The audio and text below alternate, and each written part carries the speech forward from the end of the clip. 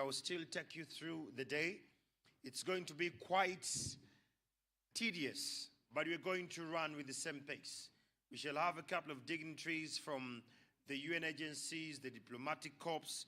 We shall have those from government. We shall have the youth speakers from the different forums. But I will introduce each one of us when the quorum is quite enough.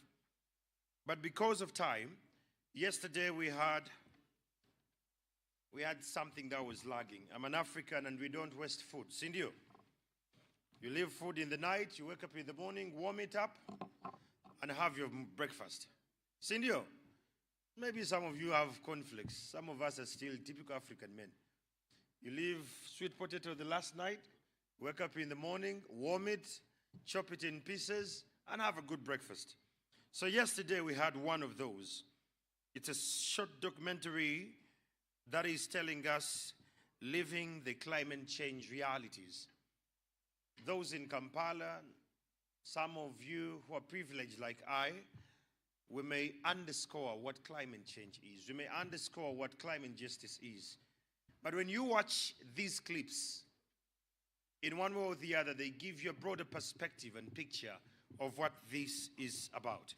As production is getting ready with that documentary, I'm going to request that we all clap for Action Aid in a special way. Let's clap for Action Aid. Let's clap for Kota. Let's clap for Kota. Let's clap for Can You. Let's clap for the Vijana Corps where we are live and streaming to the world. Let's clap for Pelham Association. Equally, let's clap for MEPRO. And finally, let's clap for the government of Uganda. Those are some of our key partners. It doesn't mean that our other allies, if you've not been mentioned, that you're not part of this great agenda. We strongly appreciate your support and your contribution, but we are going to keep speaking of these great partners as and when we have a little of time. Let's pay attention to this documentary, Living the Realities of Climate Change. And after that documentary, we shall have Lived Climate Realities, which will cover women, refugees, and young people. So we are going to have two documentaries play back to back, and thereafter we shall have the speakers. Please note, whoever is going to be given a chance to speak, let's be time conscious. It's going to be quite a heavy day, and it's only fair that you be mindful of time. Yesterday I was a little bit lenient. Today I have quite a little bit of fixed on time. So whoever is going to be given a chance to speak, if it's 5 minutes, we shall stick to 5. If you want to prolong it, the microphone will go off because we're streaming to the rest of the world and we have other teams on the other side of the world. So time is of essence. Production, let's have the two documentaries and then we shall have the other speeches coming. Climate disasters are destroying the lives and livelihood of many people in the country. Women and children are 14 times more likely to die during climate disasters. It is estimated that 80% of people displaced by climate change are women, according to UN Environment. At the same time, the causes of climate change are receiving 20 times more funding than the solutions to climate change. As we mark this Climate Justice Week, we call upon everyone to take action in the fight against climate change.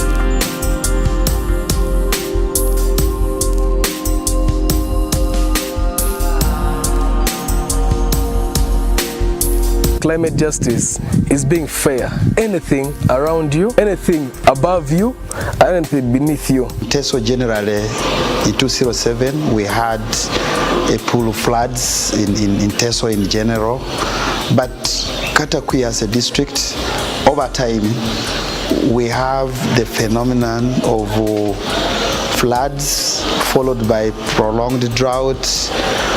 And when any district in Teso is not hit by drought, Katakwi, we must register in a year drought. In 2017, as Katakwi, we realized a very serious hit in terms of the drought. In Katakwi, we are having more than 20 roads, access road, community roads that are cut off. So when you talk about climate change in Katakwi, the hazards of climate change, they are real. Our districts like a basin It collects water from the hills of Bulambuli, of Elgon, and also Kapchora, and also this side of Karamoja. And that effect is felt most here. Right now we are talking about people's gardens. Crops are already submerged. People had put simsim down, groundnuts, sorghum, cassava. They are all now soaked. Watermelon, someone had around 5 acres, but now it's all brown. It's all rotting in Omodo here, just because of the climate hazard that we received, flooding. It's related to the way we are utilizing the natural ecosystem. The earth system is affected so much in terms of the sensitive ecosystem, like wetlands. People have encroached because of the population, and also the land pressure. People are utilizing these low-lying areas. Rainfall came last night. This place was covered with water. It brought so many things. One of it, the mosquitoes, and now caused malaria. Even the house, those houses, especially when again overrains. Kopani dope ye chilili chute chilili kwa nairu na kana uni loya ye kana. Find the water also goes and damages the houses. There are these birds that can show that we are going to realize much rainfall, especially these eagles. You know, when they start coming, it shows now the rainfall, the rain season is coming, and that's when they now start knowing that we are going to realize rains. But again, there is this other bird. They call it in local language ekerekeret. When it comes, it gives you that sound.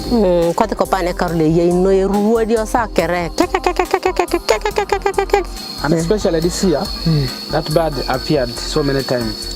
And if it appears, it shows you that you are going to realize much rainfall. And I think that's exactly what happened this year here. That's why water was too much, and it really made the place to be flooded and affected so many households. Currently, the district is suffering from flash floods. Kataplaza district is a low-lying area. It is being affected by sometimes drought and sometimes waterlogging and the flash floods. Other areas, they are cut off.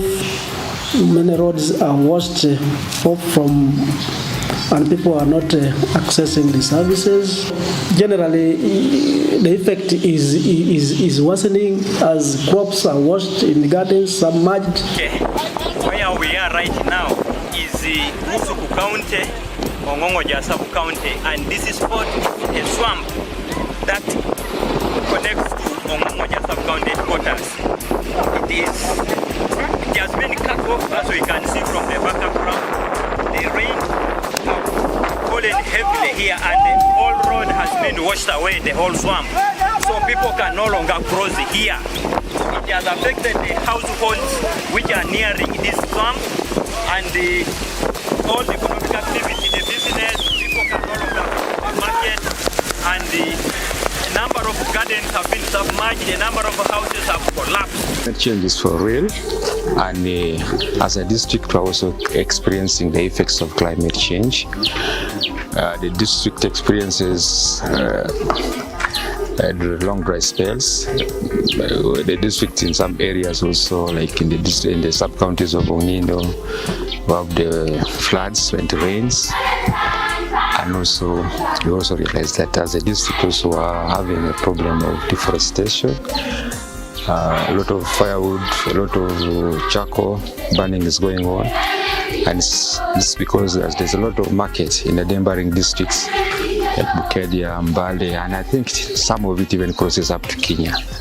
Now, with the project of greening in place, it's very good that it will help us to increase on our biomass cover in the district. So once the institutions pick it up and there's a lot of trees planted in the district, and also the rate of deforestation is checked through the use of energy saving stoves, I think we shall be able to avert these negative effects of climate change in the district. 5 to 10 years ago, at least our teams, the communities were able to predict. When talk about the rain patterns, we could know we have 2 seasons by then. People know by the time Feb comes, March, early growing starts there. By May, we are trying to prepare for the second season. By June, July, September, August, September, we are going for the second season and getting our crops out at around when we are warming for festive seasons and people are making a second season harvest. But by large now, we have one season. We hardly have 2 seasons. We have now 1 season.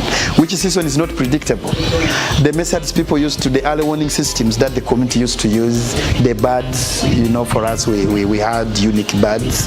The pattern of wind, when it starts blowing to the west, when it gets back to the east, people used to use those traditional ways of determining the wet and the dry season. But now, all those systems don't work. All those early warning signs don't work.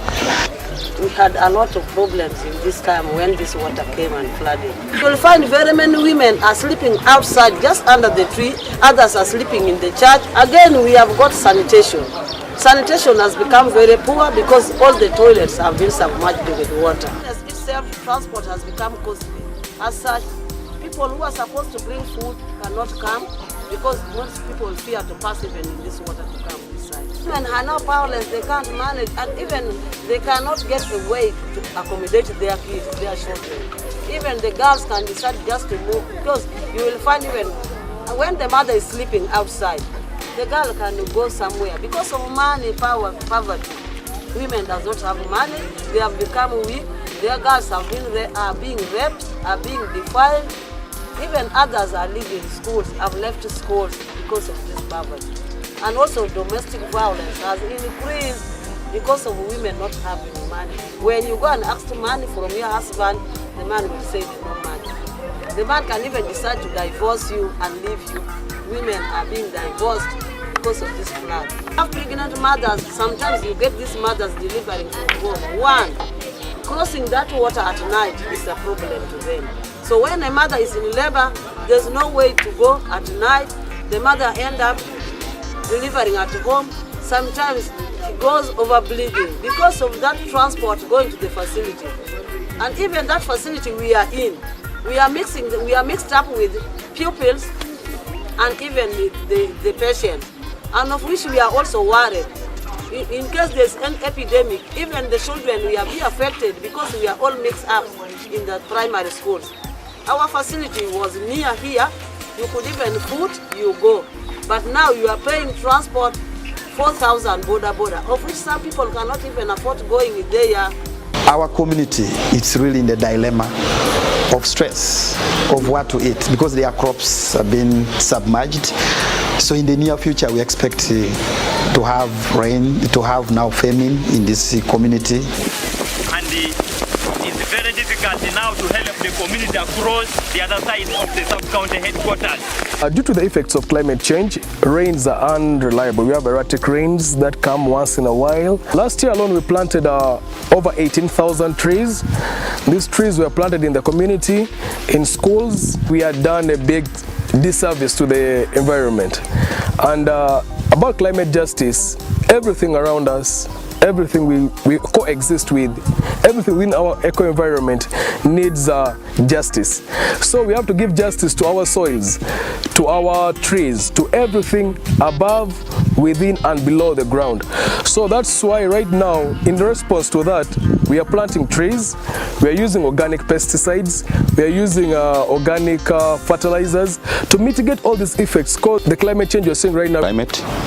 Why climate is so critical livelihoods of people is that when you look at how our production systems are, it's 95% dependent on rain-fed agriculture. We are 95% dependent on rain-fed agriculture, climate-smart agriculture.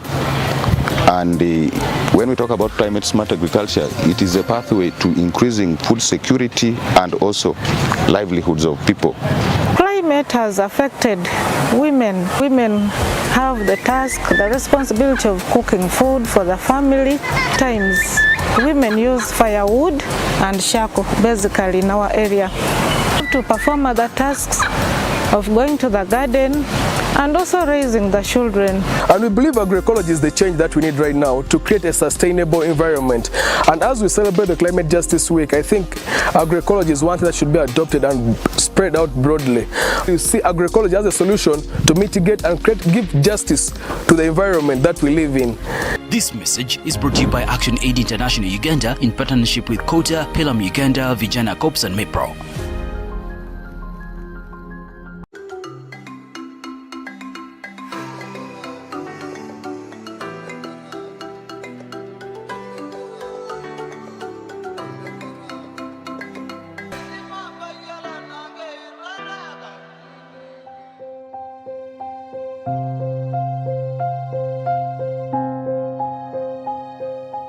Pakwach receives a prolonged kind of dry season, something about like 6 months. And any tree that someone has planted, it is drying. Even when someone is using water to water it, he reaches at a certain point whereby he gives up. He's like, this is too much. The whole of this area in Pakwach was full of sorghum, simsim, ginat, but look, no more. So the weather pattern has changed. It is very difficult for farmers to predict that the rain is going to come. Even if the rain has come, flooding is everywhere.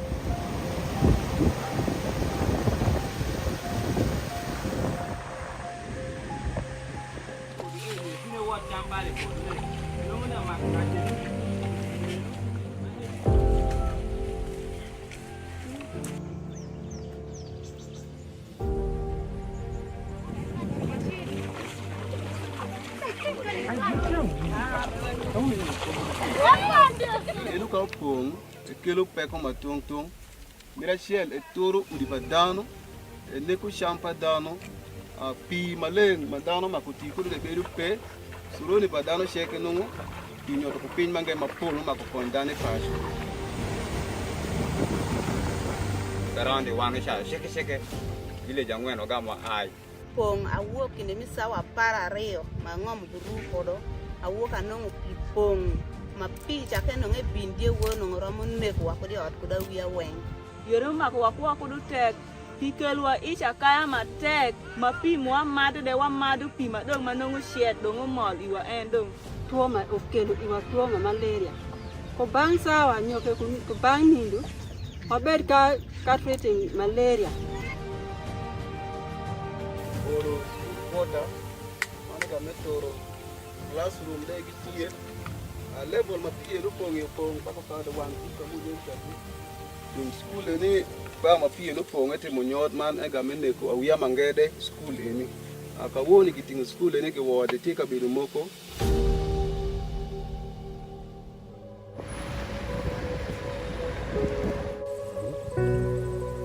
In the entire Bugisu, floods could come and destroy purely people in the villages.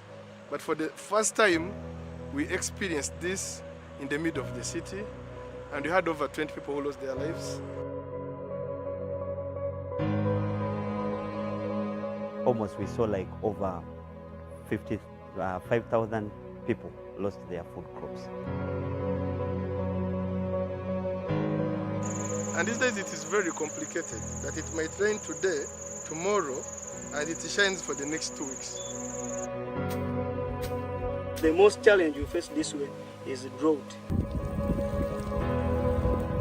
Sometimes drought affects our mulberry. You can plant as we plant, you can see these gaps. These gaps are as a result of this drought.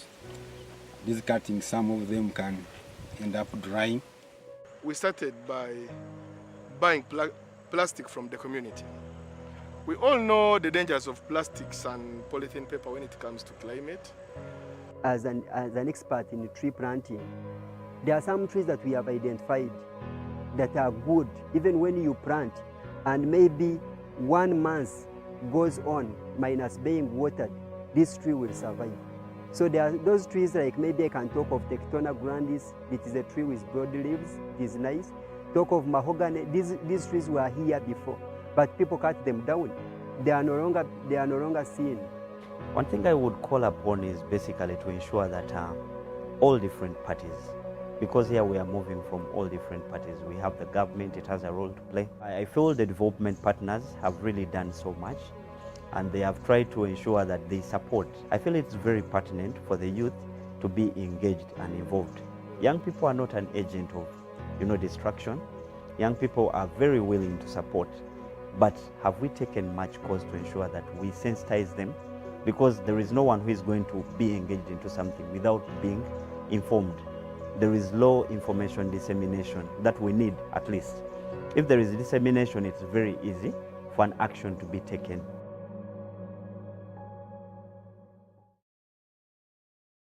Climate disasters are destroying the lives and livelihood of many people in the country.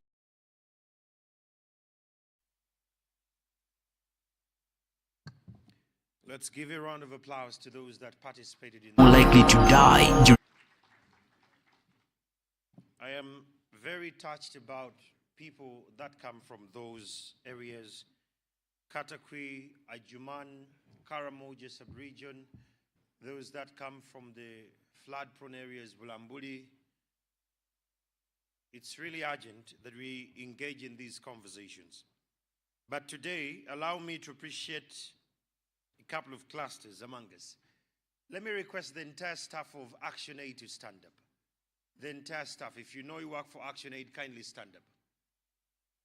If you know you work for Action Aid, stand up. Let's give them a round of applause.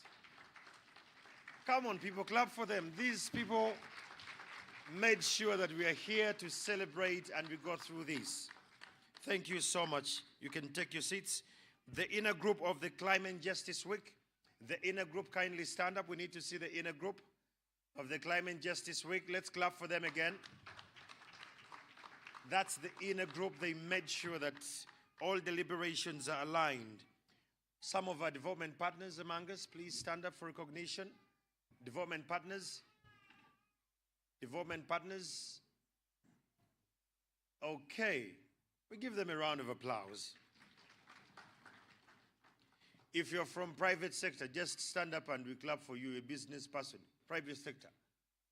No one from private sector? Private sector, businessmen and men and women. Okay, private, let's clap for him. Thank you so much. I'll tell you why sometimes we lose business as Ugandans. We are so nice. We feel ashamed to stand alone. And that's why our friends like Aotieno here in Kenya, they are very aggressive. When they say businessmen and women stand up, they stand. So if I'm to give business today, it's the guy I have to speak to. Let's clap for the private sector again. Those from the academia, please, let's stand up and we recognize you from academia.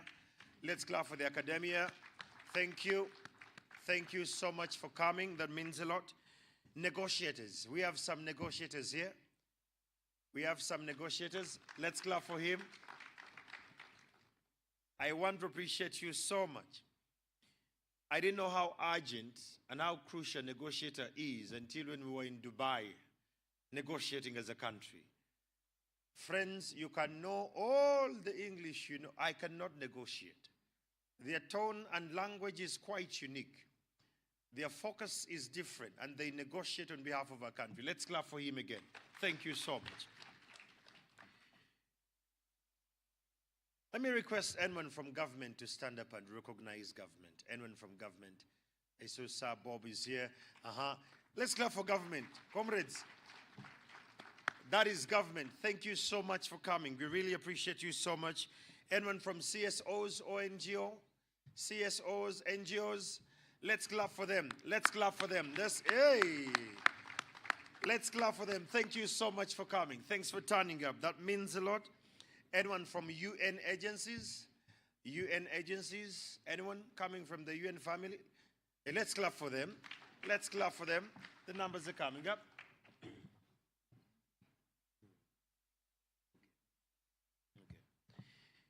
And last but not least, let me request the implementing partners that made sure that this runs.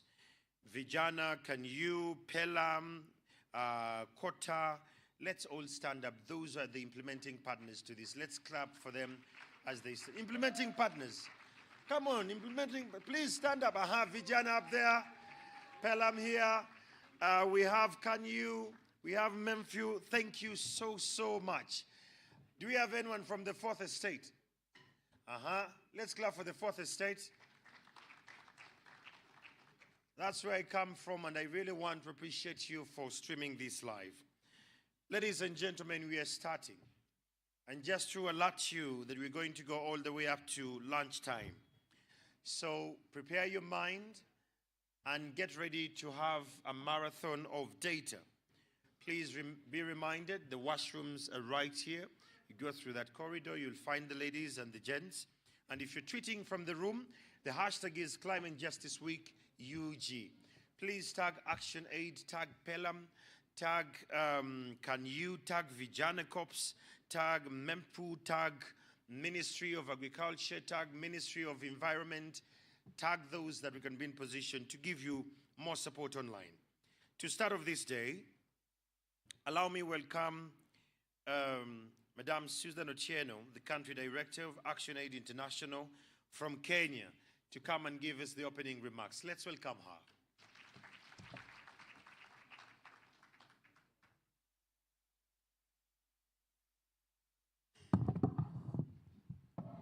I was waiting for the common thing that people do. They research about you.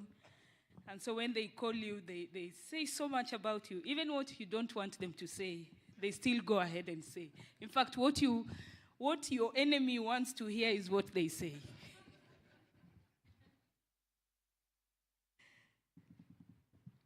But thank you so much. I'm trying to organize myself. I like being very free, very free.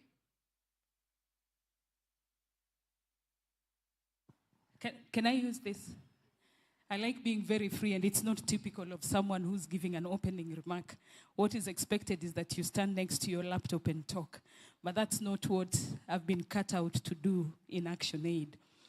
My presence in Action Aid is to help you and I know why we are here.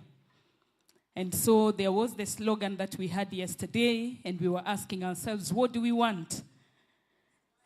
Yeah, I don't think you want climate justice if that's how you'll respond. What do you want? What do we want? When do we want it? Now. So we'll say 2 nows. Now, okay? What do we want? Okay, we can't say climate justice when we are still on our phones. Yeah, let's stand up. If you can stand up, stand up. It's still morning. It's still morning. What do we want? Okay, which hand do you use? The right or left? Right. For some of us, we are left, so we'll really try. What do we want? What do we want? When do we want it? Now. When do we want it? Now.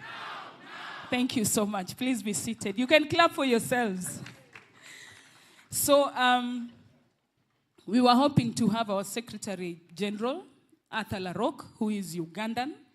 But I also call him Kenyan because I've hosted him for many years before he went to Johannesburg.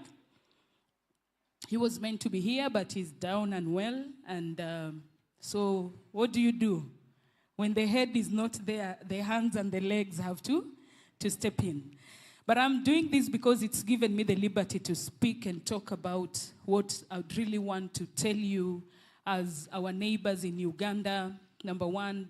Number two, as part of the African continent. And number three, as part of the globe. Yesterday we saw what was presented. And it's very clear, you cannot talk about this world without Africa. Despite the fact that the conversations that begin every time you bring in Africa are conversations that are very, they are sad to think of.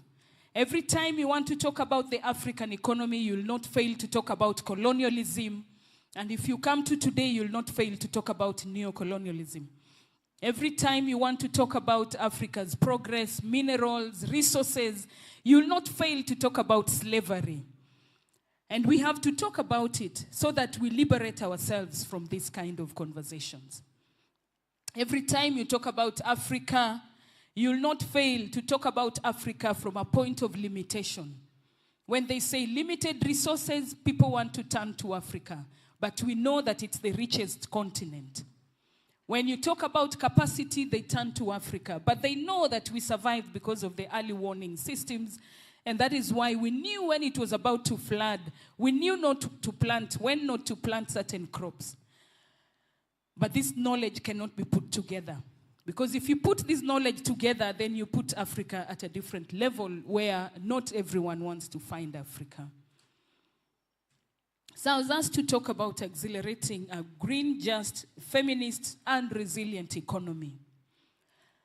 When I look at this title, it could be what anyone would want the title to represent Africa. But I've also been reminded that I put on a global view to everything else. So if you hear me say Africa, let me write to the globe and see. If it applies, we fix it in there. But it's for my bias and why I love Africa. One of the greatest challenges that we need to think about when we talk about climate justice, or a green economy, or a just economy, or a feminist or a resilient economy, is to look at African unity and why people say we cannot attain this unity. Could it be that we are using it so that we continue having Africa fragmented and having over 50 solutions that are more than the number of countries in Africa for Africa? Could that be the interest? Could it be that Africa is not winning the climate change crisis war because we are fragmented? Could it be that people want to look at Africa from the types of cultures that we have and the variation that is there and the type of languages that exist in Africa? Could it be that's how they want to look at Africa and then say there's too much, we cannot do it as a continent? But still having that, there are great challenges.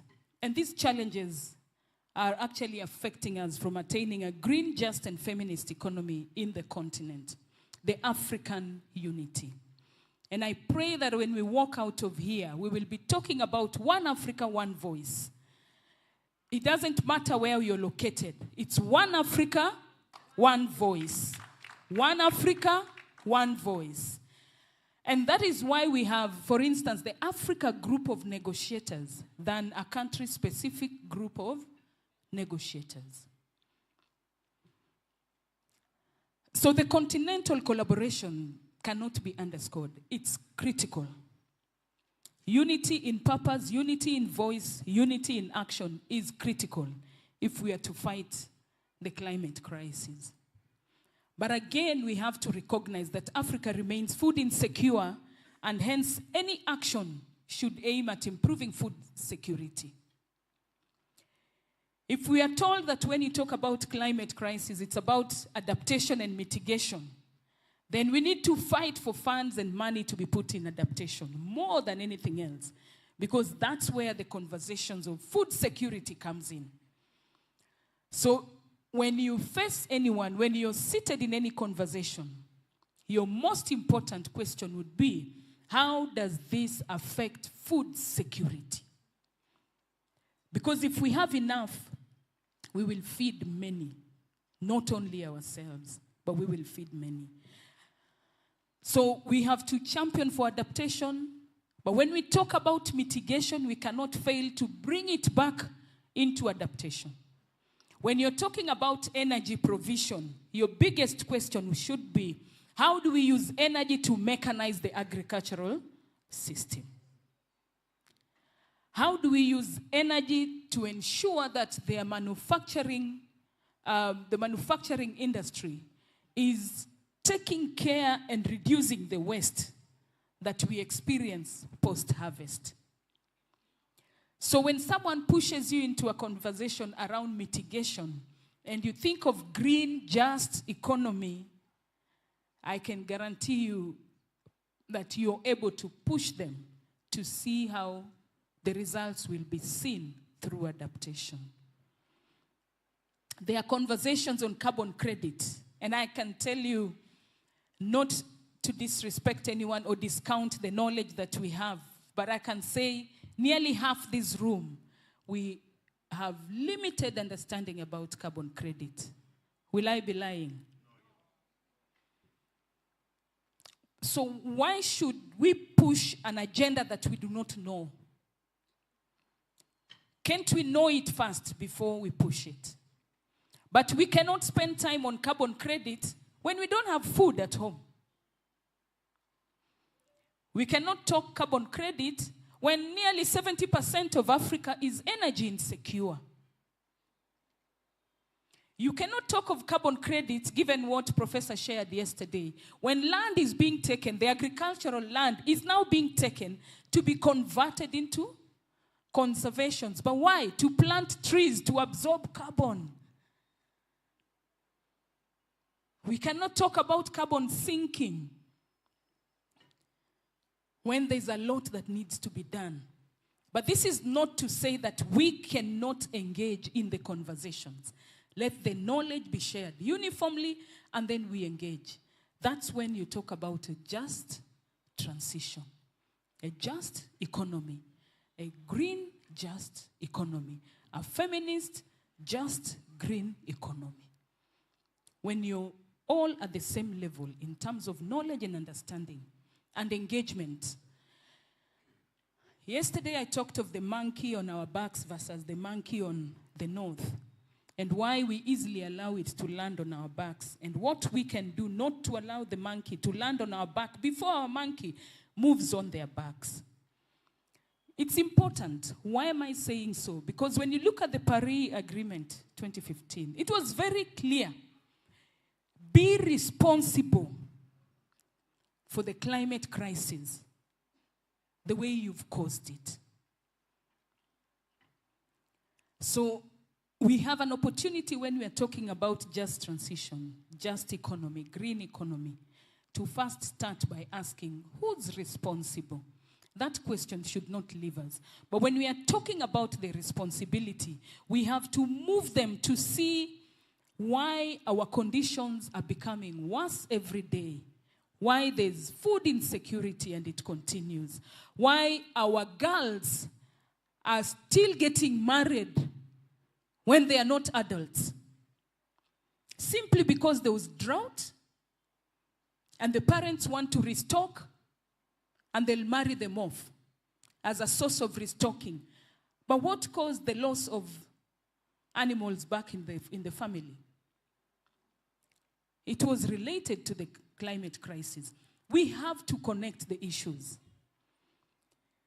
If we want people to see how climate is affecting Africa, we have to connect the challenges that we are going through. Why are we talking about children not being in school? Because it's flooding. Because even after the floods are gone, you need funds to repair the classrooms. But at the same time, you need funds to recover from a climate crisis. What will a government prioritize? So these are conversations that have to come out very strongly from our end if we are to talk about a feminist, just green economy. And I want to give a disclaimer that many a times when you mention feminists, and if you're a woman standing to talk about feminist, people say, I'll say in Kiswahili, Professor, thank you and welcome. You helped me appreciate that Ugandans nowadays appreciate Kiswahili. Otherwise, during my years when I was growing up in the early 80s, we knew if you are Kenyan and you cross to Uganda, be very careful not to speak Swahili. You know what I mean? Oh, okay. I think we have the under 30s seated here. Yeah?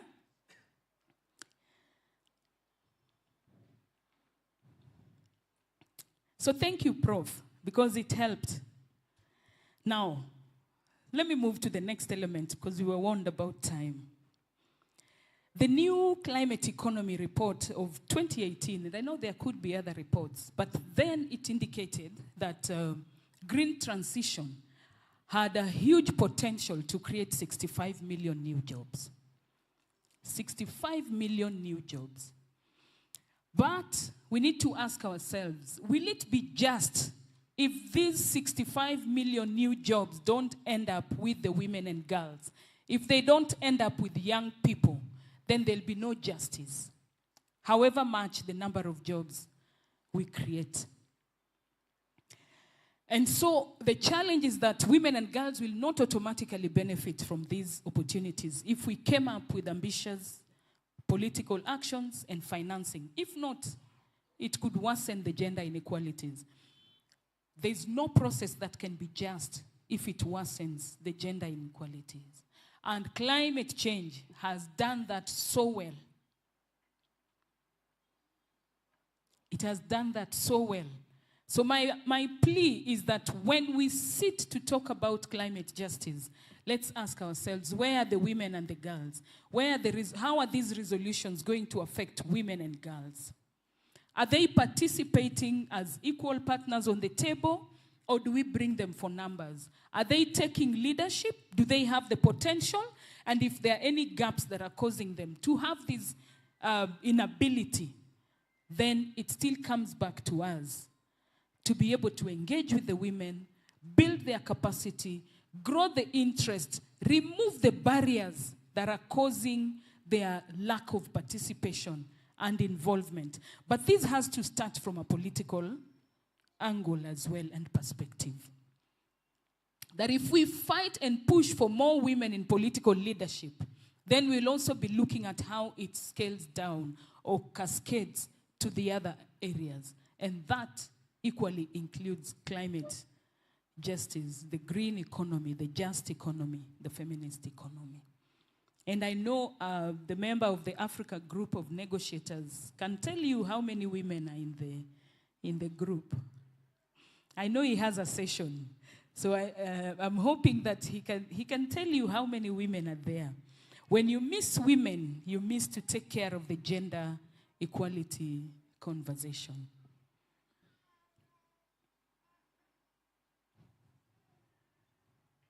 So a green economy is basically creating jobs. But what we've seen so far is that it's currently creating male-dominated jobs. And what are these male-dominated jobs? There is a lot of funding that is moving into construction. So we talk about green construction, manufacturing, and by practice, that's a place where you'll find more men than women. Yet, the women are found on short-term jobs in formal sector, healthcare, domestic roles.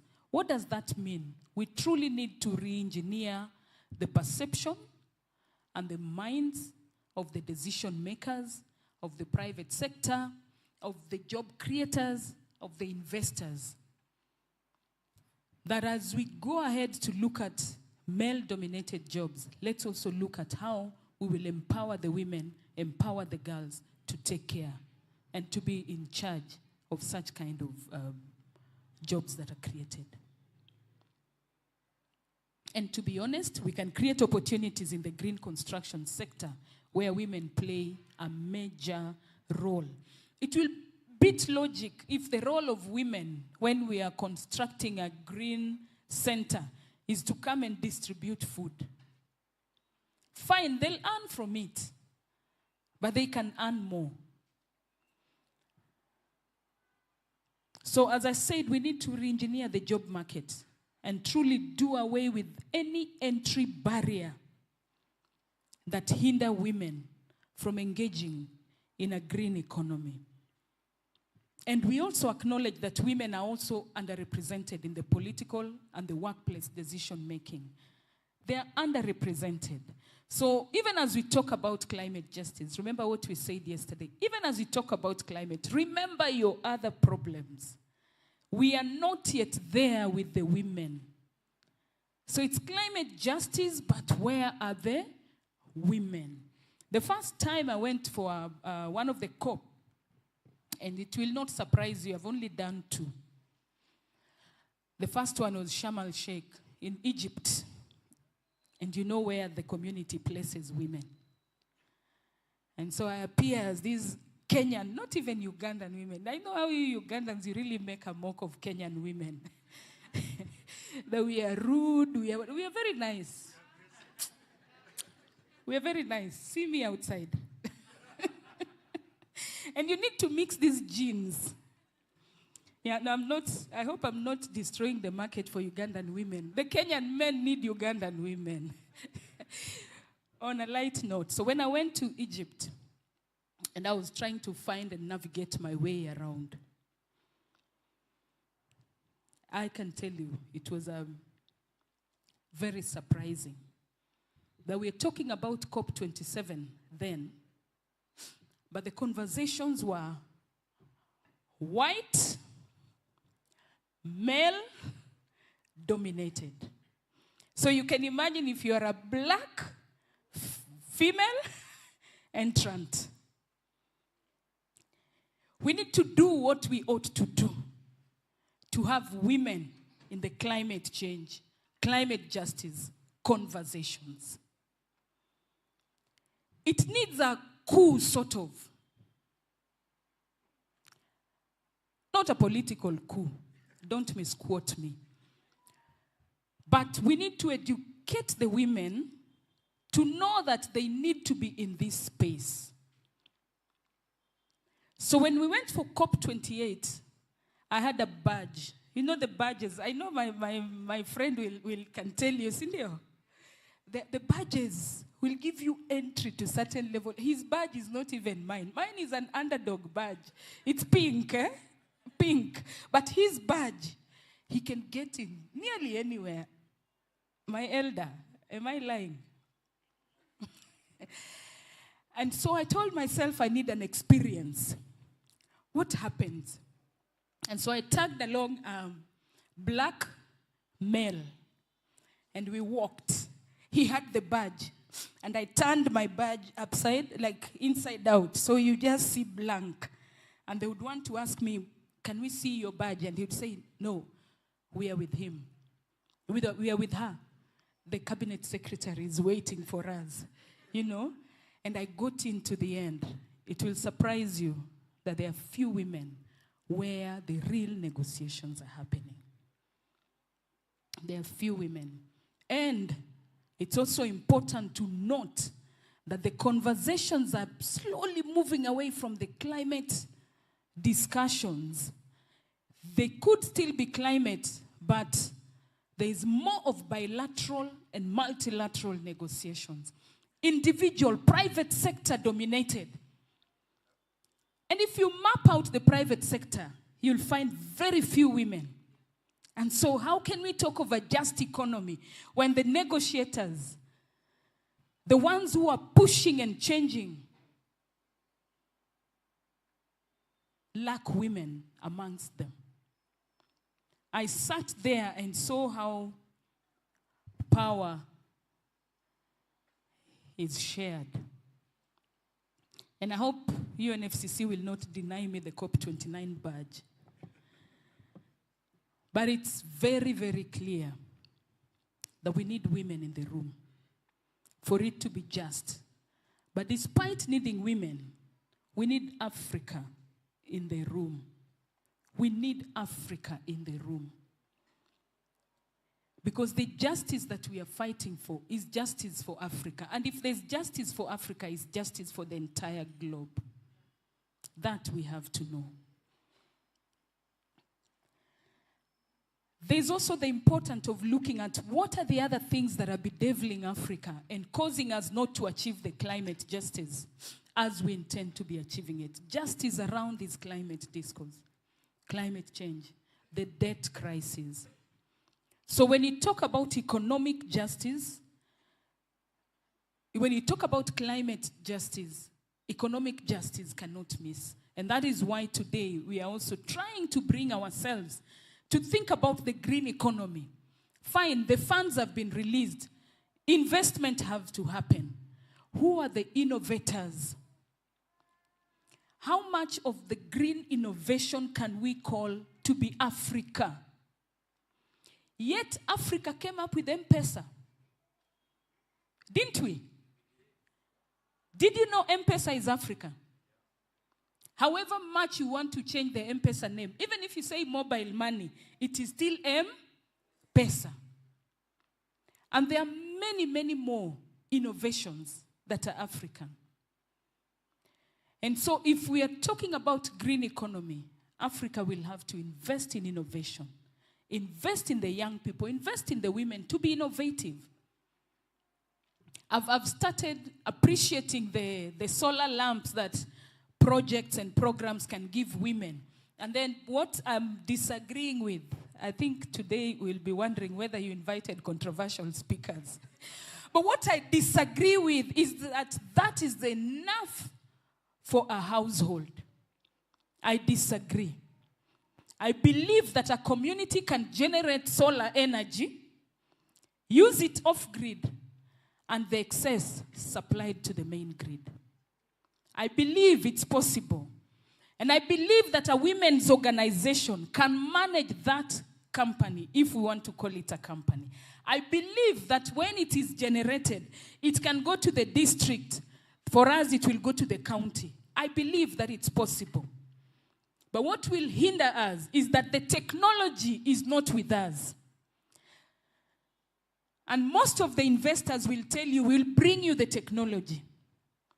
But I believe that we can negotiate that don't just bring the technology, but transfer the technology.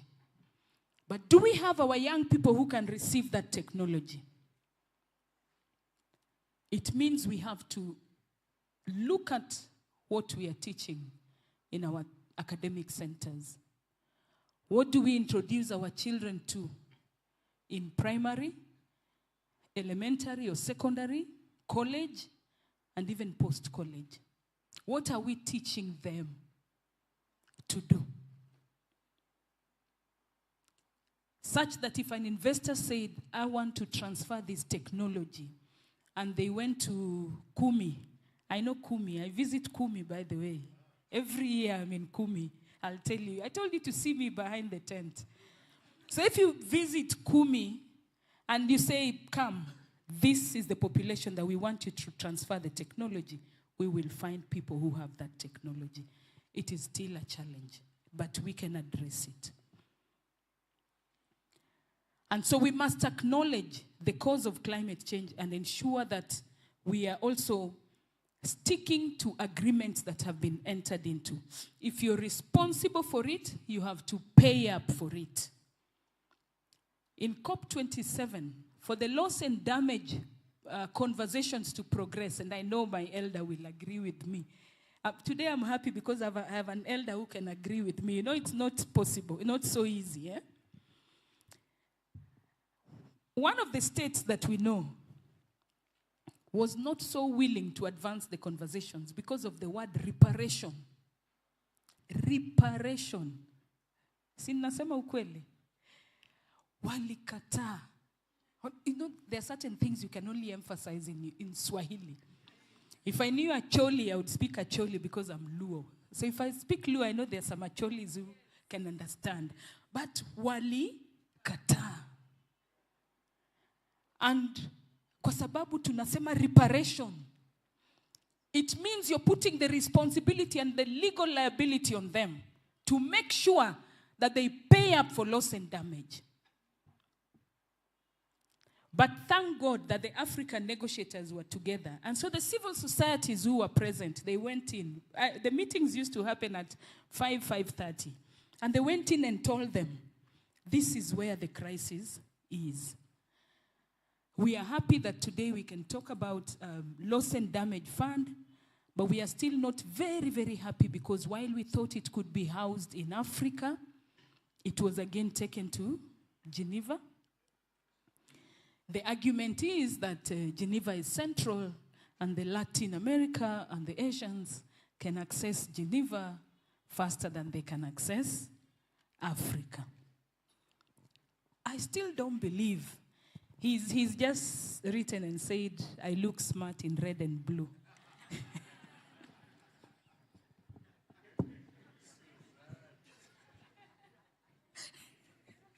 Am I live? No, laughter is medicine.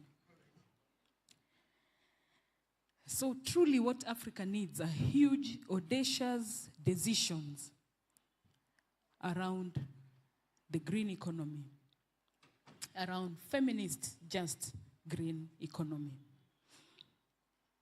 So I want to move us to what we could probably focus on as Africa. But before I do that, I think we need to also turn to our decision makers, government, the multilateral agencies, the private sector and stakeholders. They should truly address the power relations within the climate justice discourse. They should truly address the power relations. Because every time there are conversations, power comes in.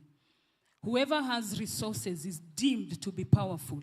But this is where I'm addressing our governments, that what is the domestic financing towards the green, feminist, just economy? What portion of domestic financing are we using, at least to model and say that this works? And so you're going into a negotiation to say, fund this, not what you've conceived, away from Africa and without Africans. But again, a green economy can only thrive when the legislation is friendly. If you have friendly legislation, it thrives.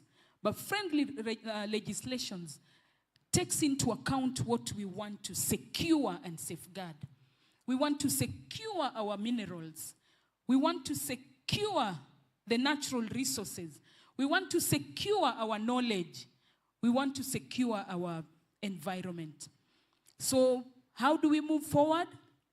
Africa unity is a must. I should not walk anywhere and think as a Kenyan. When I walk in there and I think as an African, I've represented Uganda, Zimbabwe, Zambia, Tanzania, and all these other countries. But we have to be bold and ask for what works for us as Africa. We must know what works for us. Adaptation, manufacturing economy, value addition, and safeguarding of our minerals will work for us. And the continent must change the narrative. We should not be expected to appear with begging bowls. Truly, when Africa goes into these sittings, let no one assume we've come with begging bowls, because we survived before they landed into the continent. So what we are doing is a negotiation. That fine, you caused all this damage. Can you now work with Africa to rebuild? Bilateral and multilateral negotiations should take into consideration the above, the priorities, and that we are able and we can change things. Domestic financing, I've mentioned. Policies that ascribe to feminist, just, and green investments. We need to look at our policies, review our policies in relations to feminist, just, green investments. Indigenous knowledge has to be preserved. And how do we preserve it? By generating more knowledge, research that is Africa-led. I don't see why somebody has to take a flight to come and do research on indigenous knowledge. For us, we know we can, and we just have to trust the results that we get and improve on those results. I mean, I see Halloween, and I ask myself, what is this thing called Halloween? If they preserved Halloween, why can't we preserve our early warning system knowledge, which is much better and can replace Halloween? I think as Africa, we also need to carry some of this indigenous knowledge and land in these northern countries and say, even as we've brought our knowledge. Somebody said that from where I come from, we have so many night runners. We probably may want to package the night running behavior and take it and say, oh, you're bringing us this, we are also bringing you the night running. But what I'm trying to say is, we have knowledge that we can transfer if we package it. And as I conclude, we need to look at promoting large-scale investment in green, just transition. Mechanization of agriculture. We talk of agroecology as a solution. it can only thrive if we mechanize. And who is there to mechanize for us? We will design and sell our ideas. But we cannot run away also from addressing the perennial issues. If people will find reasons to point at us as corrupt people, point at us as people who cannot comply to agreements, then they'll always find a reason not to agree with what we propose.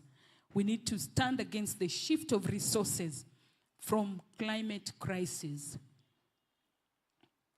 induced experiences.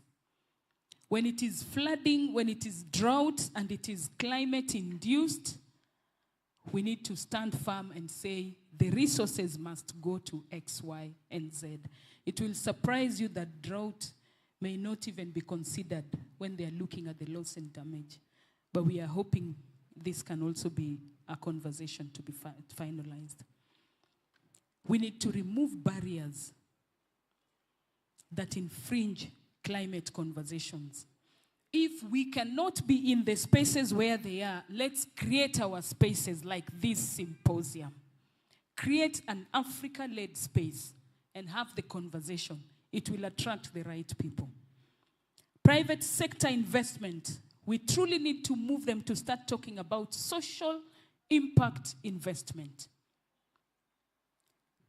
You may not look at profit today, but when you look at well-being, it will guarantee you profit.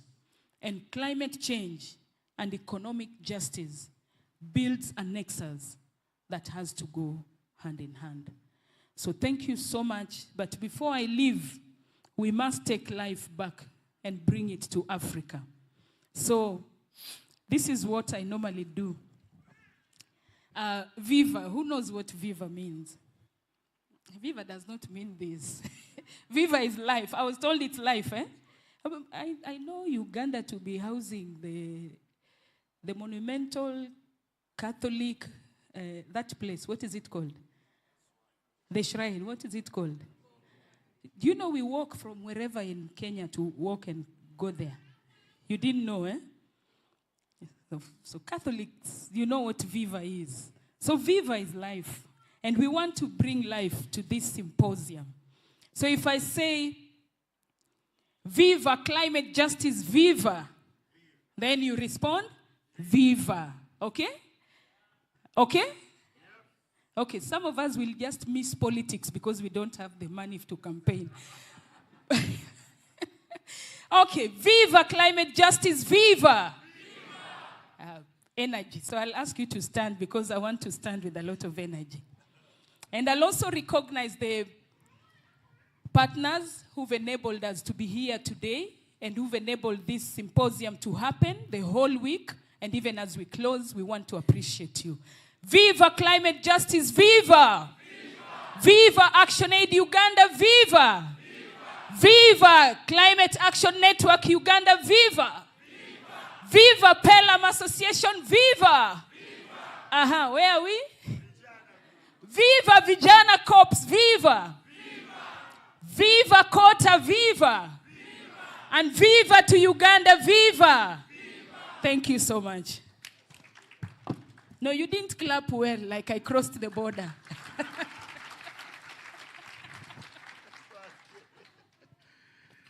Oh my God. Let's give Susan another round of applause. Yesterday, I told you about my favorite Kenyan politician, Millie Diambo. Kenyan women, it's not that we don't like you. No, we like you, but you're a little assertive. You're a little assertive. You are a match of a particular tribe from the West called the Bachiga. They're quite aggressive, but very loving. Let's give her a round of applause again. Professor and the other delegates that have just joined us, we're still going on. And a couple of issues came to my mind when Susan was speaking. One thing that was very clear is that you can't speak policy to a hungry man. You can't speak democracy, you can't speak procedures. Iyo manyanga ni bure.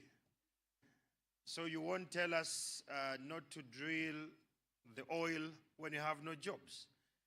Just so you know, according to the unemployment data of 2021 in Uganda, we have 4.01 NEETs. This is between the age of 13 to the age of 37 NEETs. They are not trained, they are not educated, they are floating.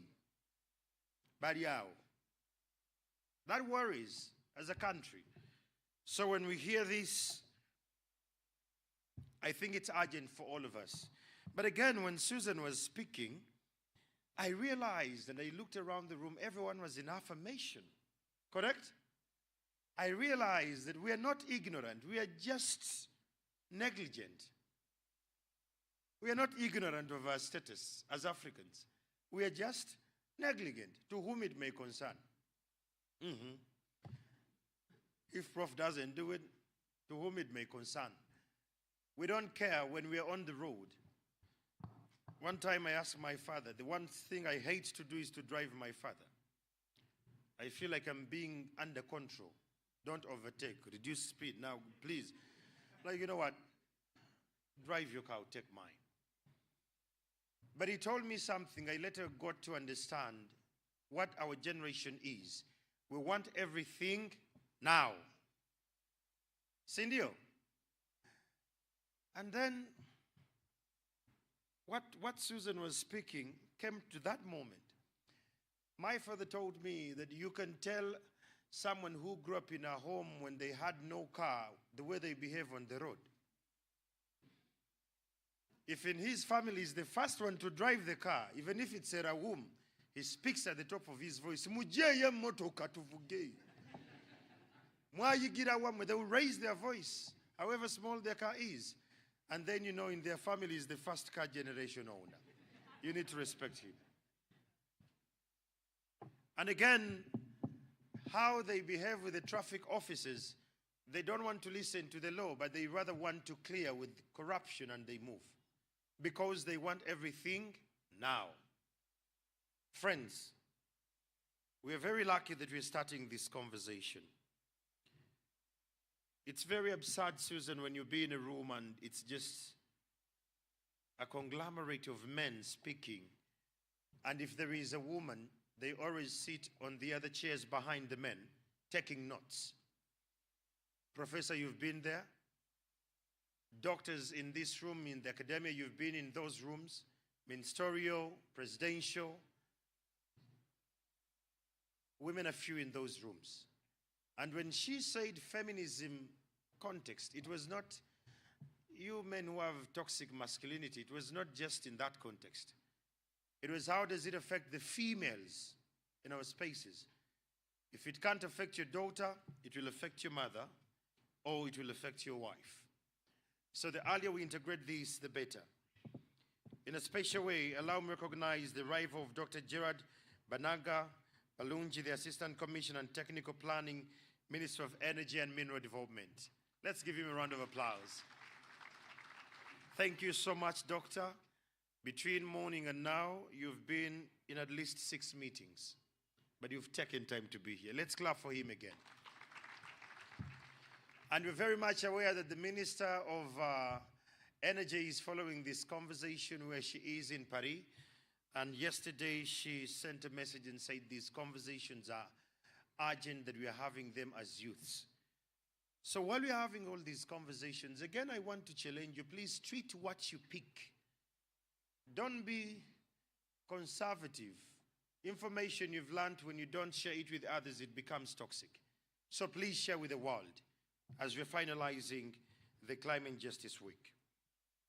Allow me at this time to invite the funder of Susan Otieno's Next Gen of COP from UNHCR, Miriam Natamba, to come and represent UNHCR. They will sponsor you this time around. Let's give it a round of applause as she makes her way. Come and clap for her as she makes her way here.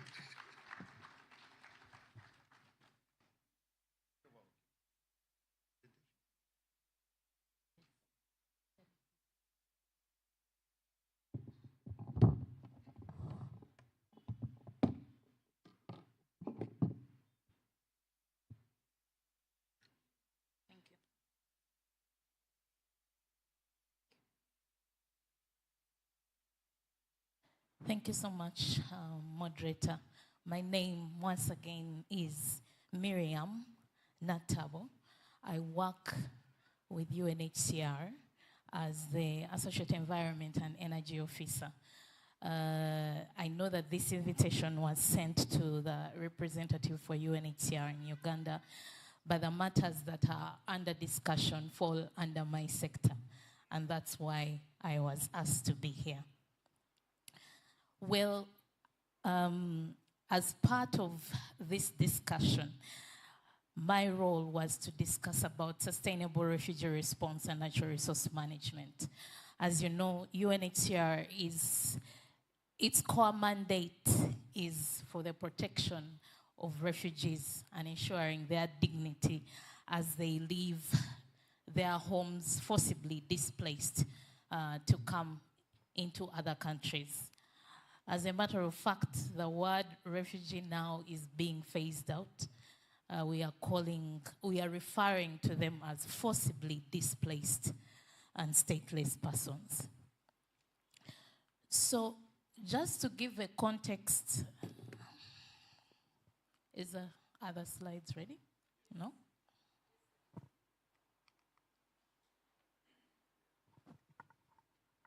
I point here, right? Yes, just to give a context. The deforestation in this country, according to the Ministry of Water and Environment, stands at about 4% per annum. Now, following the different trends of deforestation in this country over decades from the 1990s to today, the forest land cover trends have been on a decreasing trend from the 1990s to 2015.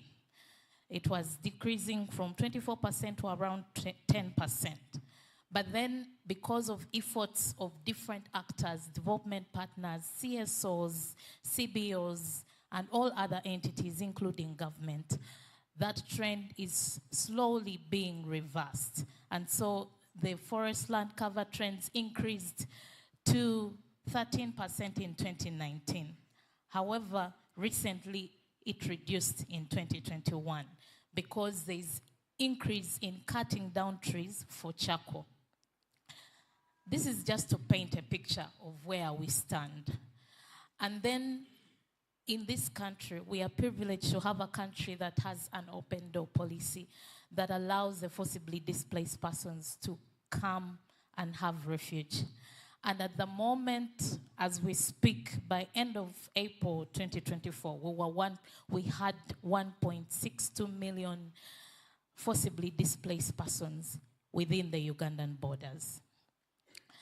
Now, that trend has been increasing. I think since the 2016-2017 South Sudan crisis, the trends have been going up, and that's where we are right now. Now, wood demand has equally been growing, and we are at 1.2 million tons per annum. That's what the 1.62 million forcibly displaced persons need to meet their cooking requirements. That's just cooking, not considering construction, not considering other uses of wood, but that's just for cooking. And that's quite a high demand. And now with that high demand and the increase in the number of the forcibly displaced arriving in the country, coupled with our growth as a country whose population is growing also steadily as nationals, that has created further pressure on our tree resources that we have in the country. And as a result, deforestation has become much more prevalent. We can see vast areas of land that were once forested being bare or having just a few shrubs left. In addition, because of the context of land tenure in this country, we find that most of the settlements where we settle our forcibly displaced persons are in environmentally sensitive areas. I'll give an example. Nachivale is near Lake Nachivale. So that's a wetland area. Palorinya is near River Nile. part of the zones of Palorinia settlement lie within, very close to the river shores. Changwali settlement, it settles just very close to Bugoma Central Forest Reserve. That's just a few examples. And now with the pressure, when we receive the refugees, we are not giving them many options. We just provide them with a kit that enables them to settle in. And so they have to fend for themselves. And what option do they have than to use the tree resources that they find near them to meet their cooking requirements? So those are the challenges that we work in the midst. And these forcibly displaced persons, they are not settled in these places out of choice, but it's because those are the only areas where government can have jurisdiction. In West Nile, we have to negotiate with the landowners because it's communally owned, and whatever land Office of the Prime Minister is able to be allocated by those landlords, that's where they can settle the refugees. So that's the dynamic that we live in. So as a result, UNHCR recognized that the forcibly displaced persons and the natural population, we are contributing to deforestation. We are increasing the demand for wood as a general population, including the forcibly displaced persons. And so we embarked on what we called the Refugee Forestation Project. That project is supported by UNHCR, but working through the National Forestry Authority.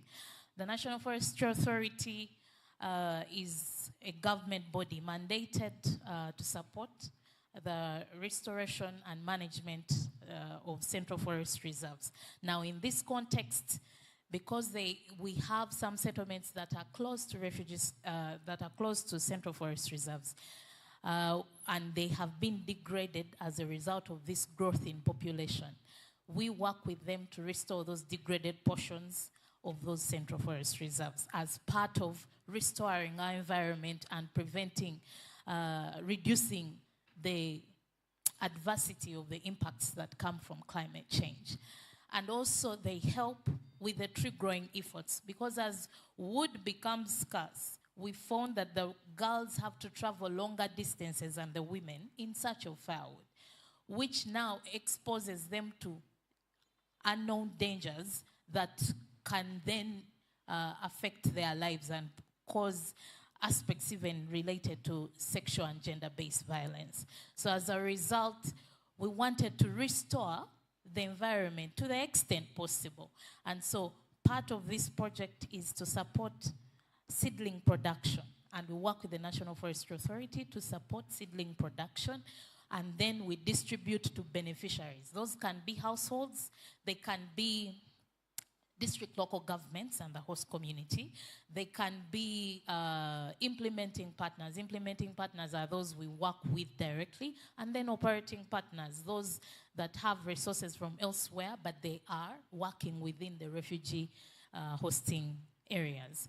And so since 2019, that's how the project has gone on, and that's how it's been producing. And so far, more than 27 million seedlings have been produced and supplied to beneficiaries for planting. For the species, determination of the species comes from the beneficiaries. It's not UNHCR or NFA to determine the seedlings. We request for people to suggest the seedlings they would like to plant, and then we raise those species as resources allow. And then we've done restoration. I've spoken about it so far. We've done 1,221 hectares of degraded central forest reserves that we've replanted and are actively protecting through the National Forestry Authority. And as you can see, they span the entire refugee response. There are those in West Nile area in Obongi, Bugoma, in Chikube.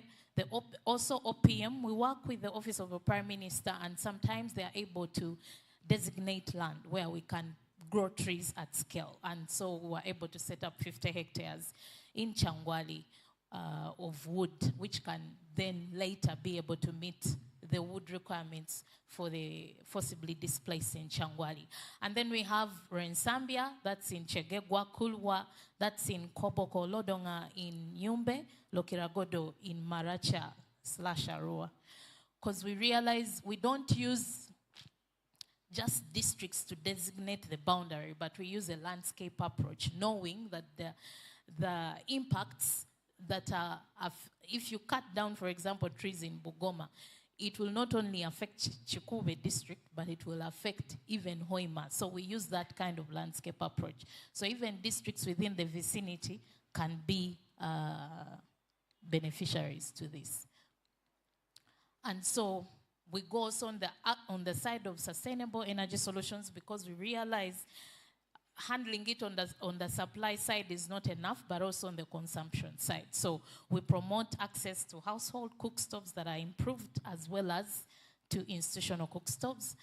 And other partners like GIZ, through its project on energy solutions for displacement settings, has piloted results-based financing schemes for access to cookstoves and access to solar home systems within the refugee context, allowing for subsidization for private sector companies that are able to engage more with refugee households. They get a higher incentive than when they work with the host community. It's really a way of just increasing uptake of these energy efficient products.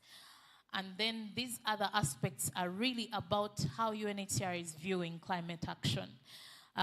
We've taken a position through our strategic framework for climate action in 2021 and realized that we were also contributing towards this whole discussion around increased greenhouse gases. We were among UN agencies, I think we were the second worst from the bottom.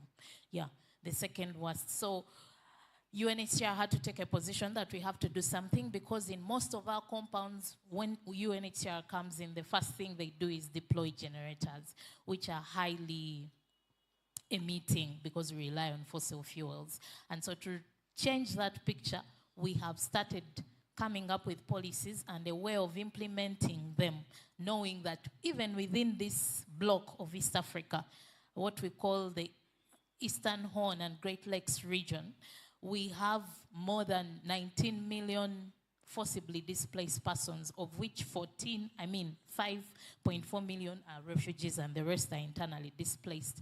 So we have developed a climate action plan as a region that actualizes now the strategic framework, because as part of the strategic framework, we wanted to, first of all, enhance resilience of the forcibly displaced, but also transition from using diesel to renewables. And that's the basis for the greening of UNHCR infrastructure, where we have some of our offices already transitioned to renewable energy, where just diesel remains as a backup should something happen to the solar system. So we've had some of our offices in Adjumani and Yumbe transition, and most of our water facilities right now, I think 90% of them are solar powered, or they are under that kind of hybrid arrangement where diesel is 5%. And also we are doing the same for schools and health centers, transitioning them and ensuring that they offer services based on reliable power. Well, this is my last slide. It's really about the emerging issues working in the sector of environment and energy within the context of displacement. We realize that now we cannot just work alone as UNHCR, for example.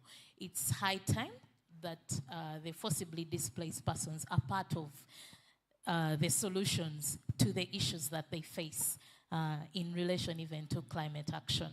And so localization is one of the agendas, knowing that refugee-led organizations are emerging. And as a matter of fact, this year we have one of the refugee-led organizations in Nachi Valley that has benefited from some resources from UNHCR to be able to pilot waste management initiatives and recycling of paper bags within Nachi Valley. And that's just one of them. We have others that are working in West Nile under our implementing partners to support tree growing activities, access to improved energy solutions. And we hope that we can scale up working with the refugees, but also the local CSOs, the CBOs, because they are the ones that face these issues and they know best how to go about these issues. The other emerging issue that we realize, it's high time we started thinking about alternatives to charcoal and firewood. Those alternatives include electricity. I know that government is keen on the population transitioning from just heavily relying on biomass to also using electricity for cooking, including electricity from solar. And even some other private sector entities right now, there was a full pledge during the last Global Refugee Forum on solar cooking to transition us from dependency on firewood and charcoal. Of course, there are barriers. We acknowledge that there are barriers to how someone can use electricity for cooking, but I know that different actors, including government, are trying to work around tariffs that make this possible and much more affordable. But we realized yesterday at the exhibition, we saw briquettes that some of our refugee-led organizations as well as nationals are producing by hand. But for us to successfully shift to briquettes from charcoal, we have to make the briquettes be able to compete favorably in terms of quality and quantity, because charcoal is predominant in the markets. You rarely find predominance for briquettes, except when you find it here in Kampala. You find it in supermarkets, but you don't find it in the quantities that it should be for it to have a price that is very competitive to substitute charcoal effectively. Agroforestry, we realize that the forcibly displaced persons with the global food ration cuts, they are now having challenges with food, access to food security. And therefore, intermixing the tree growing activities with food crops. That is something that we are working with for example, in West Nile, we are working with the landlords to allow the refugees to grow crops among the trees. That way, until when the canopy closes, they are able to generate a crop, but also there is an added benefit that they are supporting weeding and maintenance of the trees as they weed their crops, so that it's a mutually beneficial relationship. In some areas, it's already underway and it's yielding some results, but also working with OPM to identify more chunks of land where farmers, refugee farmers, can grow food at scale and then intercropped with trees. Private sector engagement, access to energy cannot be done without private sector, because we drive a market-based approach. And private sector, we see them as key in ensuring that these products are accessible within the context of displacement. Development financing is key, because right now, with UNHCR funding, it's on an annual cycle. And yet, some of the activities, they need consistency over time for you to realize results. And so they come in. I know that entities like the World Bank, GIZ, and different, the Netherlands, they've been able to support longer-term interventions that allow for scalable activities and to be able to realize bigger benefits. And then Madam Susan has already spoken about carbon financing. It's an opportunity that is not yet tapped in efficiently, partly because of its complexities. And these could be issues that the development world also has maybe intentionally or unintentionally made complex, so that we do not benefit, we don't task them, we are not able to tap into the resources they rightfully have to give us to be able to maintain the countries as green as we learned yesterday. And then there are opportunities on non-timber forest products, knowing that the shears, we saw in the exhibition, the shear butter, the shear nut tree, that is able to provide added benefits, the other species like the neems, and all these bringing in livelihoods, but also supporting organic farming and agroecology that we've been hearing since yesterday. So these are the key emerging issues that we are aware of are emerging in this sector of environment and energy within the displacement context that we are strengthening step by step. Otherwise, I would like to thank the organizers, Action Aid, for inviting us to this discussion. UNHCR remains open to work with as many entities as possible because we don't have endless resources and we don't have all the know-how, but we learn working together to implement this. Thank you.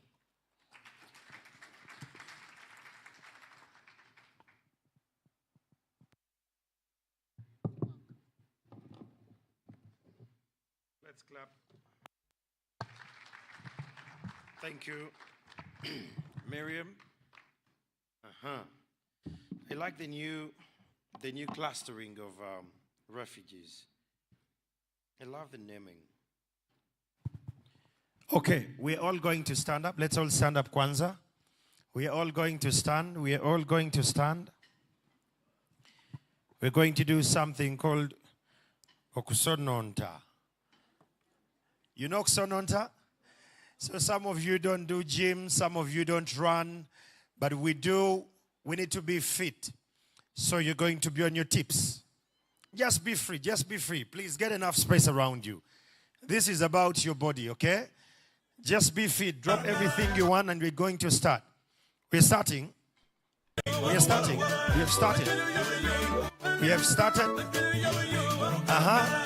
Accelerate. Faster. Faster. It's about your life. The slower you go, that's how much you don't care about your body. Faster. Faster. We are going. That's how fast we need to go. You gotta be fit. It's action week.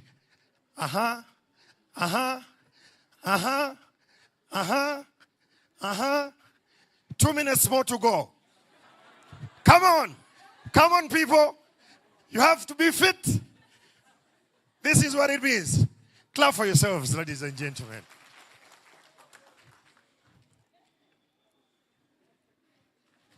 So how do you feel? How do you feel? So behind your seat, there is a bottle of water. You can't see your water? Behind your seat. Check around your seat. There is water. Except for the VIPs. Except for the VIPs in front here. Friends, I still challenge you. If you can't run, walk. If you can't walk, crawl. If you can't crawl, push yourself as much as you can. And for the men, limit your sugars. Take some time and run. Take some time and run. We have to be fit. I can assure you I'm going to live to see my great-grandchildren. I'm not about to die of weight or non-communicable diseases. So it's not about hallelujah. It's about the work you put in. It's not about hallelujah. We need to be intentional with life. Sindio? Yeah. Coming up next, we're going to listen to great thoughts that are going to be here for approximately an hour. But they will speak for 45 minutes, and we'll use the 15 minutes to ask questions. I'm going to allow them to come up here, and thereafter, each one of them will present to us, and we'll have a Q&A session. Allow me to welcome Professor Fred Oduru to come up here. Let's clap for Professor Fred to join us. We are clapping for a professor. That's not a junior monk. This is one of our lead African negotiators. He's the one who had the big badge that allowed a female to join in. You're welcome, sir. He will be speaking to us about climate equity. In the same vein, allow me to welcome Sir Bob George, the national focal person of agroecology from AIF, to come and join this panel. These are eminent citizens. And Sir Bob George, thank you so much for supporting these conversations time and again. In the same vein, allow me to request Miriam to come back and sit up here, preferably in the middle. Yesterday we had an online upsurge when there was no woman up here. People were actually questioning, how could you allow a whole panel without a woman? Very unbalanced. Friends, we hear you, and Miriam will be here to represent. And finally, ladies and gentlemen, let's welcome Dr. Gerard Banage to come and give us the energy transition strategy and how it goes. Let's welcome him. You're welcome, Doctor.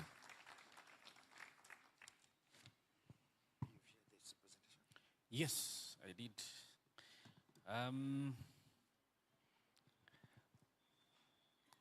The challenge of coming late, not even late, the challenge of joining a session like this is you don't know who is here and who is not. So I have no idea about the protocol. I can recognize a few professors whose faces are familiar, but I don't know much. So I say protocol observed. Very good. So ladies and gentlemen, good afternoon. How are you? I have been asked to come and talk about the energy transition. I don't know what you did to the minister, Honorable Dr. Ruth Nankabirwa, and even to the permanent secretary, Engineer Irene Batebe, because these two have forced me to make sure that I appear here.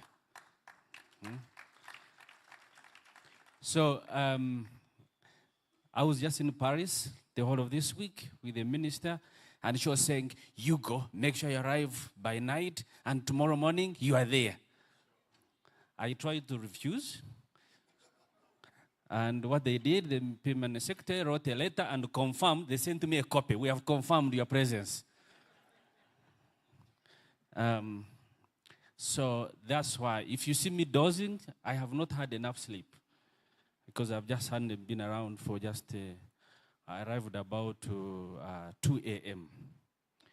Okay, what are we talking about? We're talking about, we are changing the trajectory of doing things. The last time the professor asked me about transition, I said, hold on, we have first to launch. I couldn't reveal much. So I'm glad you are here, so I have the chance to tell you exactly what you wanted. Where are the slides, please? My name is Gerard Banaga Baenji, and I'm being the task team leader on energy transition. Virtually, I head technical planning in the ministry, and by that, I work on energy, on petroleum, on minerals. I first worked on oil for about 13 years. Do we have some students around? Students, where are the students? Okay, so these are the key interests that we have to transfer over. So the students, before a policy comes out, you have to take some 1-2 years of research, of analysis, and then you advise. When you see a pronouncement being made, it's not just overnight. So what I'm going to present to you is the work we have been modeling for the last 3 years. A team of 32 experts with international agencies, 22 from IEA and 10 from Uganda. I refused us to do the work until I had a good team from Uganda to be at par. So for us in my team, and I'm glad Miriam is here, I didn't know you had even gone to UNHCR. I was about to walk to your office. So I had first take people, first send them for masters, then I send them teachers to Italy, about 3 months, to do modeling. Then they can come back and can sit on the table of men. Then we can do modeling. So now I have about 10 experts, Ugandans, who can do this work. Please clap for them. And a few years from now, you should be the one. Give me the slides. Yeah. So I have brought you, I didn't have the time to adjust, but since this workshop is taking place at Makere, then you are experts, isn't it? So I have the expert version. I didn't have the time to adjust. Right. Energy transition. What is it? What is it? Now, this is not a fit for all situation. Different people or different countries are transiting from different positions. Are you with me? I was telling the international audience in Paris, it's like you are all going to board a plane, but we are at different stages. There are some people who have boarding pass, there are some people who have on a passport, some have not even secured a visa, some even have nobody to sponsor them to go to COP. Azerbaijan is quite far, but yeah, but all of you are going to go in the plane. So we are transiting from different places, all right? But ours is to ensure that we're able to support the country's rapid economic system, all right? Then we are able, there should always be a screen here. See, this is, in my university, I was here for first degree, but then I went very far. You should be looking there. I shouldn't be turning like this, eh? Yeah. So, support economic development, have some ambitious plan for universal access, do some integrated planning because we have huge levels of resources. There's this thing, Africa has lots of resources. You must be able to sit down and integrate them and plan them properly and optimize them. That's when they make sense. All right? And then, yes, you have to deal with international actors. Huh? When we are negotiating at COPs with these gentlemen, you are in a room of so many international actors, and you must act locally but think globally. All right? And then, of course, somebody has got to put some money somewhere. You've got to unlock finance. This is the biggest challenge that we've got. Financing the transition. So, this is for those who do modeling, the scenarios. I will try to leave these ones. I'm sure every student doing research, they tell you what are your scenarios you are going to analyze. You say, I'm going to do 1, 2, 3, 4. We normally say, don't take so many, all right? But then you do a tornado analysis, and it picks up the high impactful areas. They are the ones. You don't bring me analysis where the impact is 0.5%. You not waste my time. All right? So these are the scenarios, the 3 one, the transition one, the policy, and then the regional hub. So if there is any document, any policy, be it from UNHCR, be it from Action Aid, be it from where, we have read it.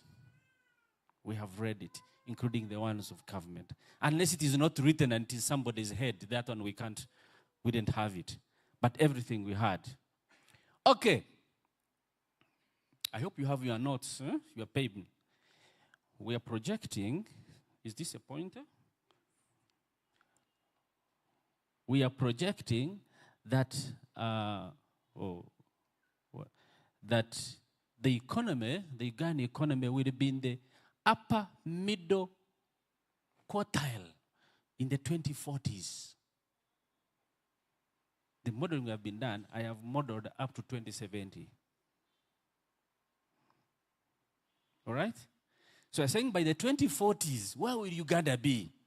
You see, we have to provide energy today, tomorrow, and for the what? In a sustainable what? Manner. So where will Uganda be in the 2040, the 2050s? We're saying by 2040s, be in the upper middle income economies like those who are there today. Today we use 2022 as their base. Surely, if by 2040 you are not in the upper middle income, where are you? Hello? Are we going to stay like this? No. So that means we've got to provide the energy we require. Key of this is, you know, the Sustainable Development Goals. What is SDG number 7?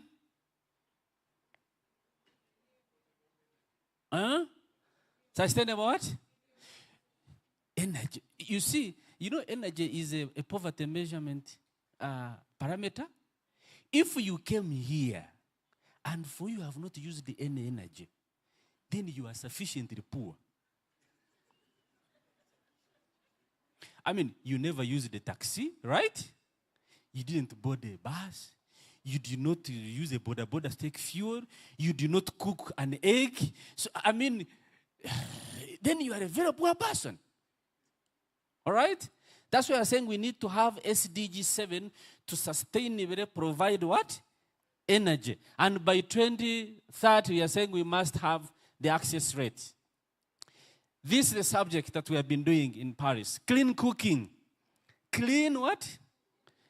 Now, you see, some of you, I don't know, who comes from the village? Some people are from Kampala Road. Andrew, where are you from?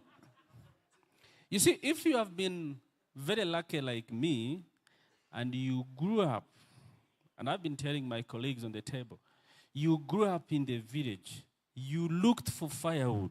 Did you? The worst thing of looking for firewood is when they are cooking food, and it is raining, and the firewood gets finished. As a young boy, your task is clearly cut out. To find firewood in the middle of a forest when it is raining is one of the hardest tasks. And I've thought, we can't grow up and be the ones in charge and leave the situation the same. No. So the task has been to make clean cooking a top priority, both nationally and internationally. All right? So what we are doing, we have made it a top priority, and we have realized that we need $4 billion across the globe, no, mainly in Africa, to sort out clean what? Clean cooking. And I can tell you in Paris, we raised I need to check the figure, but we are about 2.5. How did we do it? After we launched our transition plan, incorporate the IEA, get the Norwegian government, African Development Bank. You see, think locally, act what?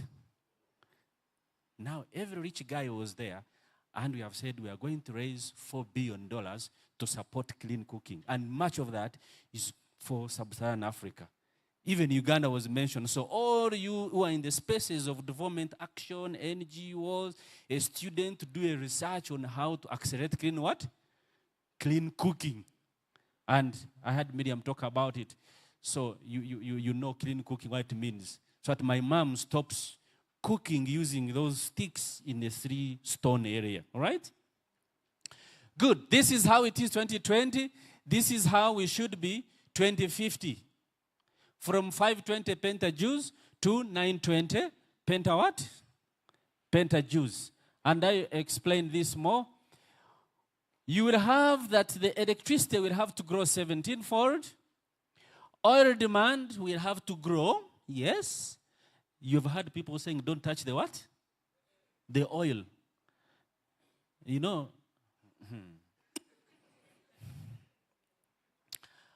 you know, when I joined the government, most of my colleagues were geophysicists, geologists, and what? I observed there was one skill that was missing. The guys who understand the commercial value, who can turn a stone into a value. And that's the one I did. So you had the group which was sent out for studies on oil. I'm one of those. I can model anything and turn value into anything. You don't tell me not touch a resource when I'm hungry. A poor guy has his clear-cut jobs. Don't joke with us. This I have sorted out. This we have sorted out. Bioenergies, and I'll come back to that. what do you have? That all sectors are going to grow. All sectors are going to grow. You might have some challenges, the one you're seeing, but the indicators are they're all going to grow. And then electricity and oil will see the highest growth of that. Moving away from the traditional. You see, if you check our energy mix, most of our people are using biomass, isn't it? That's what we call traditional use of biomass, TOB. That's the one we have to cut out and go to clean cooking. And for you, when you talk about biomass, you talk about our homes cooking with 1, 2, 3, 4 sticks. Have you been to the industries? Because to do this, before I can present, we have, after the studies and modeling, 4 months, I was moving around the country validating in every industry. I know which industry uses what technology and what energy resource. One industry alone, like Ankwara tea growers, can use the biomass of the entire region. So the problem is bigger than we think. Okay, so this is how it will grow. Now, I want you to look. Those are buildings. You see clean cooking. Then you see appliance and other differences. Now, when we grow as the economy, basic economics, when I'm teaching the basic economics, first class, first day, economic principles of scarcity, choice, and opportunity, what? Cost. What happens when there is increased demand for something? What happens when there is continuously increasing demand for something, for a product? Price. All right? So if we continue growing, we are waiting for the census figures. If we continue growing, population, demand for energy, and so on and so forth, what will happen? The price for energy will do what? Already some people can't afford, isn't it? So what happens when the demand continues to grow? Now, if that happens to be the situation, shall we then afford? No. There is one aspect that will keep the energy affordable. And that is what? Efficiency. Energy what? Because for you, what you want is to move from here to Kampala. Is not to burn 50,000. What you want is to cook food. Is not to burn too much charcoal. So efficiency helps you to keep the energy within what? Huh? So if you go home and say, make sure you're efficient, don't see the light, switch off. Yeah? Okay. In the buildings, industry, transport, this is what it looks like. Okay? Right. Clean cooking, we have set a very ambitious target. And we want everybody to be by this, that we must sort out this aspect of clean what? Cooking. Okay? Clean cooking. The stoves we have been talking about, LPG. Have you seen us do some LPG? Eh? You've seen distribution of LPGs. It might have problems, but don't worry. That's how things start. We are testing the market. You see, fortunately for me, I teach, I research, I do a policy, I try it, and I see the impact. 20 years ago, we started on solar. People said, you cannot go on solar. Have you seen solar everywhere now? The first time we tried, somebody said, don't forget about this. You cannot do solar. No. Now I've done LPG, and I will tell you the trick with LPG in my next slide. So, traditional, improved cook stoves, modern biofuels, LPG, and electricity. You must cook with something clean. All right? Now, in terms of consumer choice, make all the things available, reduce and affordable, and then the consumer has got a what? A choice. This woman who is walking, my mom who is walking, and I'm struggling, now I want her to walk because she's about 80 plus. But somebody who is walking for 10 kilometers to go and look for firewood, it is not a desired action. It is not desired. Here you walk because you are rich, you have to struggle to become healthy. Those are walking for survival. Hello? They are walking for what? Survival. We're in a different stage. We're at a different stage. So when we are speaking about these things, some of us are very passionate because I have suffered. Indoor air pollution kills more people than malaria, tuberculosis, and HIV combined. Yet the allocation of resources to this monster are minimal. And COP29, those who are going to Azerbaijan, I will try to dodge this one because it's quite far. I have a lot of work. We are making clean cooking a top priority for the COP29. All right? This we launched at COP28. Me, every time I go there, I have something to launch. I don't go to attend and walk around. No. So this year, I'm not launching anything. I'm working on the Integrated Resource Master Plan, which I will launch at the next one. So this one, you people have things to do, go. I have had my input in the negotiation for this year. This is how Uganda will look like. On grid, mini-grid, standalone systems. I want you to know that within the short term, when we look in the model, within the short term, the distributed home systems will play a critical role. But in the future, because you see, there is what you can put on. Hey, man, where are you sleeping? Am I that boring? I thought I was the one supposed to be sleeping. That was the contract. So I see you sleeping.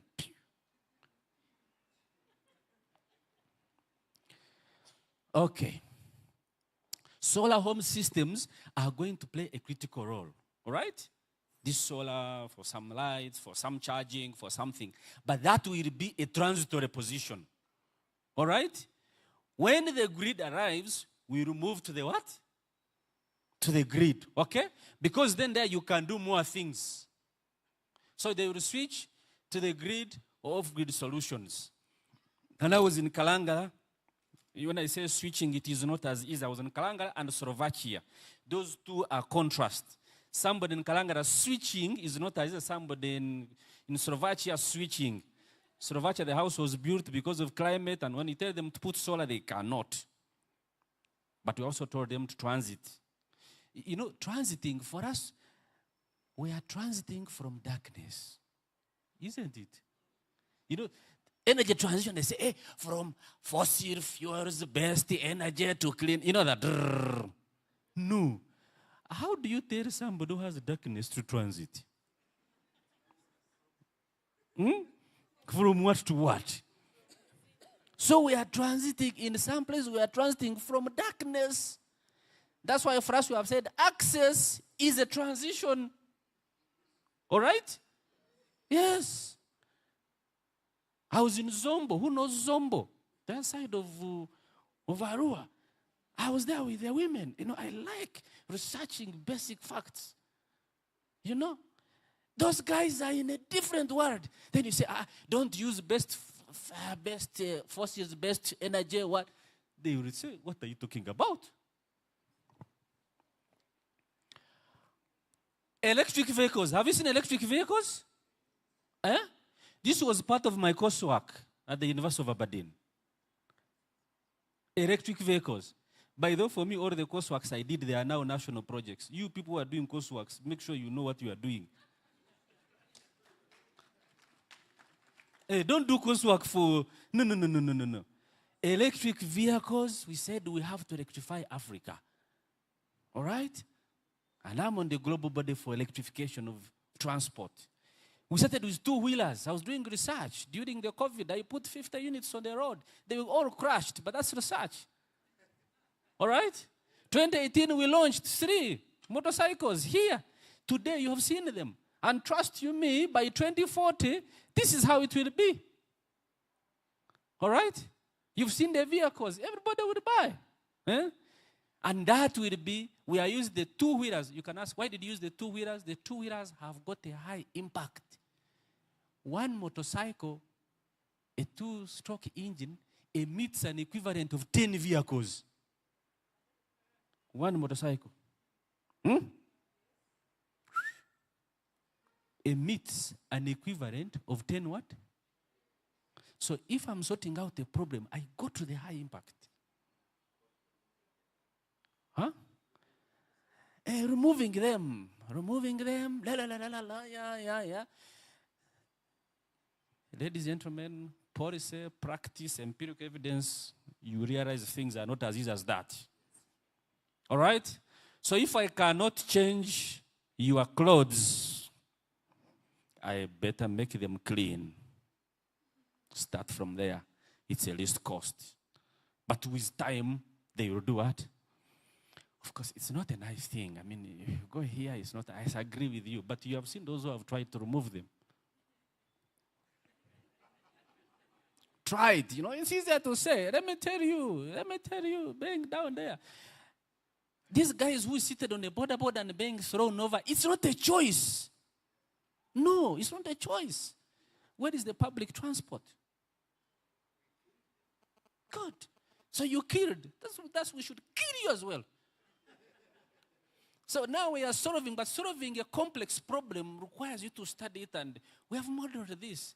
Electrification will get there, but public transport is one way of sorting this out.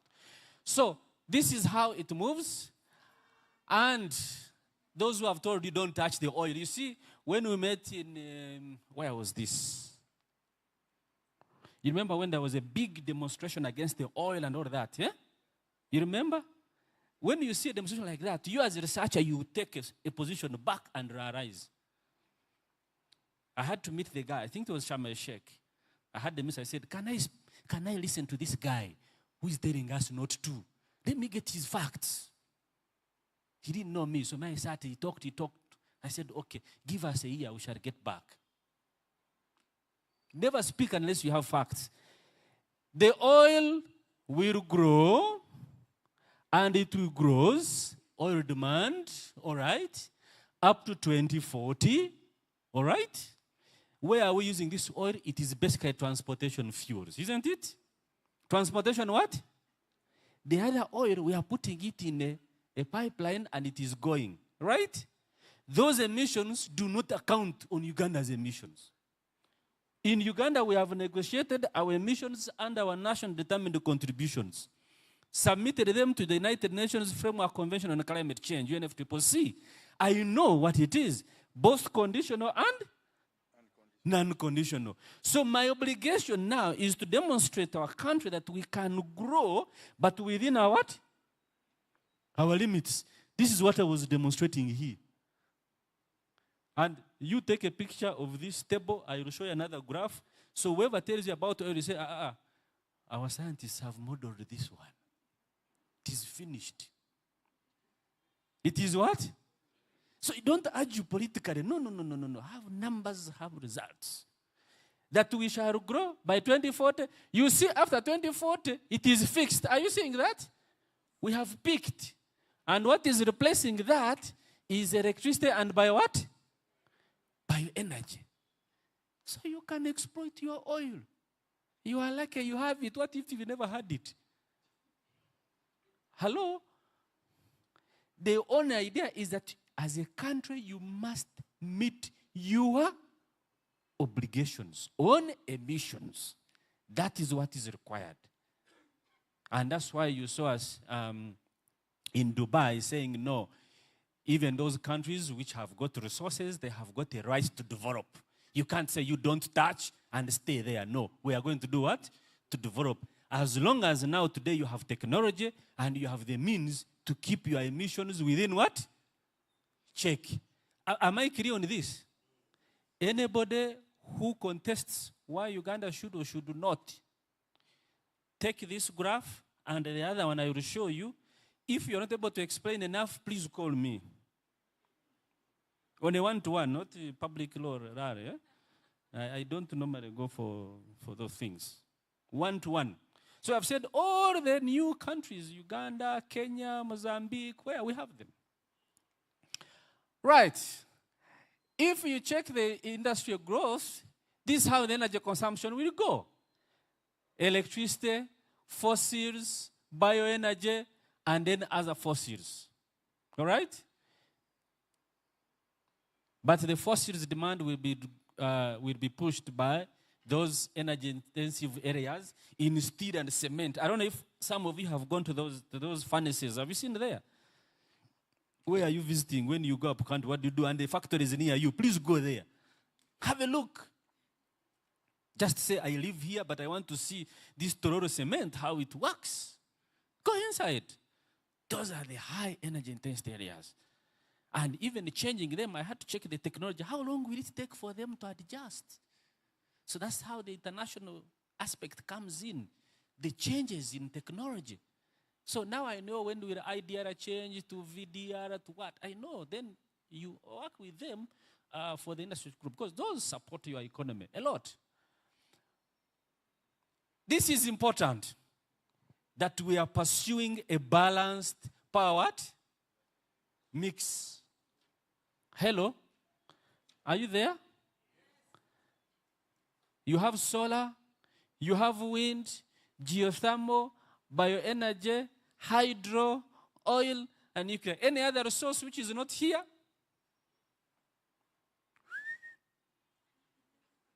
Hello? Now, the question is, how does this resource come out? How much should you get and when? This is now the purpose of analysis. You get the pricing, the economy, the resource, and the required financing to make that resource available. Then you run in your models, which is not a very good experience because you spend there some weeks. I can tell you, the team I had, we are sleeping at 1 o'clock, 2 o'clock, you come back, things have not worked, you finish, you go home, you move in the factories, it's not validated, you go back. 2 years to get an optimized output, and this is how it will be. So now I have targets for everybody, those in solar, those in bioenergy, those in cook stoves, those in geothermal, each one to come in at a level that is highly optimized. And I'm sure you have heard of nuclear as well. We have put there. And then, even if you say, for instance, people said, we have a lot of solar. People quickly tell solar, right? Renewable, we have the sun 24 hours. Yeah, I said, yeah, that's nice. If I ask you to put 15 gigawatts of electricity from solar per year, you can't. You cannot do it? It's very expensive. Every time you put 10 megawatts of solar, you have to find some 10 megawatts from somewhere. And balancing that, you have to check the guy in, the guy in Karangara Creeks, but also in the end you are putting in Western Nile. Balancing that is not easy. Is not what? And for an operator, an industry, or a home supplier, you don't tell them, now we are switching from solar, you first hold on for 2 hours, we go to where? It's not like that. All right? Right. I'm coming to the end. Dispatchable power capacity, these are the targets I'm giving everybody in the sector. Those guys, you see, without targets, people think everyone has done. I have distributed 20 cook stoves, clap for me. Who told you 20 cook stoves are enough? So now I'm setting targets for everybody. Everybody. That we need so much cook stoves, we need so much solar, we need so much, there's this one of batteries. Batteries now, there's a technology of batteries which is growing. Storage. Battery storage. Smart grids. Have you heard of smart grids? During the day, when there's demand, you have the charge there on the grid. When people don't need it, it is transferred to the batteries. We are playing with energy, right? So all of this is now factored in. And remember, as they come, they have a cost. Are you with me? They have a what? So me, one thing I don't like is getting excited. For us, we are there. Then people come, with suits. I'm going to put here 200 mini grids. Me, when they come in, I call me with my Casumoro pen. I sit in the corner. I listen. 200 what? Mini grids. My job is to interrogate every excitement.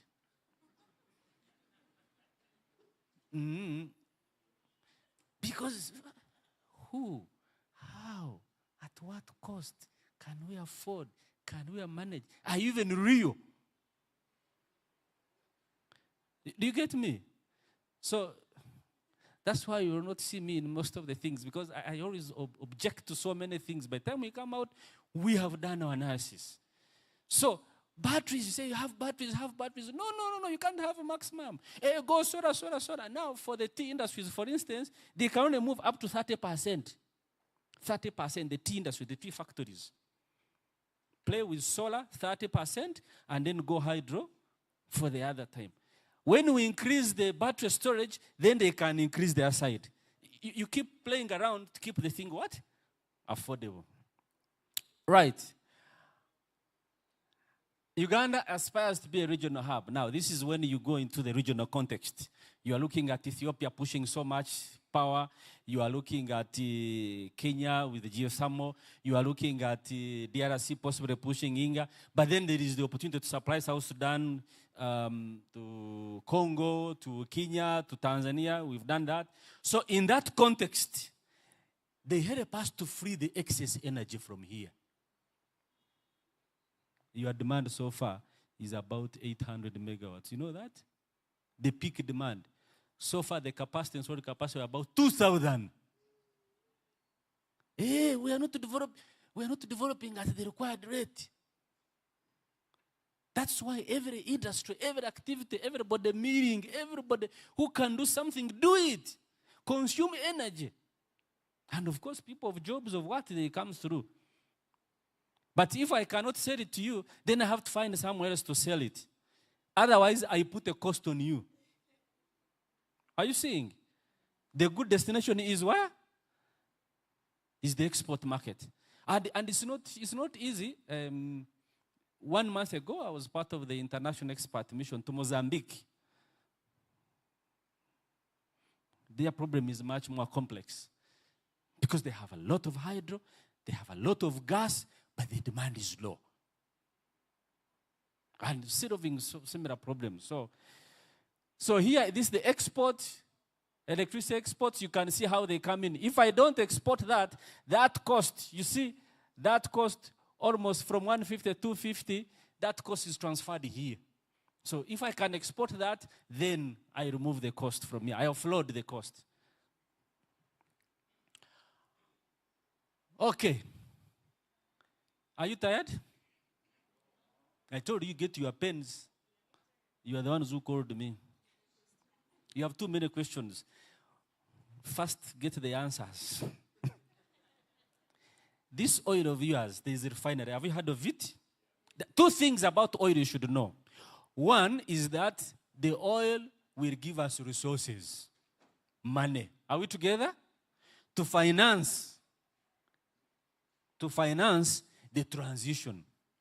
Now, don't ask me whether money we are using it right there or not. I have seen that has been a very big debate. That is not for what? For me.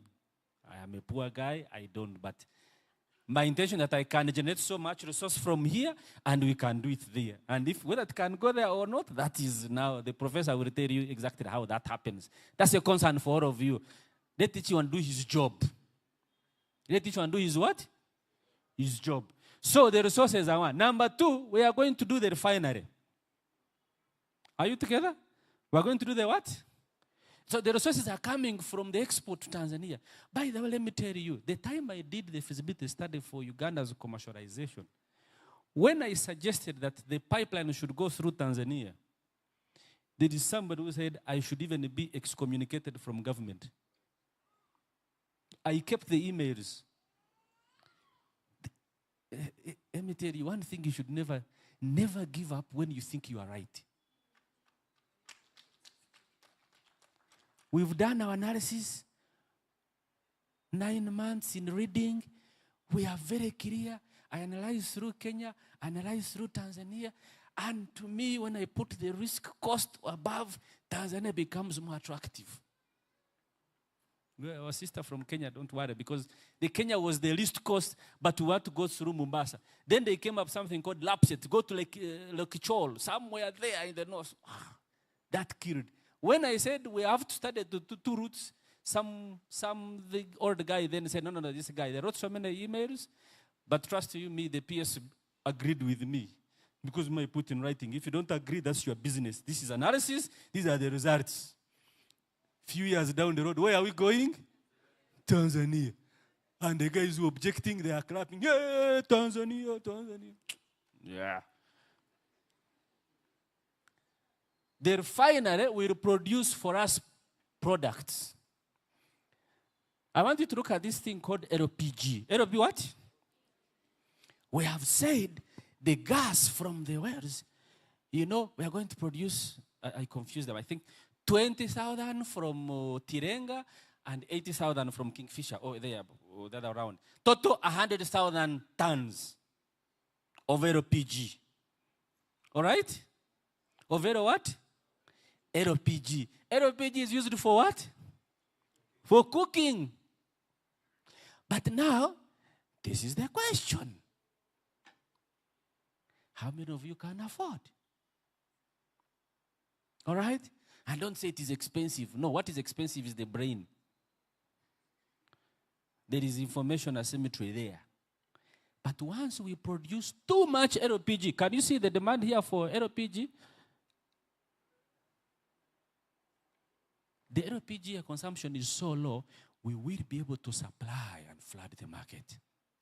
All right? And we can export. What happens when there is too much supply? Hello? Basic economics. What happens when there is too much supply?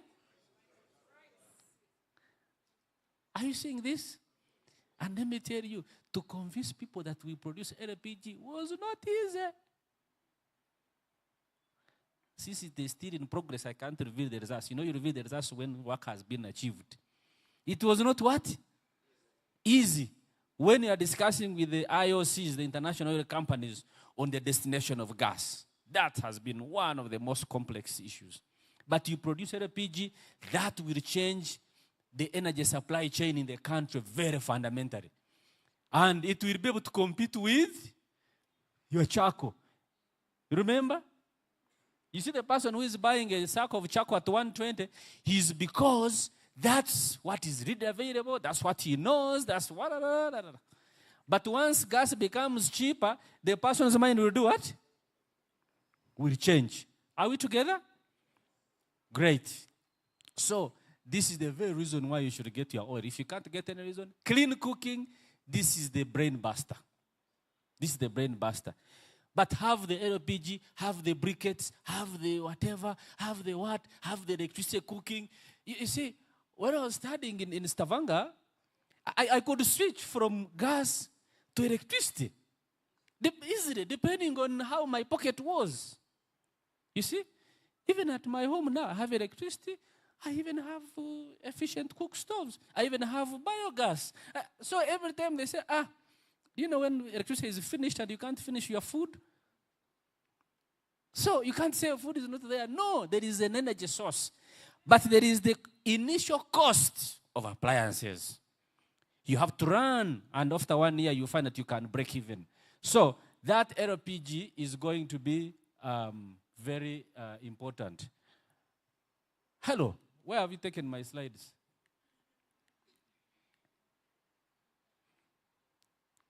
Who is doing this one?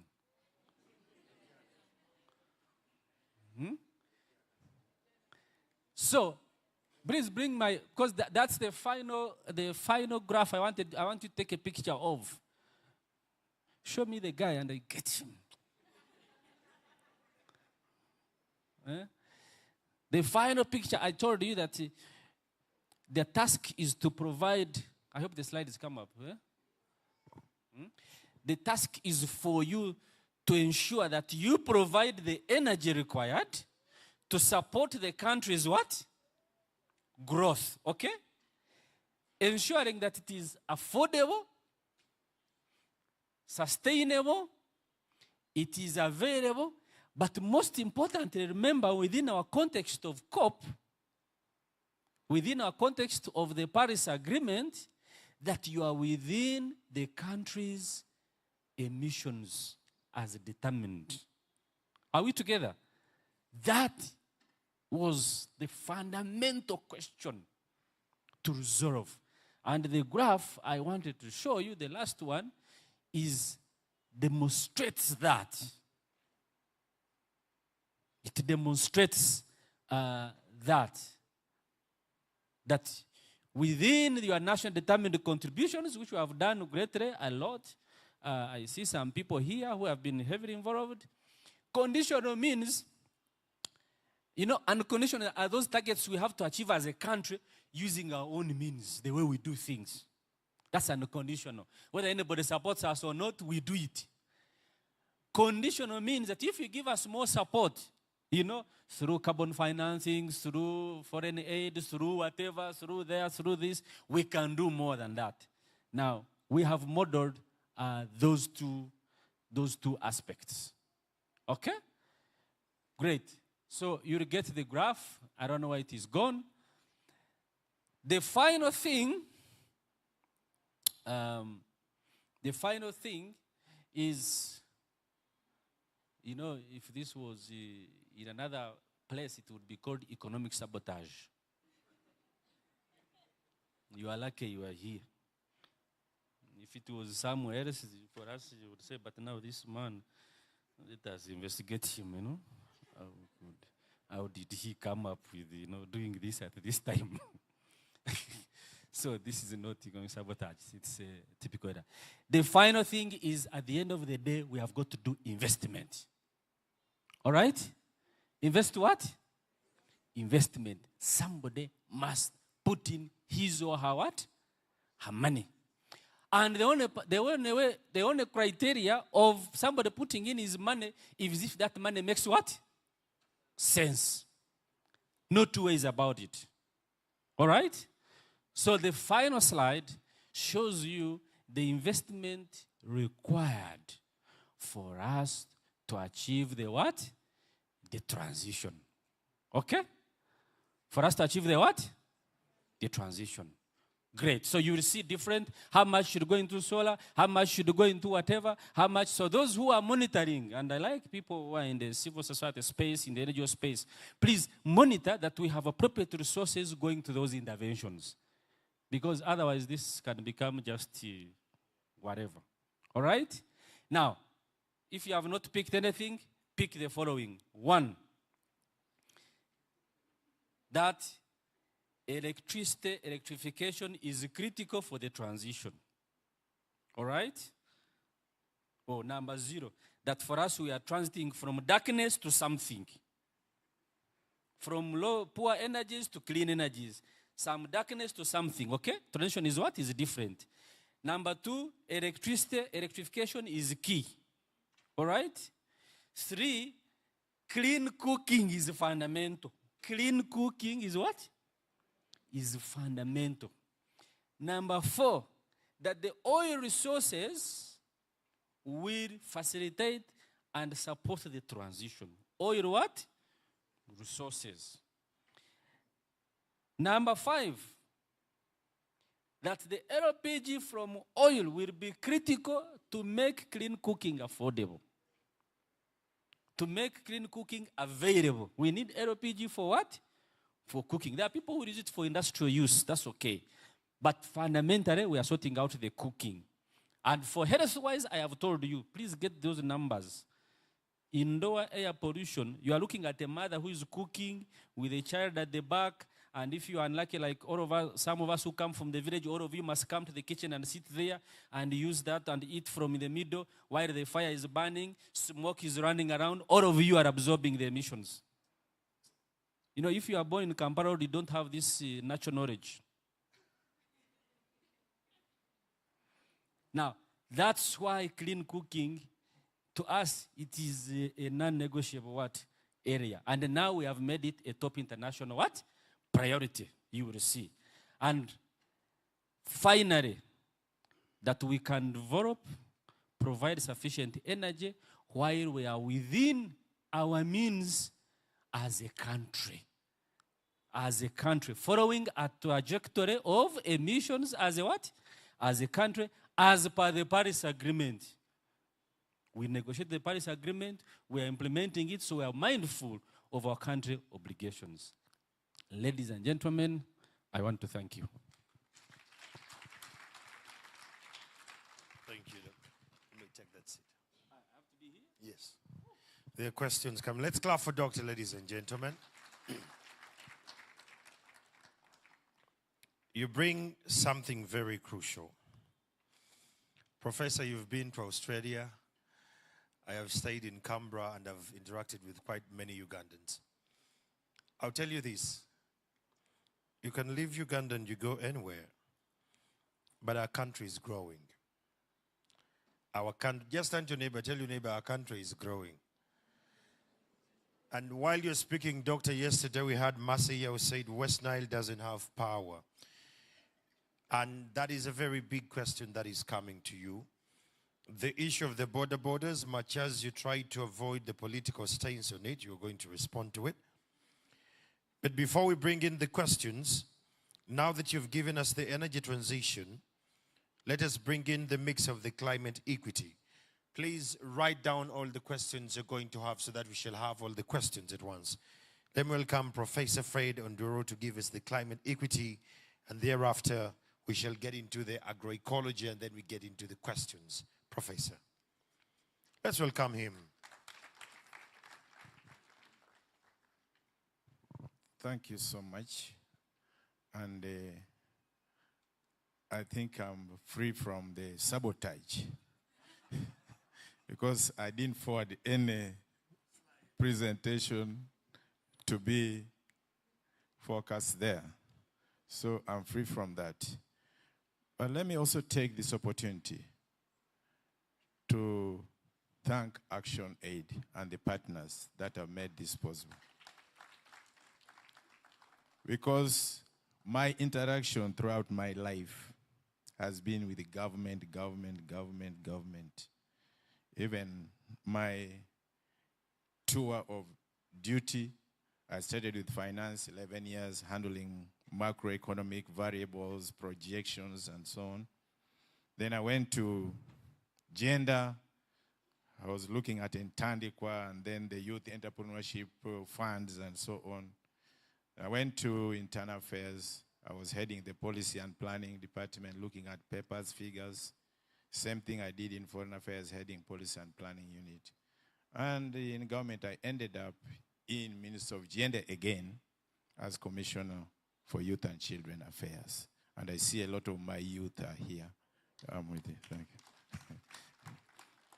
And before you say you are here, you must know you are between 18 and 30 as a youth. If you are 31 and above, you are an adult, fully grown adult. And if you are 17 and below, you are a child, and you need nurturing. So, colleagues, I should at least exploit the submission of Professor yesterday. The provocation from Susan all the time, our Kenyan neighbor. And of course, our colleague from Energy has touched the area where I've been handling and struggling at the negotiations in the global process. I wish to dedicate this submission of mine to my fallen colleagues in the negotiation. It is not a hard duty. It is not easy. And you must be someone who can persevere in order to negotiate since 2000. I had a colleague, Mama Konate, after a negotiation overnight in Bonn. The following day, he did not wake up because of the tension, the struggle, and he passed on. I had my mentor, Professor Salim Haq, from Bangladesh. Mama Konate was from Senegal. Professor Salim Haq was the champion of loss and damage, the driver of the process, and the supporter, if possible, funding participants to go and push for loss and damage. He spearheaded that. He didn't see the fruit of his efforts, but at least he has left a legacy. He passed on this year, I think sometime in February. I also dedicate this submission to him because it is their effort that also built me and made me what I am. Then we have Ambassador Benedita from the Philippines. She was an encyclopedia, institutional memory, who started negotiations from COP1. And when she entered a room, developed countries would just say, again, she's here. You talk about finance, she's there. She'll tell you all the convention articles, paragraph by paragraph, on technology, capacity building, mitigation, and adaptation. So any sort of stagnation would just go and consult with her that, Ambassador, this is the issue. Can you guide us? She was our institutional memory, and may their souls rest in peace. She died negotiating on a wheelchair. So this is what negotiation does to people. It's not something that is easy. My first negotiation was in 2000 at The Hague. And I was woken up by Mr. Philip Gwage. By then he was the head of meteorological department.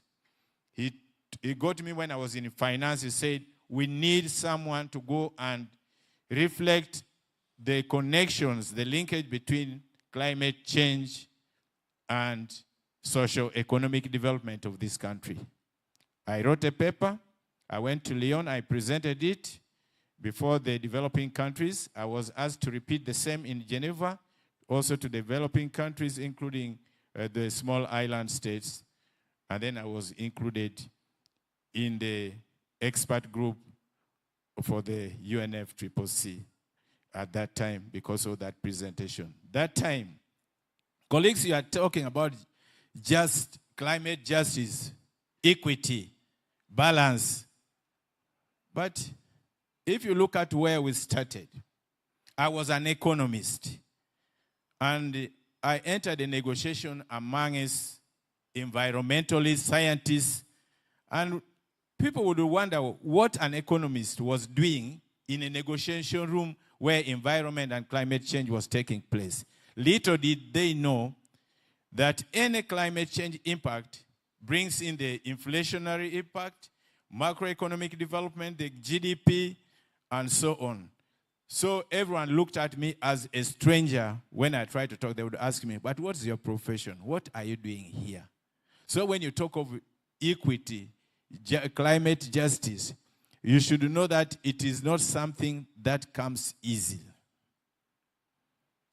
Because at first people thought climate change was only for the environmentalists, for engineers, but socio-economic aspect of climate change is very, very important. And I think my involvement in this discussion changed the views of many developing countries, including the developed countries. Then I want us to look at climate justice from a different perspective. Let's look at realization. Is it possible to realize climate justice? And what do you go through to realize climate justice? Let's look at participation. And you look at our cultures in Uganda here. I grew up in a situation where I found my sister putting on a dress. And I was supposed to put on shorts or trousers. Ripe mangoes are up there. And if we are to climb, will my sister go and climb that mango? She's vulnerable. She will not climb the mango. I don't know who introduced the dresses for women in this country, but it was already a deprivation of some opportunities by the nature of our culture. Then you go to our households. You find, you go home, you enter a kitchen, you think your wife is very tired, so you start touching the saucepans, the plates, and she hears the spoons jingling. She'll come out. Excuse me? Is that your role? Why don't you go and sit and wait for the food? Are you trying to say I'm incompetent?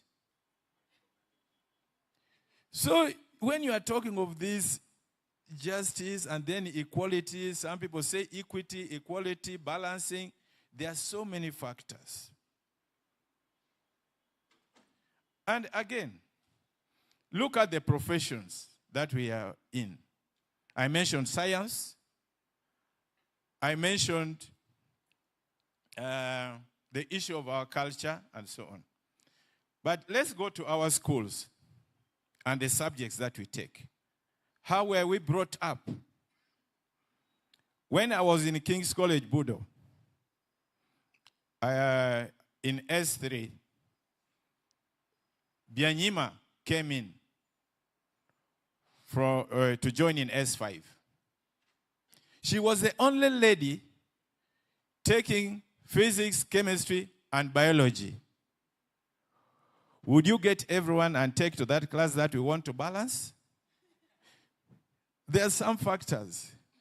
So before we talk of justice, before we talk of equity, we should know that there are factors behind this.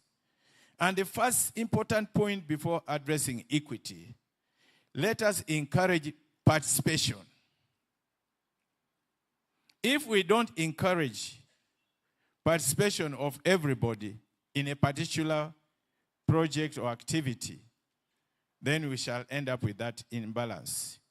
Then after participation, then we address the issue of inclusion.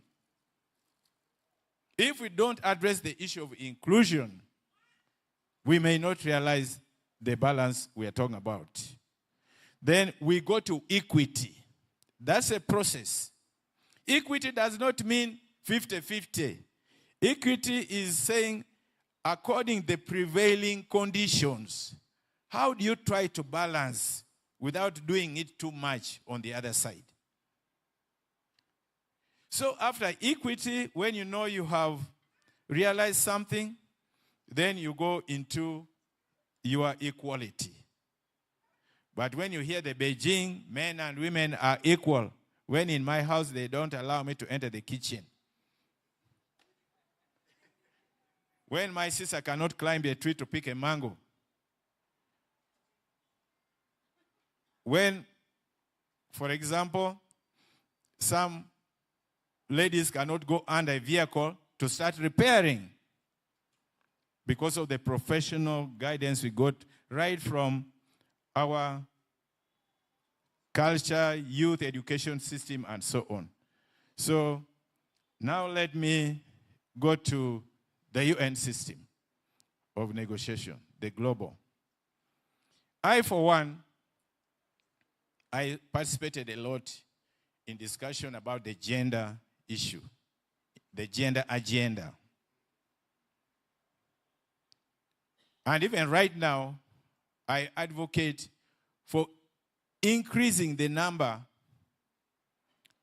of women participating in the climate change negotiations. But it doesn't come easy.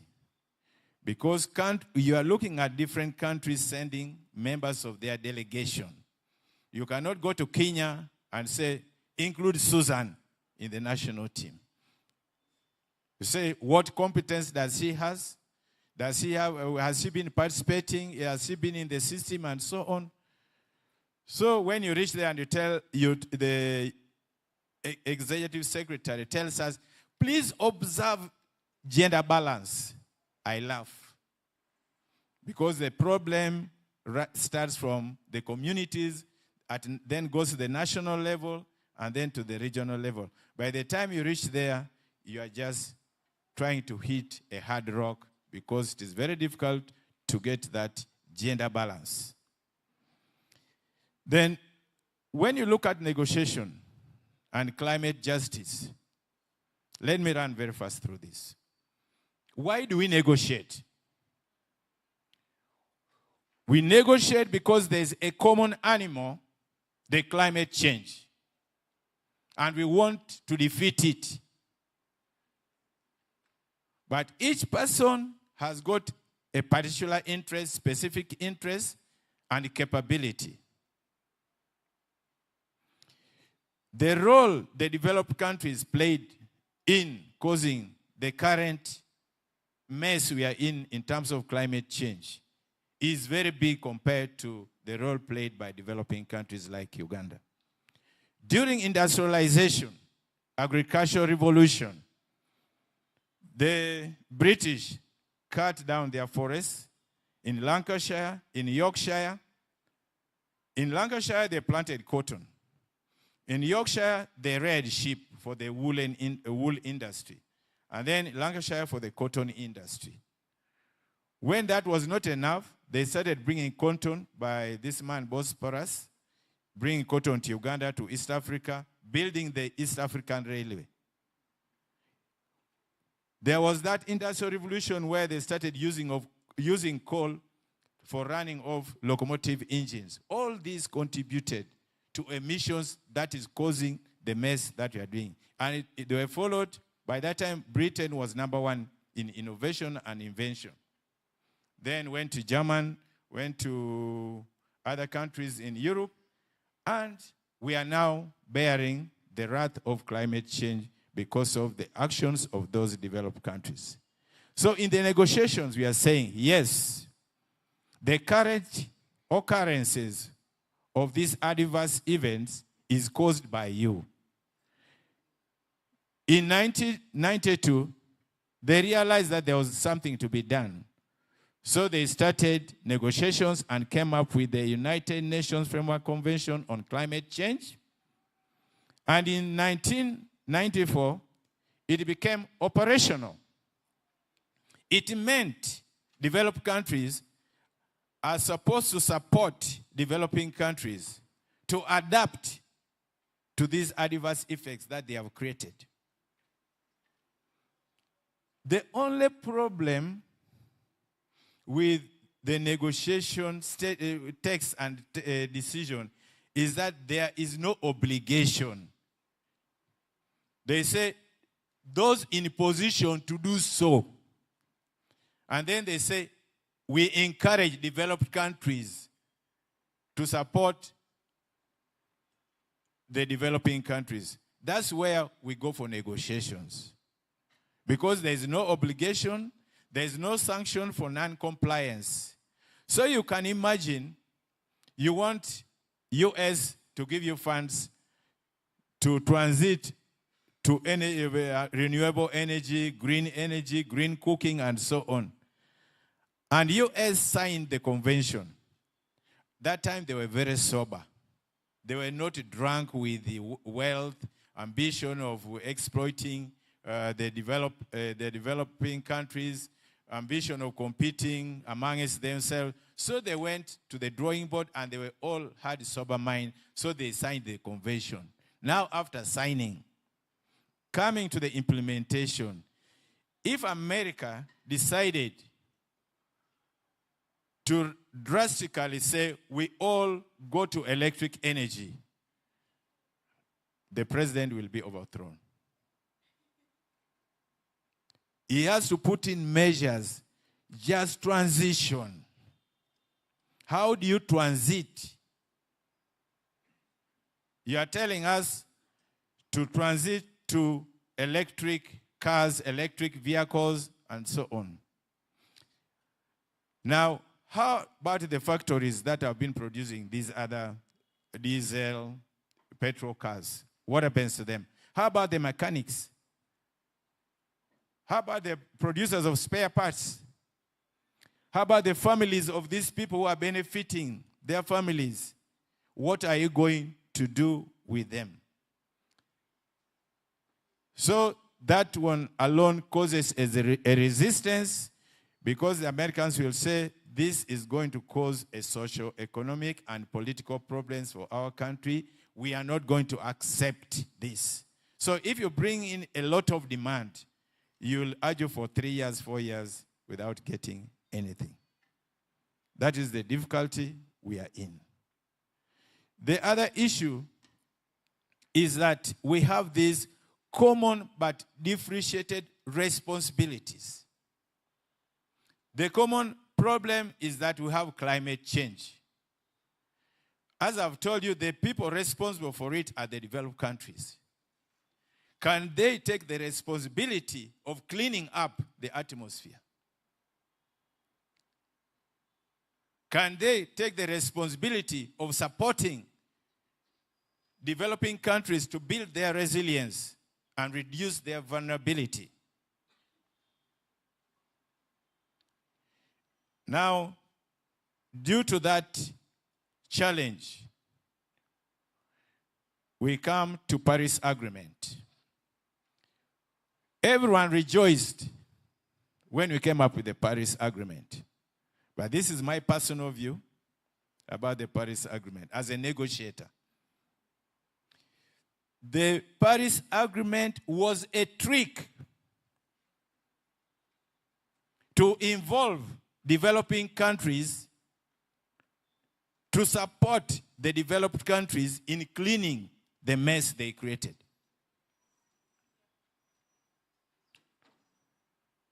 Now, why am I saying this?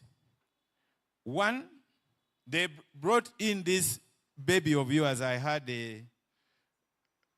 my assistant commissioner doctor was saying, NDCs, NDCs.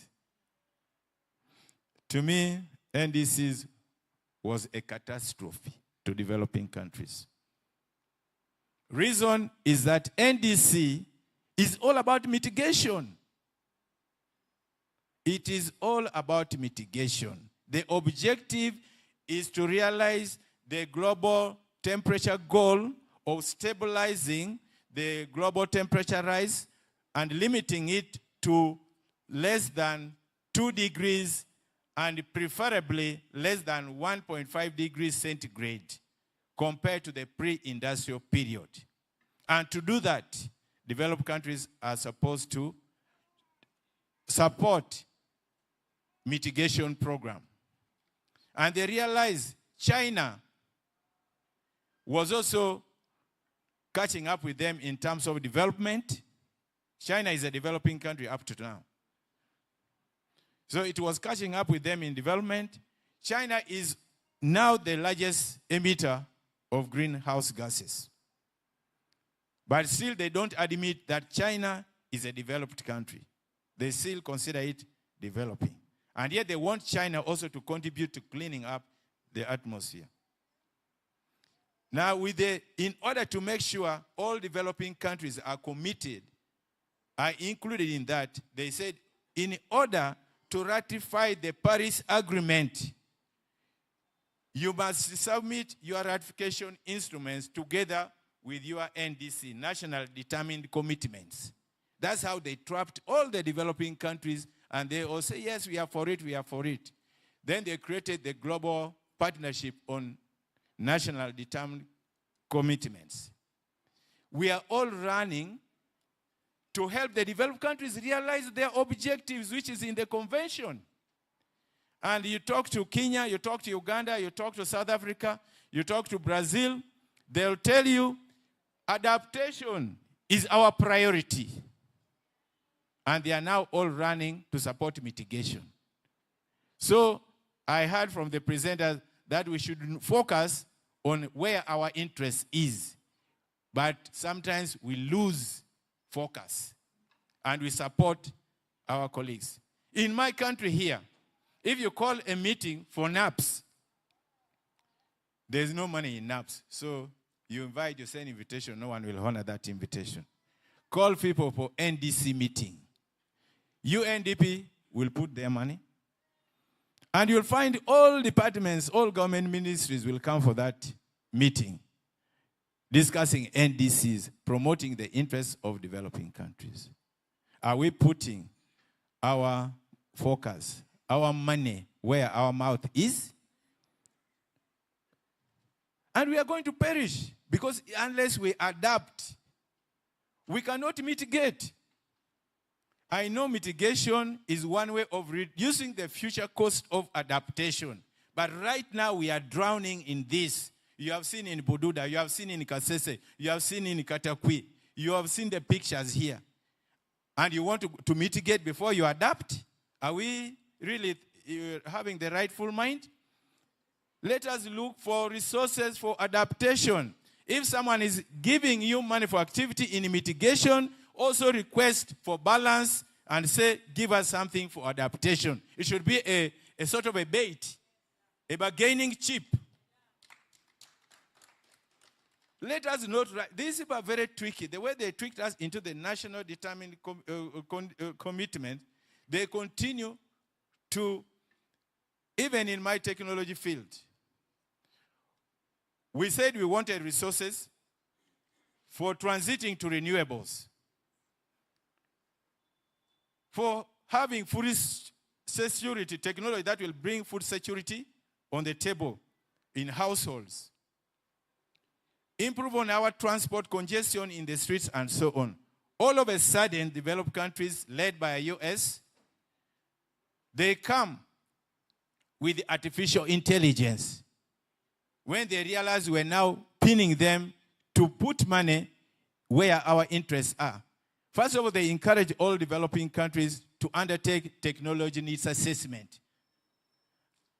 When we expose our priorities and our demands, and we are asking them, we want to implement the outcome of our technology needs assessment, they are coming up with artificial intelligence. And it was in front of me at the UN headquarters. They called me, can you come? We want to discuss something here. So we went. The Americans said, yes, we have this very important subject, artificial intelligence. It is very important for developing countries. I asked them, we have been asking you for money since Scotland, Glasgow, through Marrakesh. Now we are in Dubai. You have not given us money, one, for implementing the outcome of technology needs assessment, for supporting our national designated entities that mobilizes the technology needs of the respective countries and submits requests for consideration. You have not supported the citizen secretariat to respond to these requests. And you are now introducing this AI. Is it coming with money? Is it according to the priority of the developing countries? Have you known that America, a Chinese CEO of Huawei, is still in America being charged because they suspect she's bringing in espionage sort of thing because of the Huawei system? Artificial intelligence goes with that. Have you considered the affordability of this AI? Capacity to deploy them, to diffuse them in the communities? And how relevant is it? What level of AI are we talking about? The information that we are going to generate, is it going to be safe in the hands of the developed countries and going to expose our very sensitive information to you? Please, if you respond to these questions, I'll support your AI. My colleagues, African negotiators from Latin America, seeds, they all fell out and left me with these guys. Then they started saying, Fred, in this negotiation, we have to be flexible. My response, I am representing LDCs. I'm an African, I'm a developing country. And if you don't want to listen to what I'm talking to these guys, please just keep quiet and leave them to me. Because enough is enough. They sort of fooled us in Glasgow. They fooled us in Sharm el-Sheikh. They deferred the negotiation on the very dear subject matter. They deferred it to Dubai. And here we are in Dubai. We want to pursue that matter. They don't want. Then they called Ambassador Ayebare. They rang the head of my delegation, the Prime Minister. The Prime Minister delegated Ambassador Ayebare to come and handle that Uganda was stopping progress in negotiations. So when Ambassador Ayebare entered the room with the Dubai presidency and then also some of the negotiators from developed countries, America is the one that called them. So they asked, Fred, what is going on? I said, I don't know. I'm surprised to see you here. What's the problem? They say Uganda is stopping progress in negotiation. I said, Ambassador, these people took us for a ride in Glasgow. They fooled us in Sharm el-Sheikh. They refused to give us one, support for implementation of our technology needs assessment. We created the national designated entities for technology in our respective countries. They are not being funded at all. We want money for them. And then we want money for the CTCN to provide support to developing countries. And they are not giving us. And is that something that are we abusing them? Are we fighting them? Let them give us that. And I told Ambassador and the COP presidency that over my dead body until we get this in front of everyone. Then, based on that, the American called Fred, me and you, we can finalize this. I know we have been talking. I said, but why did you report me to my delegation? Why did you report me? For that reason, give us all we want in technology, and indeed we got all what we wanted in technology. And I went further to negotiate that it should not remain on paper. The CTCN, I told them, can you commit at least some token of funds to support the NDEs? You can start with something that at least more than zero. So the CTCN agreed when they saw I was so strong on my position. They put their 5,000 for each of these $5,000 to start with. That is a little, but it's something which I think we got as a positive result. Colleagues, why I'm bringing this, there is never justice in climate change. People have different interests. And no one will give you something unless you assert yourself positively.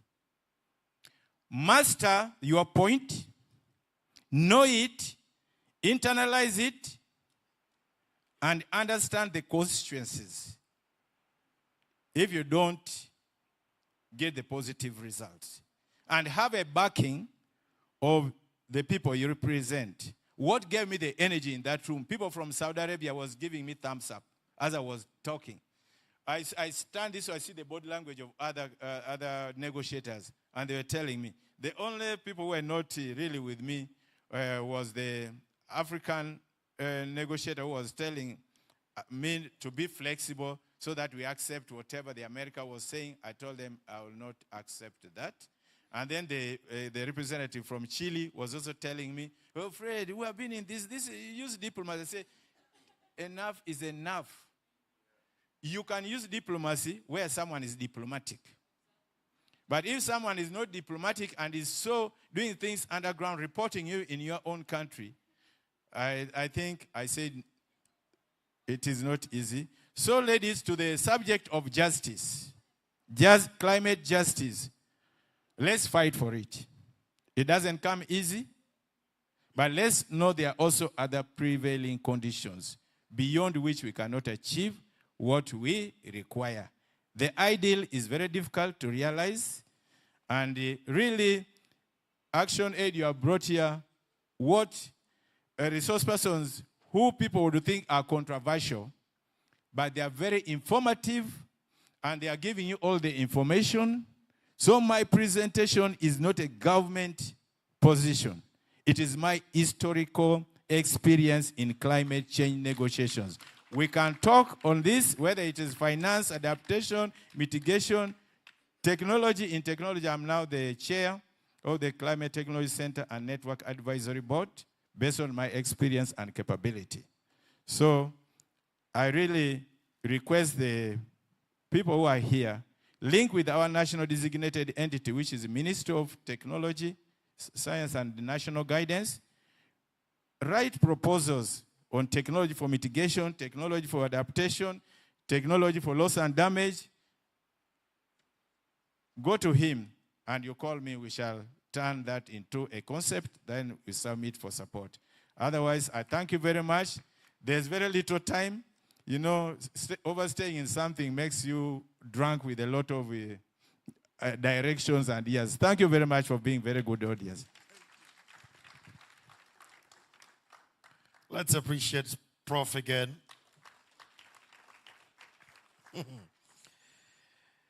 Turn to your neighbor and tell your neighbor, enough is enough. You mean it, enough is enough. From Glasgow to Marrakesh to Dubai, negotiations are not easy.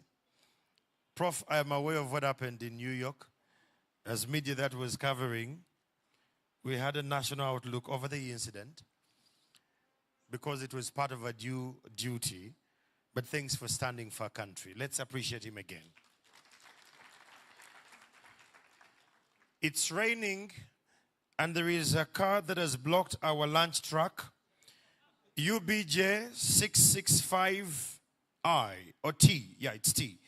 UBJ 655T. It is doctors.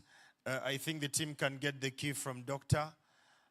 That is if it does not have international delegation documents from Paris.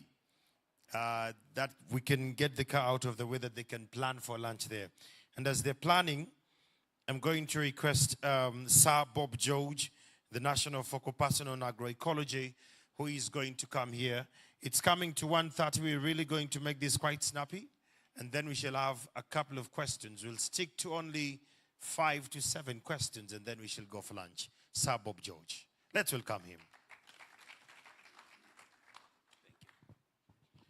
Yeah, thank you so much, the moderator. From my time, let me request you to stand up just for a second. All of us on our feet. I see people already far away. All of us on our feet, just for a moment. You can stretch a little bit, just stretch a little bit, and it has been long since you sat. All right, thank you so much. You can take your seat. That's very wonderful.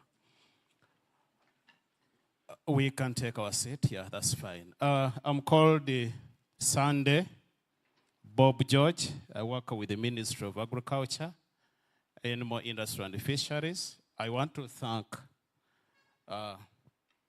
my sister here, this champion. She's a great champion. We've been with her in a number of engagements, and all other colleagues who have put up together this very wonderful convening. I congratulate you and thank you so much for bringing us together. You know, as government, there is somewhere we don't reach, but these people make us proud. I work in the Department of Crop Production, but I'm the National Focal Person for Ecological Organic Agriculture here in Uganda. I'm in charge of organic agriculture and agroecology. And I also happen to be the country coordinator for the Islamic Food Security Organization. I represent Uganda. We are around 38 member countries. And under that docket, Uganda is helping those 38 countries establish a center of excellency for organic agriculture and the regenerative food systems. I'm one of the 2 people supporting the establishment of that center on behalf of Uganda. I work with Commissioner Alex Lwakuba, plus other members of different universities. Once that center of excellency is established in Qatar, we shall be giving you chances, those who are interested in skills development, certificate, diplomas, masters, PhDs. Yeah, we shall give you chances because we are in charge, so why not? I'm very happy to find the assistant commissioner here. We were in one university. I also did one of my masters in the University of Aberdeen in Scotland. So, yeah, I'm happy to find that there is a colleague with whom we were there in that coldness. Yeah, but very wealth of knowledge from Aberdeen. Ladies and gentlemen, climate justice is something very, very important, and it cuts across. I'm going just to give a little bit brief on. I'm sorry I don't have slides. My slides are here, but I can put them together, but don't worry. Me, this is how I deliver my speeches. Well, As a country, not only a country, but even globally, we are aware of the challenges we have at hand. Everywhere, everybody talks of climate change, climate change, climate change, and climate change. What are we not doing right? Development partners are there, government is there, everybody is trying to play his role, but you see the rate of deforestation increasing year after year. I'm told now the land in Uganda is being, the rate of deforestation according to FAO is now standing at 51%. Land degradation at 43%. What is happening? Somebody will wonder and say now, where will our children be? Because we are doing in the negatives. We really need to think smart. When you look at the subject of agroecology, of which I'm representing here, I think agroecology is one of the pathways upon which we can do climate justice. I'm not going to sensitize you about agroecology. Most of you know it. But I'm only going to emphasize on some very few things and tell you what government is doing in relation to some few areas of agroecology.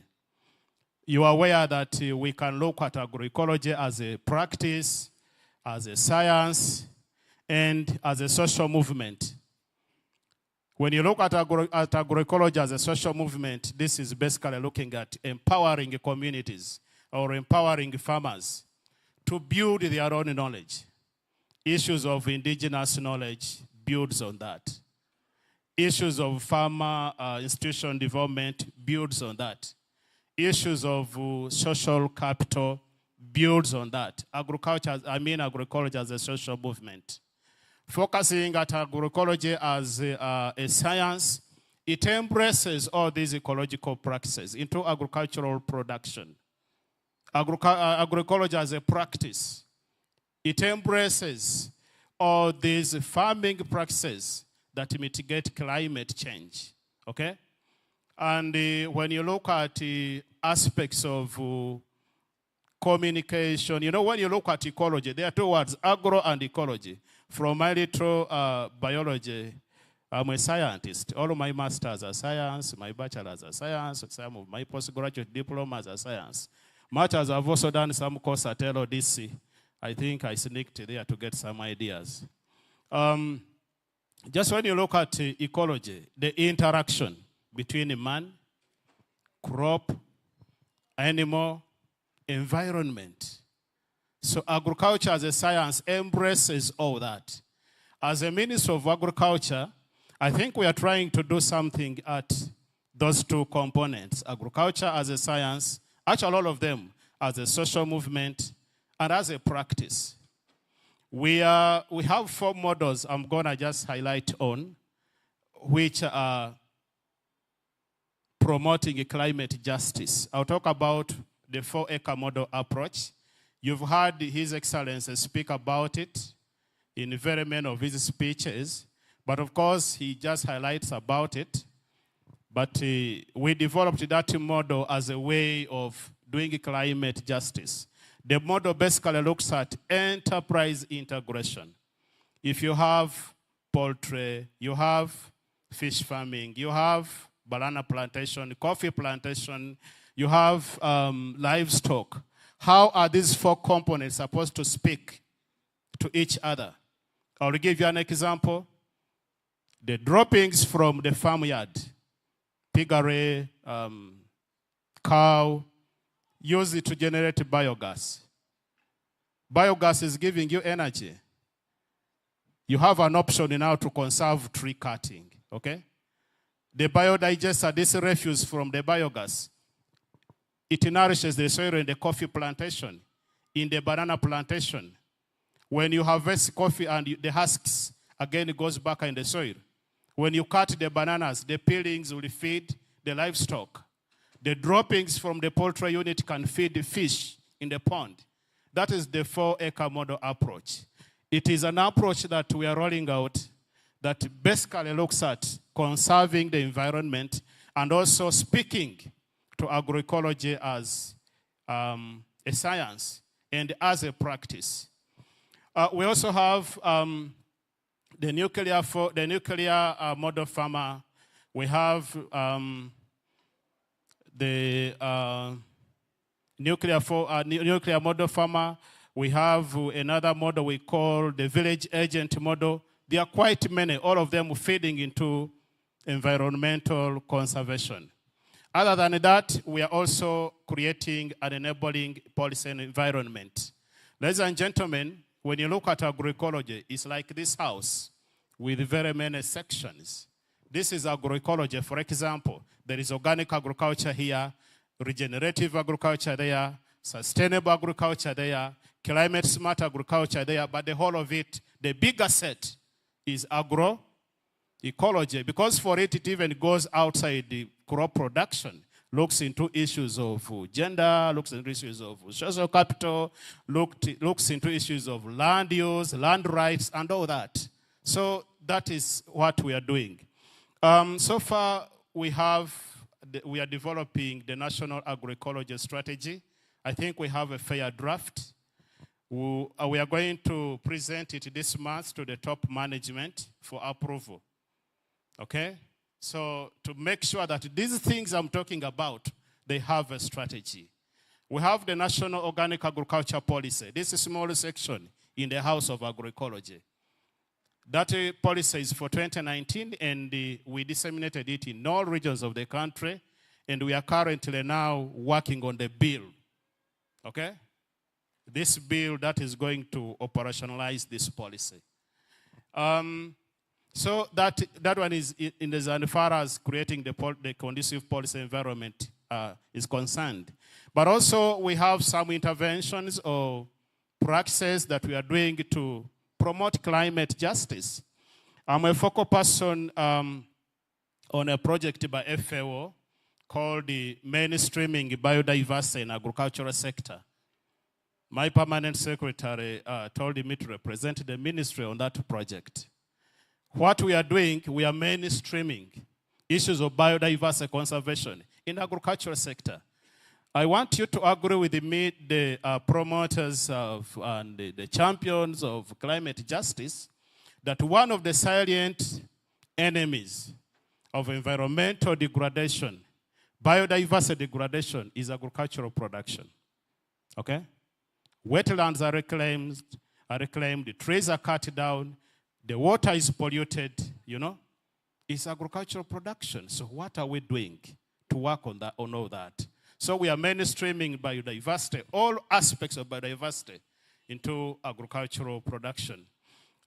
We also have, we are promoting climate smart agriculture as a way of also mitigating the impact, the previous impacts production practices caused. Ladies and gentlemen, we need to mind about all the underground and the above ground ecosystems, because they are all significantly very, very important. You cannot just zero on one thing. We need to understand that the interaction, the biological interaction and the processes below ground are healthy. And above ground, they are also healthy. To see that we have a comprehensive and well-conserved environment. So as a Minister of Agriculture, that's what we are doing. We are also currently developing the national, the agroecology strategy at East African community level.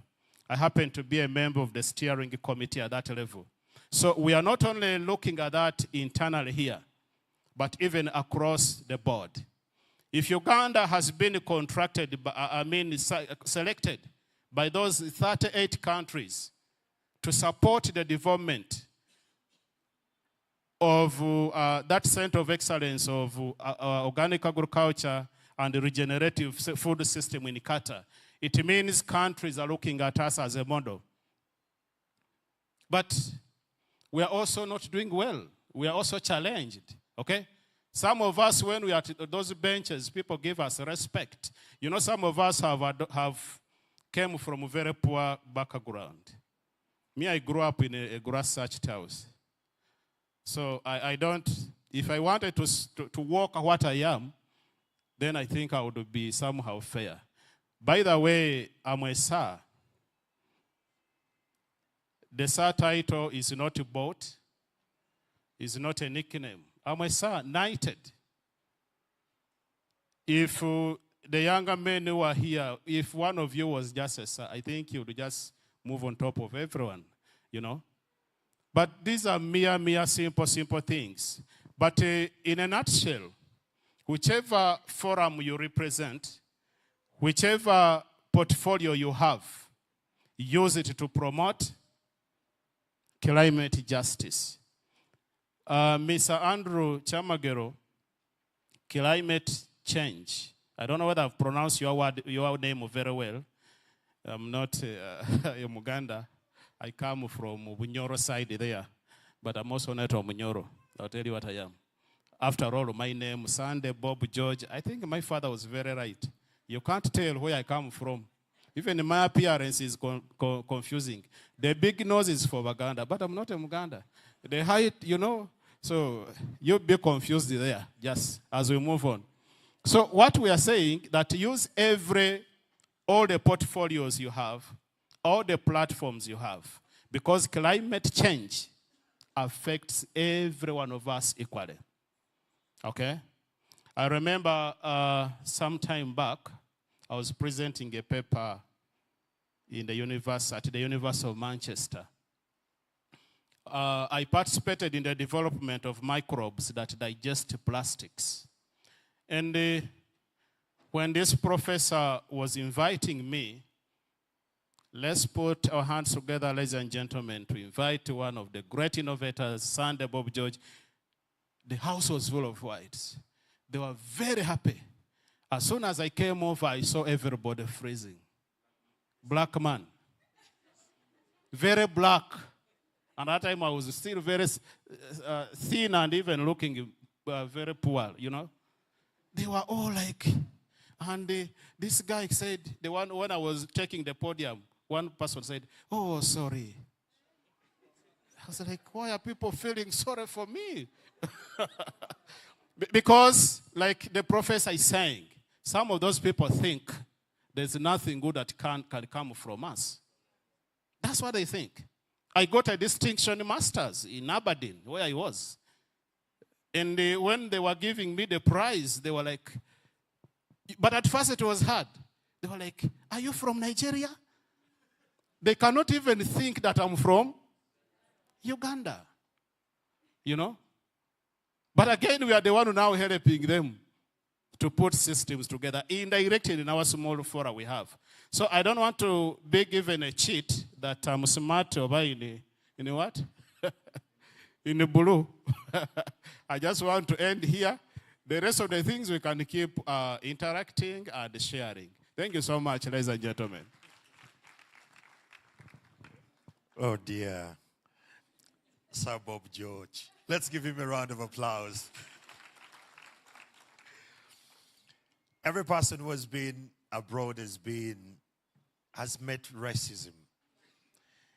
Except for you people who are in Kampala and you've not traveled, you don't know that you're black until you're in a foreign land. You'll meet it. You'll see it every day. But we want to be very grateful to God that we're still alive and we are to serve our country in whatever space we have. We have been joined by great and eminent delegates of our country. We have Madame Margaret Magera, the Senior Program Advisor, Private Sector Development. Thank you so much for coming. Please stand up for recognition. Cameras, we are streaming live. Thank you so much for coming. And we're again joined by Madame Jackie. She'll be coming through later. We're now going to have questions. We have 15 minutes to have those questions and answered, and then we break for lunch. So the microphone will be roaming. And your question, please don't take us into another research paper. Sure, be brief. Let questions, be very clear-cut. Who are you sending the question to? And let it be very snappy. Aya, we start with you. Thank you. My name is Jackie Saemi. I work with the district local government. My question goes to Mariam. It is very key that we promote natural resource governance as a way of natural resource management. in those refugees host communities.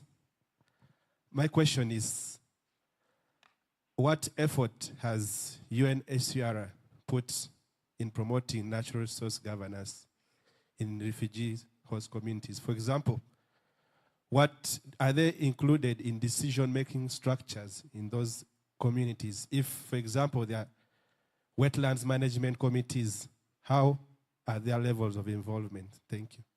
Thank you so much. Another question? My name is Okwalin Ajo Francis. I'm a student at Makerere University, year 1. My question goes to the different bodies which are here, the support bodies around. First of all, thank you for inviting us to such a beautiful space. It's our great honor to be in a same room with different signatories from doctors, professors. So my question is actually, it's a point, as the academia representing many students here, through the different organizations which are here, that could there be any available opportunities, yes, through the different spaces, through different organizations, where us as students can fit, so as to improve our knowledge, so as, for example, in, I can say, career development, improving our academics, and in spaces where they can fit, so as to improve climate.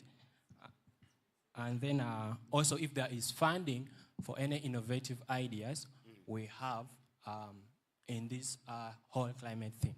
Thank you. Thank you so much. Let's give him a round of applause.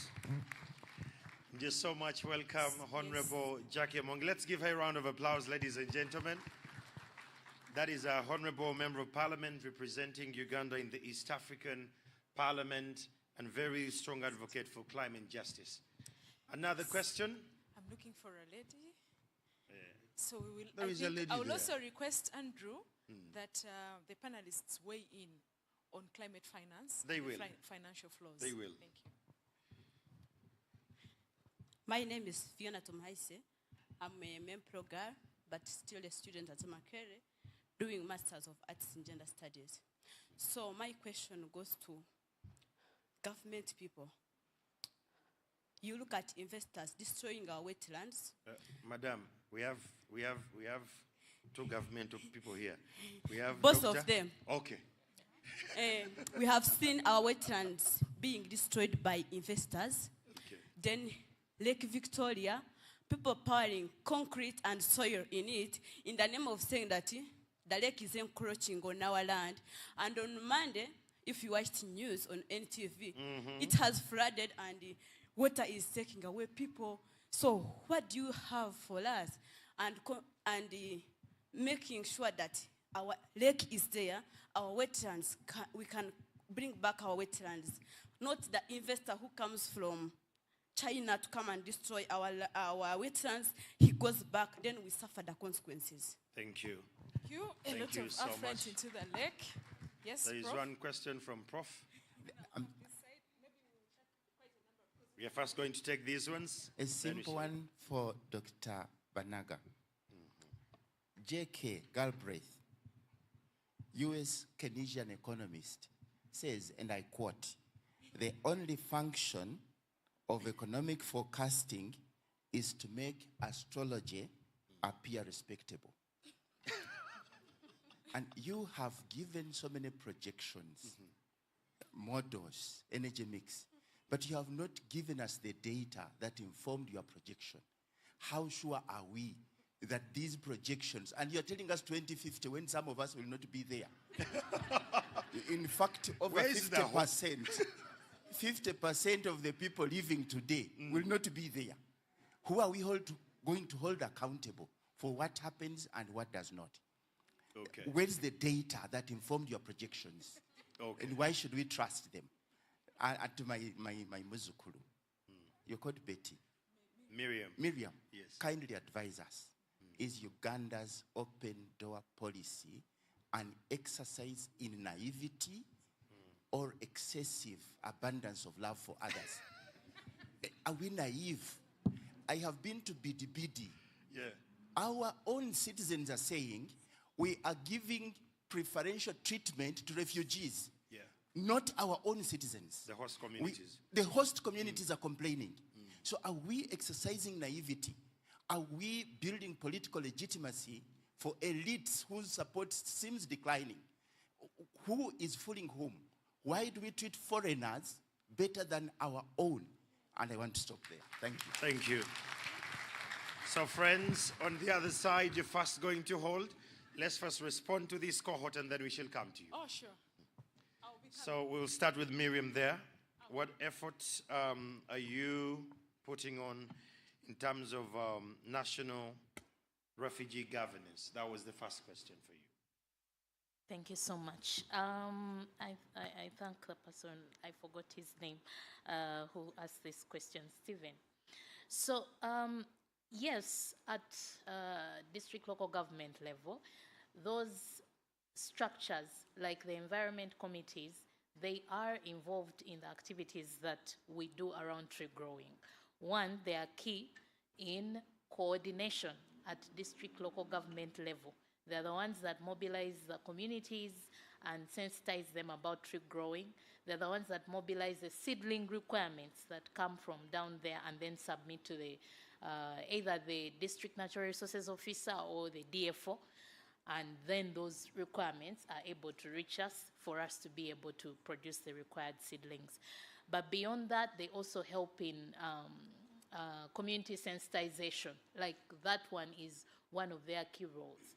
They do community sensitization. They are the ones that support in marking those trees that should not be cut in the community. They usually help the implementing partners to identify those trees that should not be touched in the communities. But also they alert our partners, for example, in issues to do with encroachment, especially in the southwest where wetlands have been encroached on significantly. They are the ones that alert and say this wetland is being encroached on, and then the activity, the message is cascaded back to OPM for further action.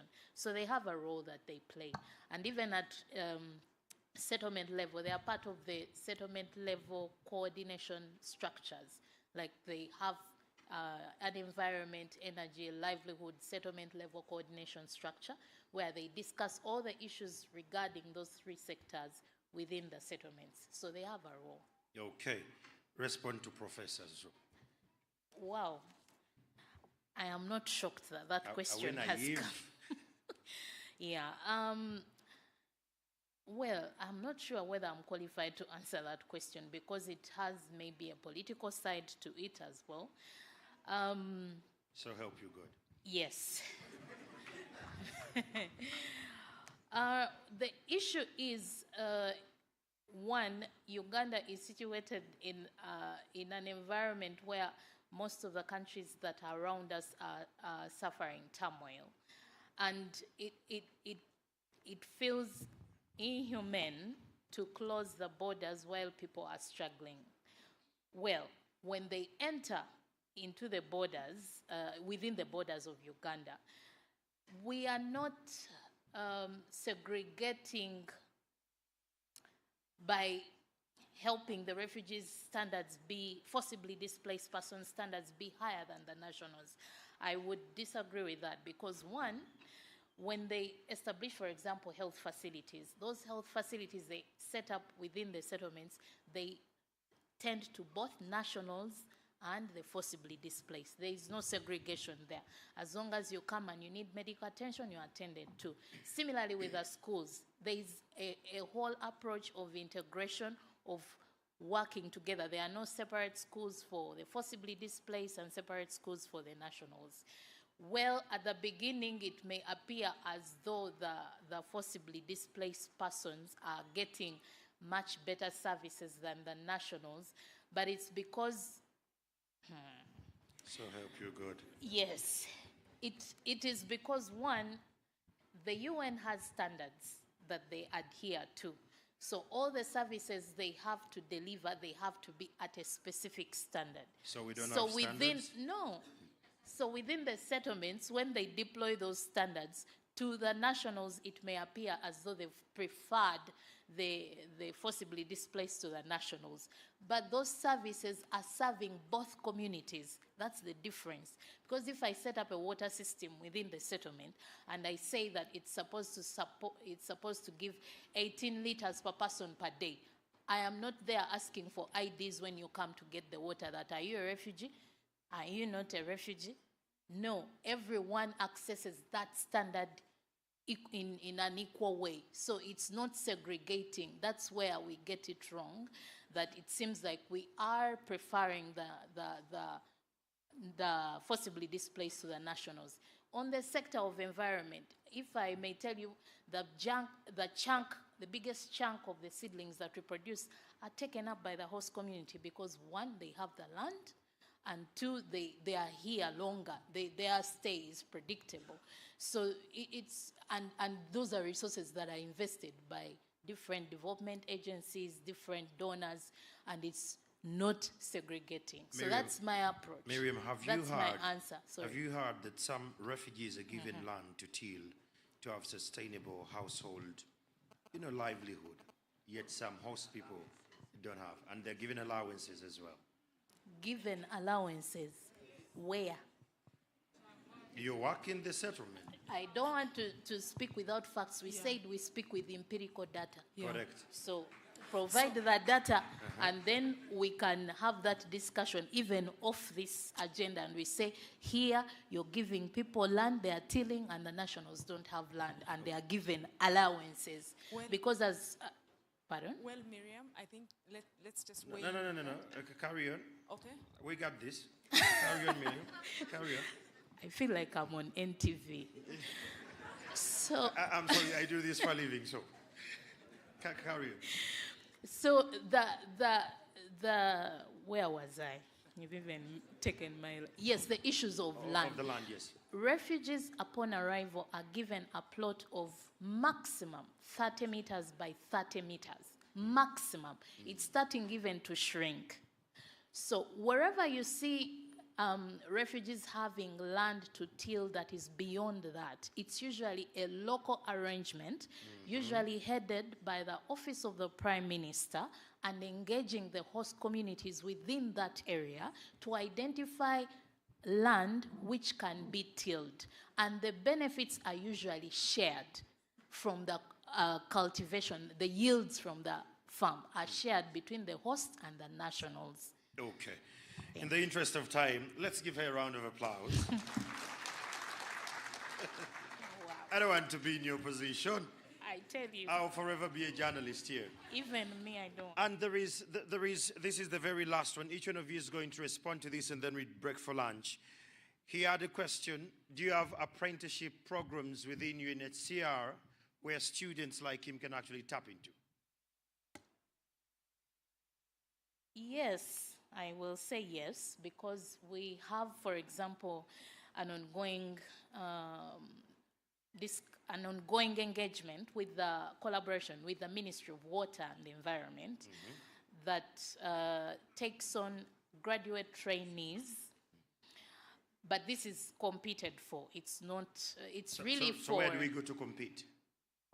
So the Ministry of Water takes lead and makes the advertisement, of course, consulting us depending on the needs. Mostly right now we are working with the sector of WASH, which is water, sanitation and hygiene, and public health, so that they support the activity implementation within the refugee hosting areas. So you apply when you see the call for expression of interest, you apply, and then you go through a small interview, and then they will shortlist those that have gone through basing on the needs that are identified. Thank you. That happens every year. So, brother, just look out for the ministry's website. These opportunities are there. But the beauty is there is chance there. Let's go to Dr. Banada. Where is the data? You've told us all this. Where is the data? So help you God. The nice thing is that when you are sure of what you've done, there is always no worry. And I see this running through. I think there is a certain sense of trust that we've got to build across the systems.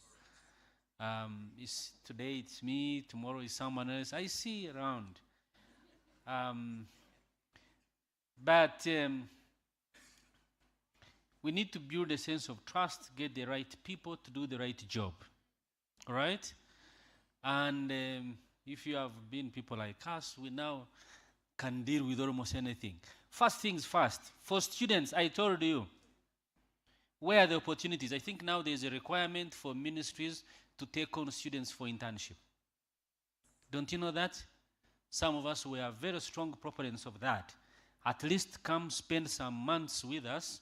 By the time you finish the months, you will have gotten to know what is going on around us. Some of our places are very technical that you just don't easily, you know. But if you come and run around for 2-3 months, you will get something. And maybe it can inform how your future will look like. You see, some of us come from very poor backgrounds that you have there are very few people to inspire you. So, when you come to places like those, like we did, you will get inspired. And I told you, tomorrow it will be you, number one. Number two, do what you are doing, do best. As you are doing your courseworks, do whatever, make sure your coursework is related. I have told you now, just watch the space. The trend is clean energy. The trend is clean energy. The trend is clean cooking. I've just been negotiating and I've told you, we've worked on 4 billion per annum. This money is not going to come to government. Hey, no. It comes through different channels. Through the organizations, through the research institutions, through what? So, make yourself relevant. Do a study, do analysis, be innovative, you'll get the funding. If you don't find it, just come and I'll tell you the people who have the money, both in the public as well as in the private. You see? It is there. You can clap, it is there. You don't want the money. So, Professor has told, negotiating is not easy. It is not. When you are negotiating, let me tell you, when you're negotiating with these big companies, I learned this when we were negotiating for oil. Before they come, they do a scan, like, in that room, there will be a professor seated there. There is the other lady from the other country. This one is a doctor of this one. This is a student of research. They do a scan of you. When we are negotiating, I didn't tell you who I was, but I want to tell you that every time we would be studying, things would check, and I would go back for studies. Through that, I have 4 masters, 2 postgraduates, and 1 PhD. So when I do something, trust it. And you are the one who educated me, by the way. I'm waiting for the data. The data? I'm waiting for the data. No, first of all, you got somebody. In our language, when you get the drums and what, you don't start dancing yourself. You hired me, and I've done it. Now, go to the website. Go to the website of the ministry or of the International Energy Agency. You see, I gave you the expert version. Yeah. Go to the website and get this document. First, start from what is called in-depth review, IDR for Uganda. You write it down. I don't want you to ask me again. In-depth review for Uganda. All right? That will give you the status and the data. After you do that, then look for the energy transition plan. Even if those who have smartphones, instead of chapping, you Google that, it will come straight. All right? Then, my neighbor says she confirms. Read it. But first start from the IDR, because that's where the data is, that's where the base is, that is where they're looking for it. Now, when we have been negotiating, and I'm glad the Honorable is here, when we were in Sharm el-Sheikh is in Egypt, the first thing they asked us, where is your energy transition plan? You guys, you have no plan, you have no ideas, you are just, somebody called it wishful thinking. Do you know somebody insulting you like that?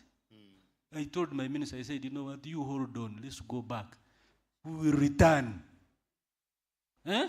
We will do what? Return. Return. Dubai will return. Everybody shut up. In fact, if you ask me a question and I cannot answer it, I will tell you, I will be back. Thank you so much, Doctor.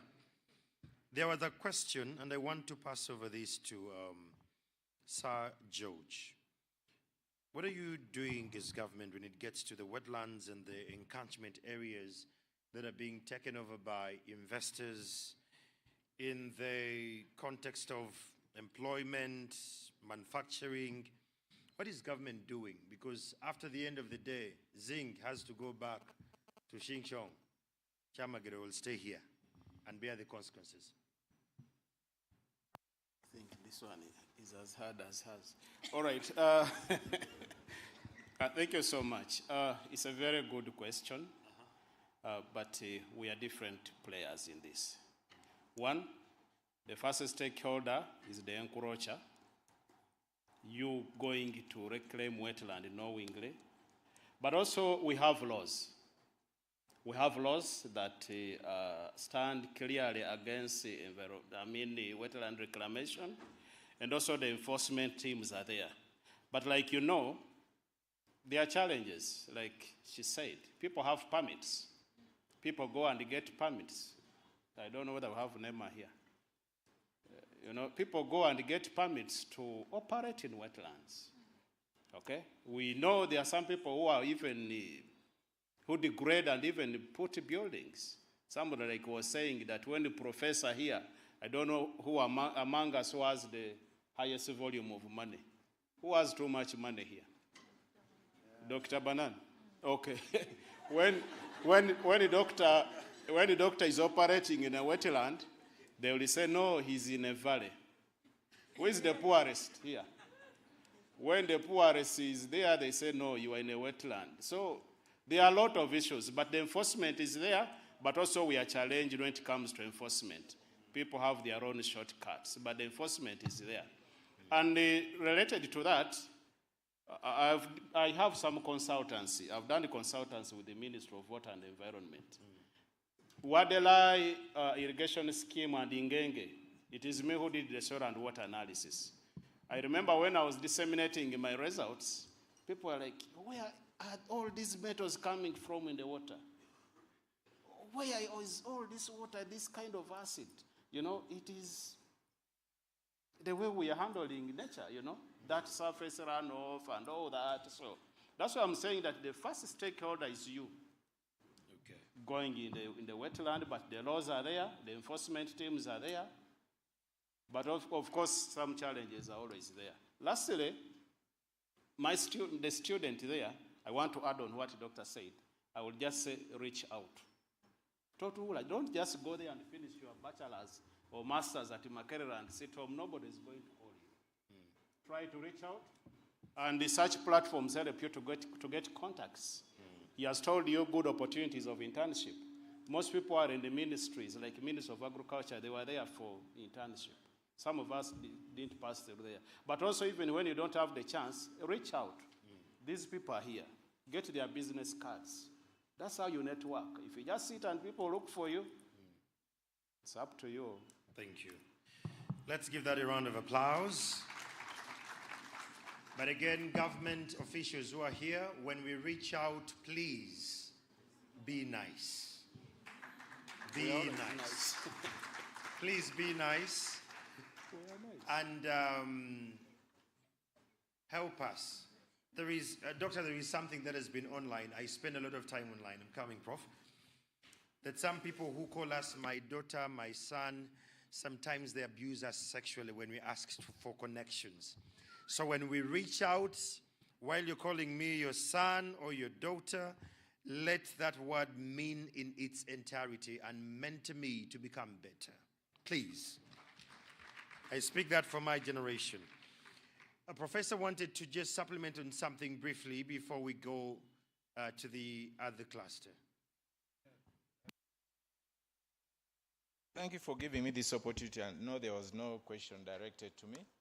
But I like the professor's way of harassing people. But, you know, that is harassment, but not, it wasn't sexual harassment.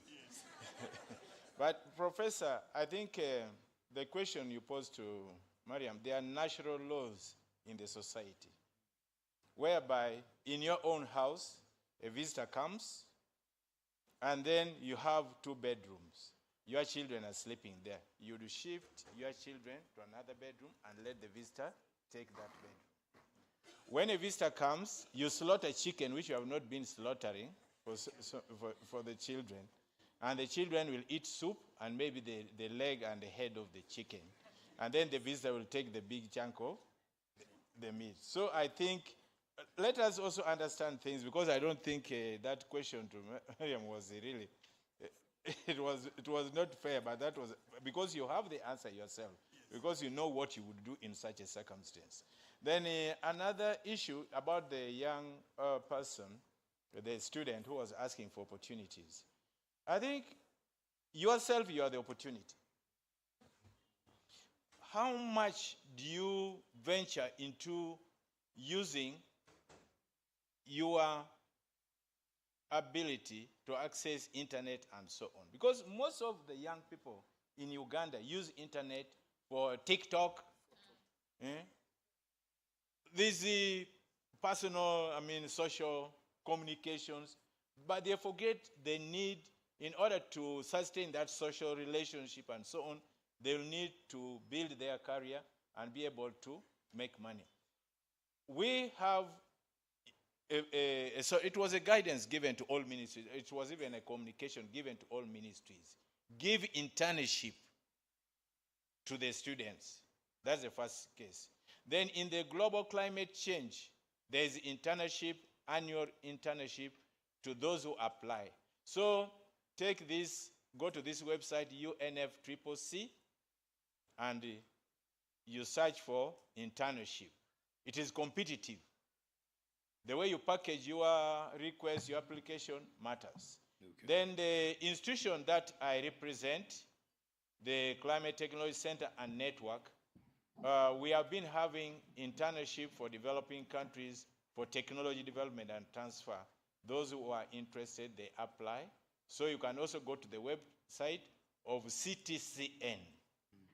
And then you look for internship. And also, there are some job vacancies there. Ugandans fear international jobs. The moment he sees this is UN, UN, I can't go there. Those are for a particular type of people. And then Ugandans fear new terminology. When you see advert with the very, very funny terminologies that you don't understand, Google word by word and understand. You'll realize you qualify, but it's only using different words to mean what you can handle. So I would like to guide you along that line, and also to mention to colleagues here that I'm also coordinating climate mobility on behalf of Global Center for Climate Mobility.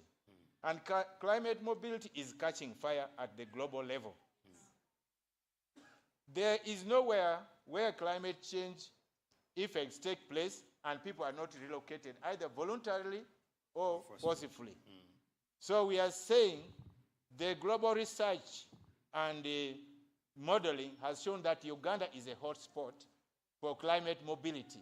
We have identified Karamoja issues, Budura is obvious, Kasese is obvious, Katakwi is obvious. So we are now developing a blueprint that will guide policy, revision of laws, implementation, and the programs in Uganda.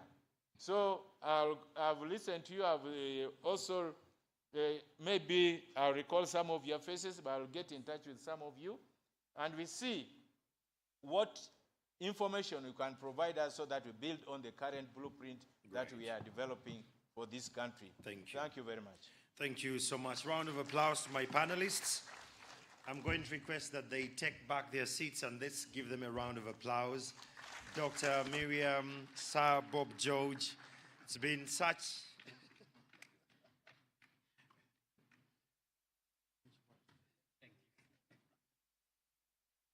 We're going to have lunch, and I request the Secretariat to start serving lunch coupons so that we manage your expectation.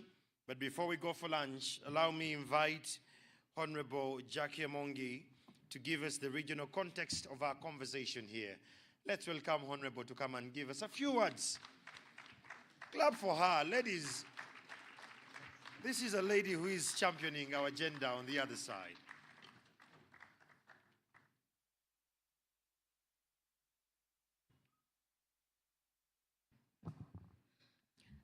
Okay, so ladies and gentlemen, I take note of all the protocol.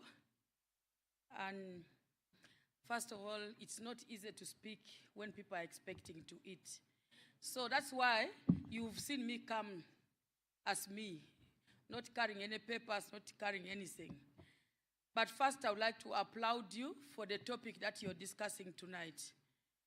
And I have got so much energized by the responses that were given by the panelists that were here. I was already introduced. My name is Jacqueline Amongin, and I'm an alumni of Makerere University. I know there are students here.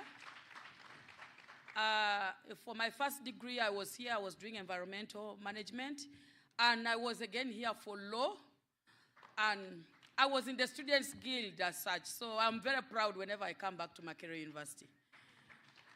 So maybe before I say anything, I would like to ask whether there are students here at whichever level in this room. Could you raise up your hands? Okay. Makerere, Makerere, we build for the future, the great Makerere. No, it's okay. Just clap for yourselves. So we build for the future. And my future started from here. When I was in this university, in the environment class, I used to be the president of Environment Association. And I used to do a lot of organizing the different students. And when professor was saying there are many opportunities, don't wait to finish your university and think that opportunities get you out. Opportunities are right here where you're seated today in this room. But let me go to the topic on climate justice, because that's my area of practice in Parliament. That's my area of focus. And right now I'm focusing on environmental law. We are talking about linking local, regional, and global. I'm one member of Parliament who has served in the national, continental, and now in the regional assembly. Just know that I'm just too lucky. And I've been so much following issues globally, but also linking how these issues can be locally domesticated, but in areas of my interest. And you can be sure that my interest is SDG 13, that is climate action. I'm sure that the technocrats here have talked about the different negotiations. They have talked about the UNCCC, right? And I am sure that probably the negotiators have appeared here, I'm not sure. But whatever happens, just know that you've not been there, but how do you translate that into a local context and domesticate that? And that's the reasons that we are here today. We are talking about climate justice globally, climate justice locally. For example, if we are to talk about generally Africa, we emit less than 4%, and that has become a song to the global emission. But in my village where I come from, in Ngora, I come from Teso. You know that we always have floods year in, year out. We have droughts year in, year out. So when we are negotiating at the global level during the UNFCCC, we are looking at the global context. But how is that brought into the national understanding? So that the local person understands that we are talking about the loss and damage. Recently in COP28 in Dubai, there was a celebration that we passed the loss and damage fund.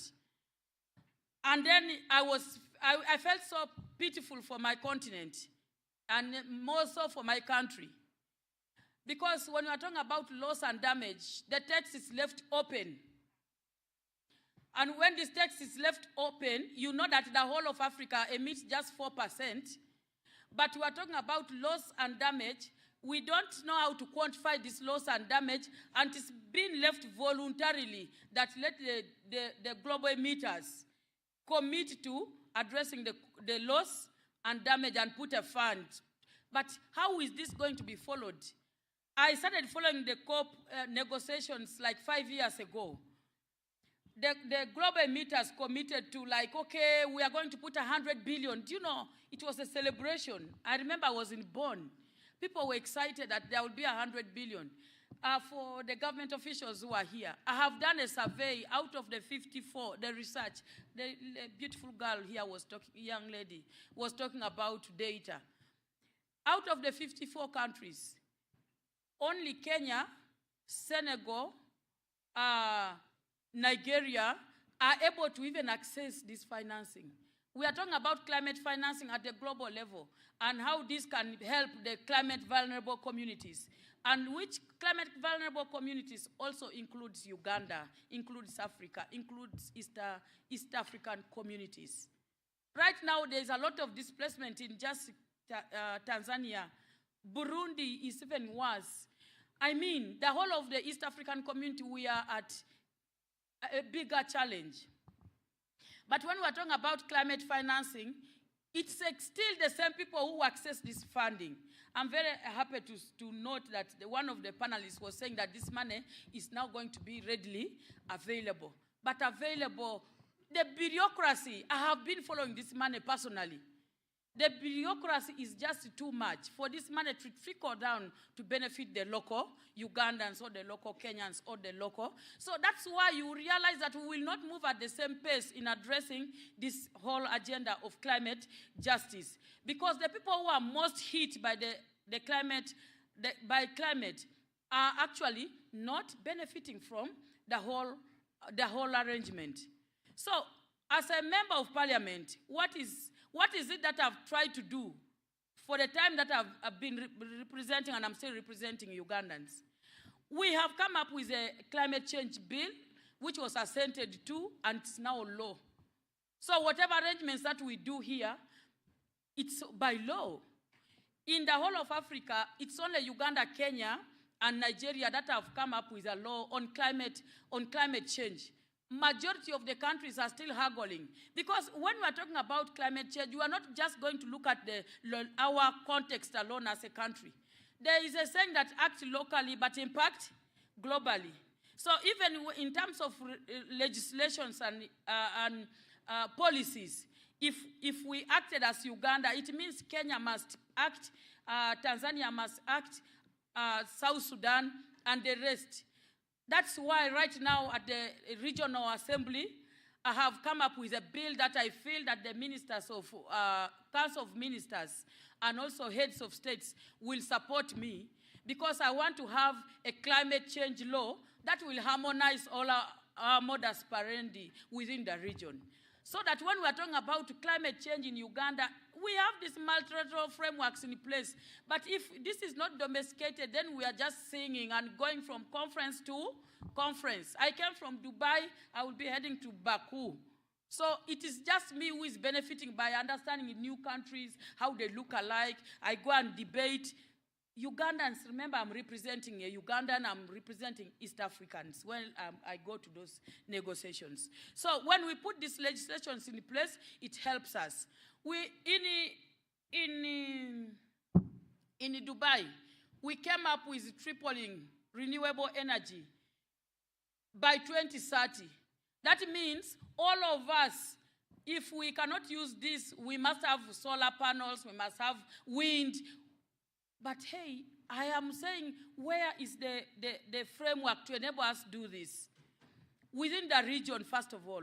But also, where is the capacity, the technology? I was in Germany. You see the wind energy, the wind turbines.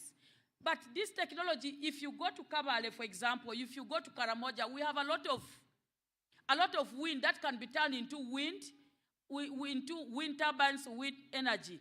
But we are still the assemblers of solar panels in Uganda, meaning that in Africa we are instead employing the other community, not the African community. So the more we build the capacities of our people within us, Makerere University, for example, is one of the oldest universities in Africa and has the potential to innovate and revamp and do whatever it takes. So I think if we're talking tripling renewable energy, this is an area that has to be taken on by government and also be skills training within universities so that when graduates come out, we are not just going to be great job seekers, but we are going to be doing something as the people.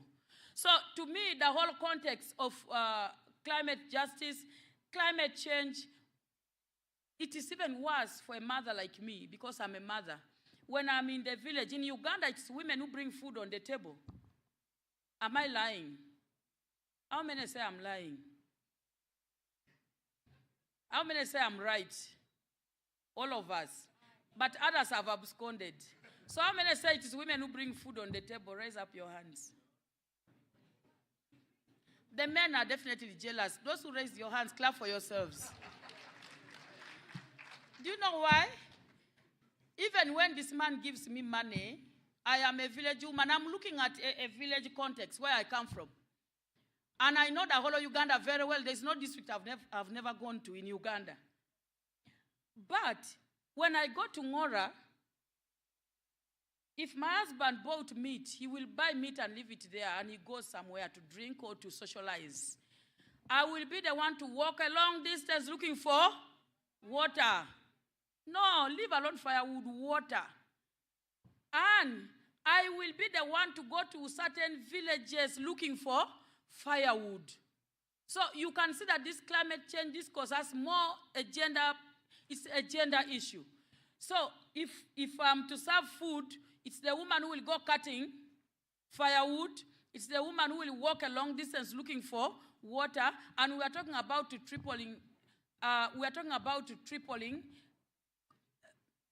about changing to clean cooking.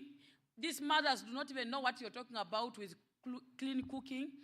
All they mind about is, I want food for my children and my family. Then the climate change issues will come later. So it's upon all of us now to turn this message into a simpler understanding that when you see floods on an annual basis or droughts on an annual basis, it's because of our actions. Because you cannot tell me that don't cut trees. Because that is why I've been brought up cutting those trees to prepare food. So there must be alternatives put in place.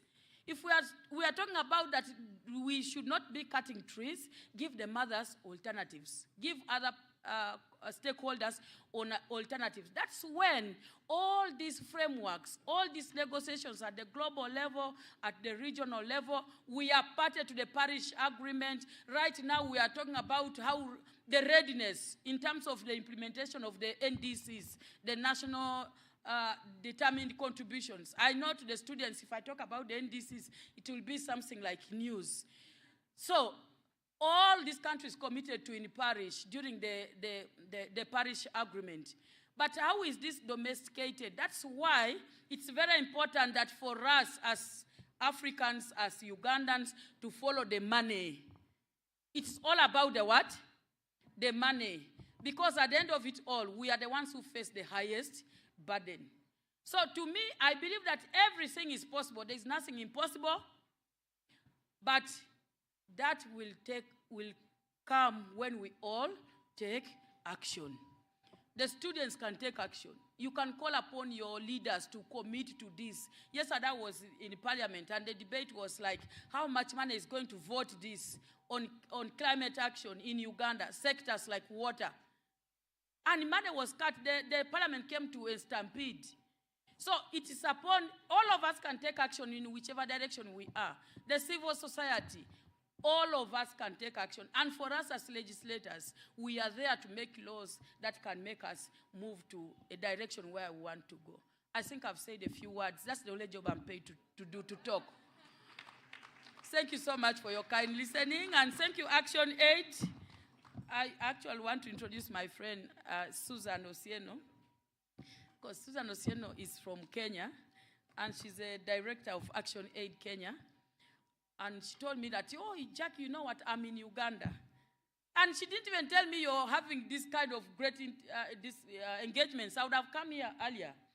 She just said, come and meet us, and we have a talk. And when I came in, I'm like, hey, it is an auditorium. There are many people. But I think I've been able to say a few words. Just always, Dr. Buins, I don't know whether he's still here. He used to be our lecturer he's still in the Makerere University. He used to tell us that whenever anybody speaks, just note a few things which you think are relevant. Whatever is not relevant, put it as what? Trash, and remain silent. So thank you for keeping what is relevant and throwing away what is trash. God bless you.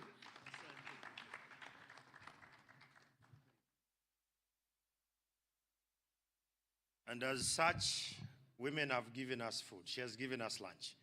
We're going to take a lunch break, and that will run for 35 minutes. Rather, 45 minutes. I'm going to request the Honorable Minister and the Country Director of Action Aid, Zimbabwe, and Jackie and Professor and the other delegates. They will lead us to lunch. You will be, you must be. And then we shall have lunch. Please, while we are having lunch, please note, don't allow Professor Fred to sit alone. Don't allow Sir George to sit alone, especially the young ones. They have the contacts and they know where the money is. So don't allow them to sit as academia. Engage them. And please, after lunch, please note, after lunch, we are not hearing from anyone big in academia. We want to listen from community and you. So after lunch, it's going to be your forum. Let's break for lunch, and when we return after 45 minutes, we can have that engagement. Don't allow the team going out first to sit alone. Engage them, tell them, for us, you are 7. We want to talk to you while you're having lunch. Enjoy your lunch. As we go out for lunch, we will come back to launch this book. This is a book by a young person. Kindly pass by and get a copy. Thank you.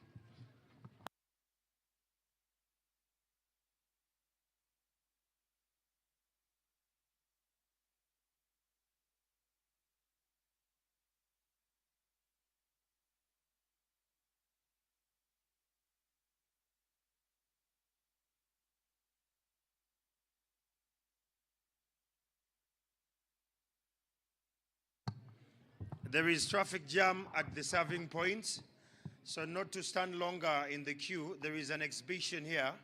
Please, you can pass by the exhibition area while you allow the traffic to a little bit break. So you can pass by the exhibition area.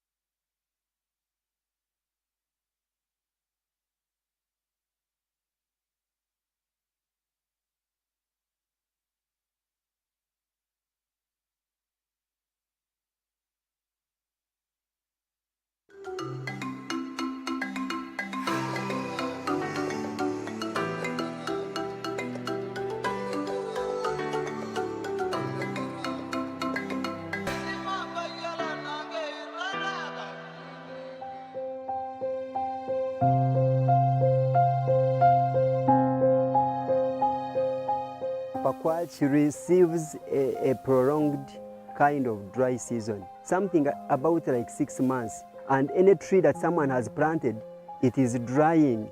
Even when someone is using water to water it, he reaches at a certain point whereby he gives up. He's like, this is too much. The whole of this area in Pakwach was full of sorghum, simsim, ginat, but look, no more. So the weather pattern has changed. It is very difficult for farmers to predict that the rain is going to come. Even if the rain has come, flooding is everywhere.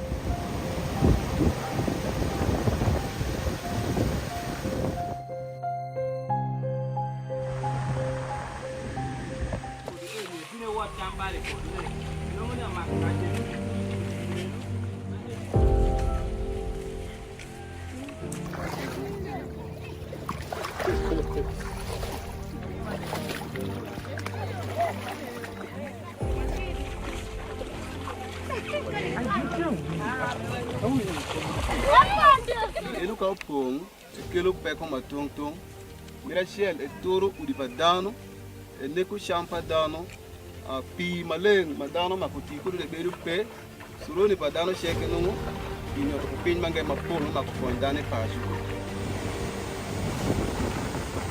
Karandi wano sha sheke ile jangweno gama ai.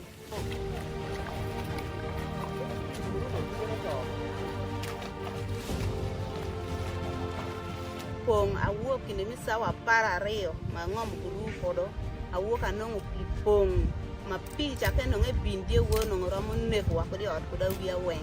Yore makwa kudu tek pi kelwa icha kaya matek ma pi mwa mado de wa mado pi madong manong'o shed dong'o mol iwa en dong. Tuo ma okelo iwa tuo ma malaria. Ko bang' sawa nyoke ko bang' nindo wabed ka treating malaria. Bolo school water, manaka metoro classroom de kitie, a level mapie rupong yopong pako kada wan kuta mube kati. Yung school ini ba mapie rupong ete munyot man ega meneko awiya mangede school ini. Akawoni kiting school ini ke wade tika birumoko.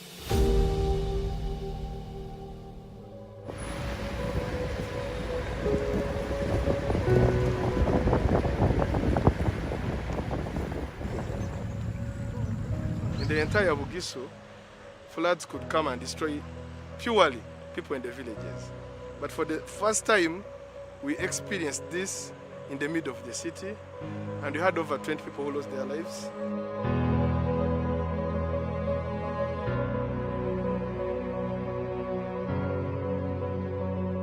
Almost we saw like over 5,000 people lost their food crops.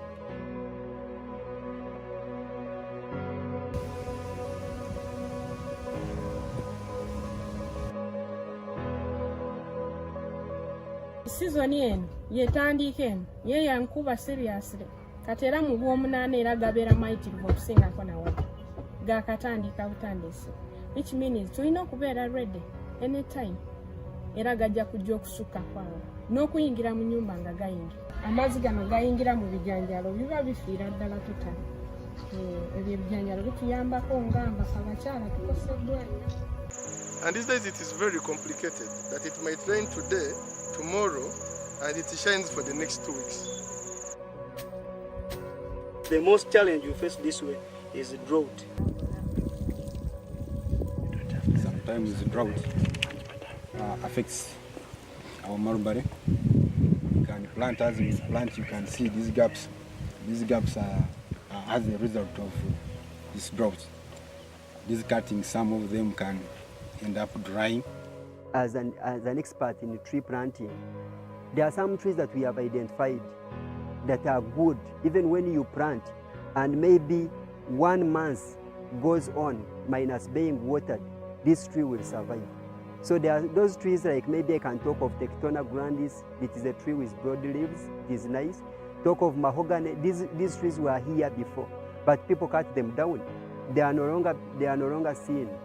One thing I would call upon is basically to ensure that all different parties, because here we are moving from all different parties, we have the government, it has a role to play. I feel the development partners have really done so much, and they have tried to ensure that they support. I feel it's very pertinent for the youth to be engaged and involved.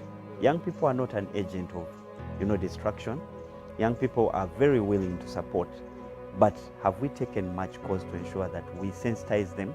Because there is no one who is going to be engaged into something without being informed. There is low information dissemination that we need, at least. If there is dissemination, it's very easy for an action to be taken.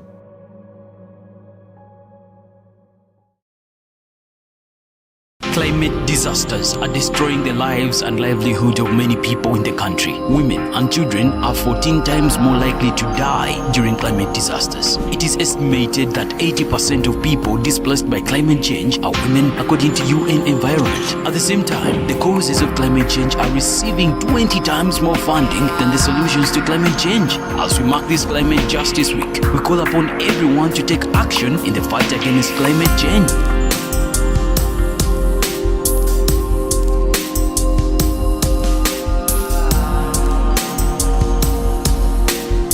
Climate justice is being fair. Anything around you, anything above you, anything beneath you. Teso generally in 2007 we had a pool of floods in Teso in general, but Katakwi as a district, over time we have the phenomenon of floods followed by prolonged drought.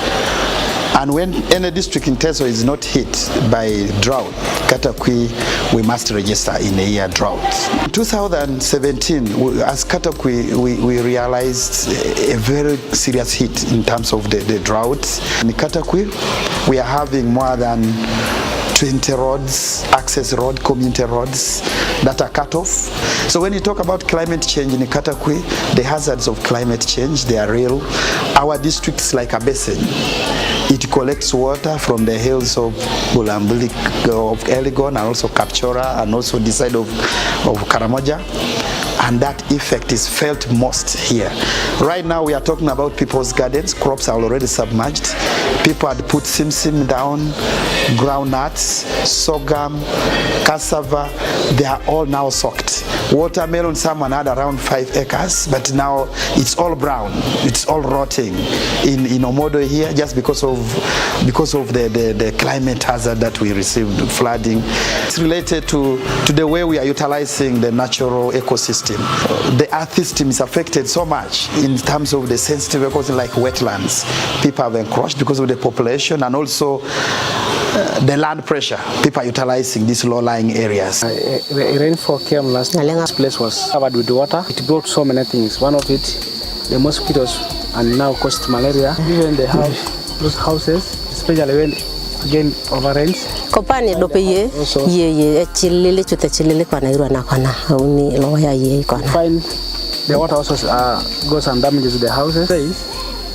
There are these birds that can show that we are going to realize much rainfall, especially these eagles. You know, when they start coming, it shows now the rainfall, the rain season is coming, and that's when they now start knowing that we are going to realize rains. But again, there is this other bird. They call it in local language a kerekeret. When it comes, it gives you that sound.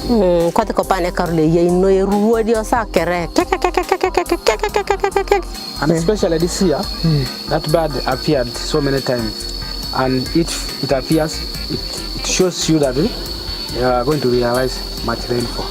And I think that's exactly what happened this year here. That's why water was too much, and it really made the place to be flooded and affected so many households. Currently, the district is suffering from flash floods. Katakwi as a district is a low-lying area. It is being affected by sometimes drought and sometimes waterlogging and the flash floods. Other areas, they are cut off.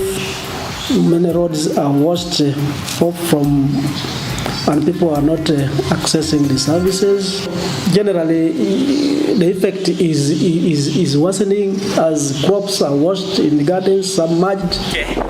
Where we are right now is Musuku County, Ongongoja sub-county, and this is spot a swamp that connects to Ongongoja sub-county headquarters. It has been cut off, as we can see from the background. The rain has fallen heavily here, and the whole road has been washed away, the whole swamp. So people can no longer cross here. It has affected the households which are nearing this swamp, and all the economic activity, the business, people can no longer go to the market, and the number of gardens have been submerged, the number of houses have collapsed. The change is for real, and as a district we're also experiencing the effects of climate change. The district experiences long dry spells. The district in some areas also, like in the sub-counties of Onindo, we have the floods when it rains. And also, we also realize that as a district also are having a problem of deforestation. A lot of firewood, a lot of charcoal burning is going on. And it's because there's a lot of market in the neighboring districts, like Bukedia, Mbale, and I think some of it even crosses up to Kenya. Now, with the project of greening in place, it's very good that it will help us to increase on our biomass cover in the district. So once the institutions pick it up and there's a lot of trees planted in the district, and also the rate of deforestation is checked through the use of energy saving stoves, I think we shall be able to avert these negative effects of climate change in the district. 5 to 10 years ago, at least our teams, the communities were able to predict. When talk about the rain patterns, we could know we have 2 seasons by then. People know by the time Feb comes, March, early growing starts there. By May, we are trying to prepare for the second season. By June, July, September, August, September, we are going for the second season and getting our crops out at around when we are warming for festive seasons and people are making a second season harvest. But by large now, we have one season. We hardly have 2 seasons. We have now 1 season. Which season is not predictable. The methods people used to, the early warning systems that the community used to use, the birds, you know, for us, we had unique birds. The pattern of wind, when it starts blowing to the west, when it gets back to the east, people used to use those traditional ways of determining the wet and the dry season. But now, all those systems don't work. All those early warning signs don't work. We had a lot of problems in this time when this water came and flooded. You'll find very many women are sleeping outside just under the tree, others are sleeping in the church. Again, we have got sanitation. Sanitation has become very poor because all the toilets have been submerged with water. Itself, transport has become costly.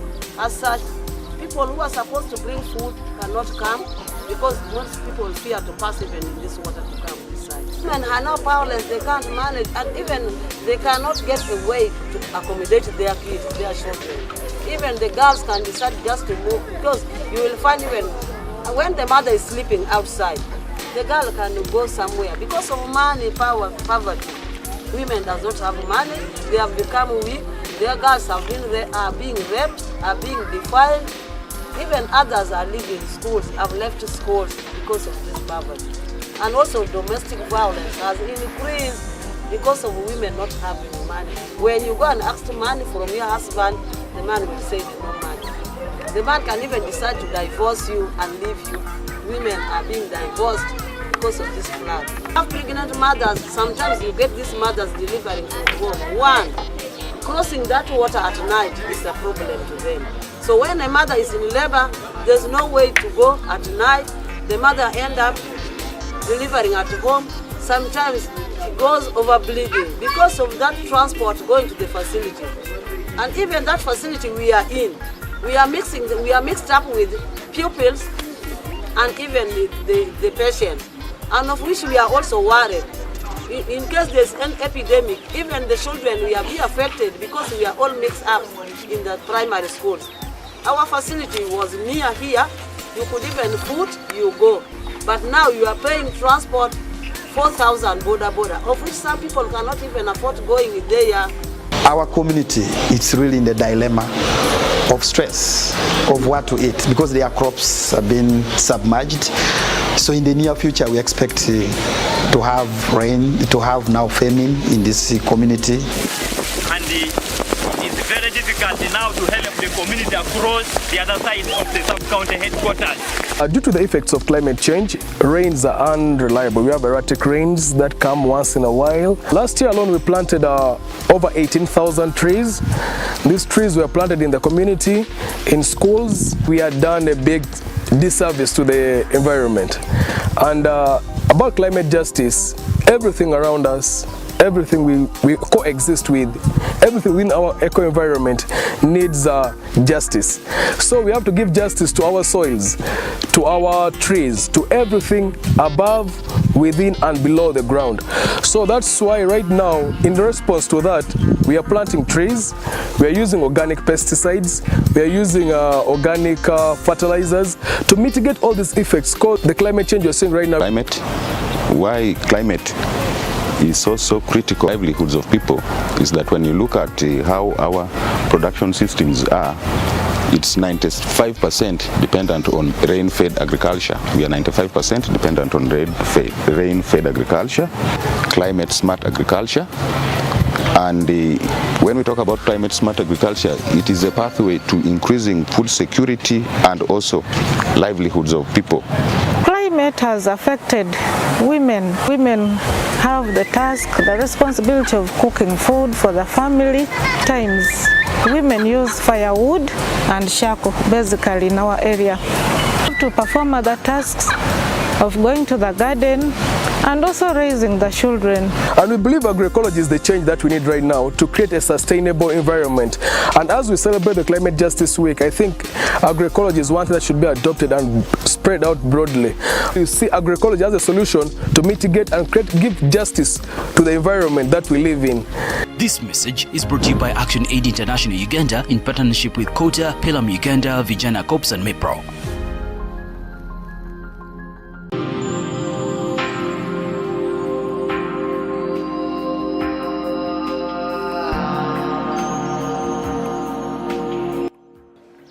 A lot of problems this time when this water came and flooded. You'll find very many women are sleeping outside just under the tree, others are sleeping in the church. Again, we have got sanitation.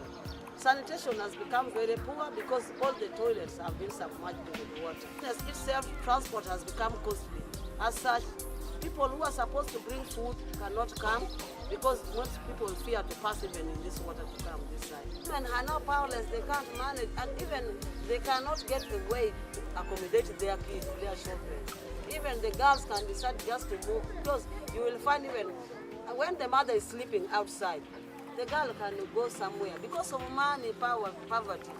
Women does not have money, they have become weak, their girls are being raped, are being defiled. Even others are leaving schools, have left schools because of this poverty. And also domestic violence has increased because of women not having money. When you go and ask money from your husband, the man will say there's no money. The man can even decide to divorce you and leave you. Women are being divorced because of this flood. Pregnant mothers, sometimes you get these mothers delivering from home. One, crossing that water at night is a problem to them. So when a mother is in labor, there's no way to go at night. The mother ends up delivering at home. Sometimes she goes over bleeding because of that transport going to the facility. And even that facility we are in, we are mixed up with pupils and even the patients, and of which we are also worried. In case there's an epidemic, even the children will be affected because we are all mixed up in the primary schools. Our facility was near here. You could even foot, you go. But now you are paying transport 4,000 border, of which some people cannot even afford going there.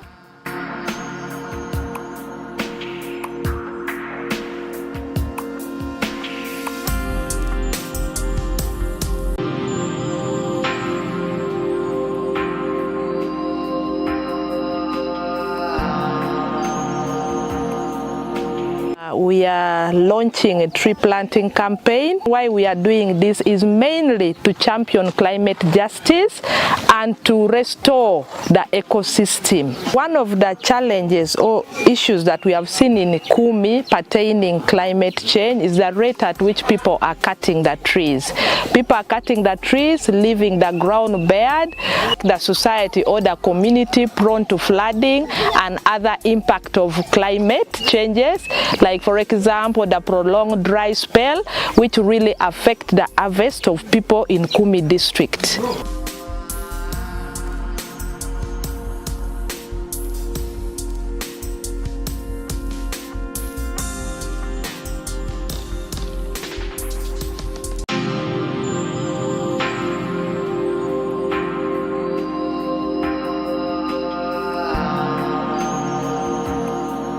Climate change is for real, and as a district we're also experiencing the effects of climate change. The district experiences long dry spells. The district in some areas also, like in the sub-counties of Ongino, we have the floods when it rains.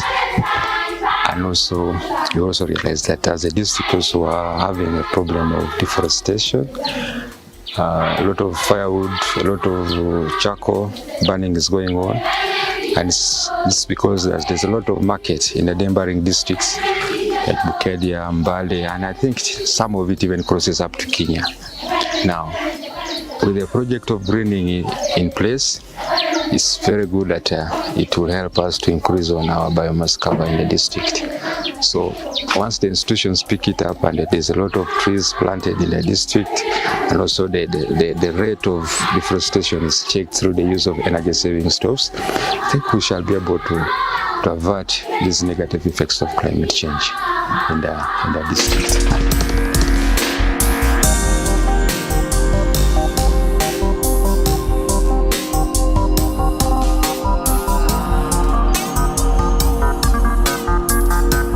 Climate disasters are destroying the lives and livelihood of many people in the country. Women and children are 14 times more likely to die during climate disasters. It is estimated that 80% of people displaced by climate change are women, according to UN Environment. At the same time, the causes of climate change are receiving 20 times more funding than the solutions to climate change. As we mark this Climate Justice Week, we call upon everyone to take action in the fight against climate change. Climate change changes where the rain falls. It comes any times, but it comes very hard. A lot of water, flooding areas. The climate change, the difference of long ago and nowadays. Water is coming, a lot of water is coming, and getting people cultivated food where the flood is going to be now happen.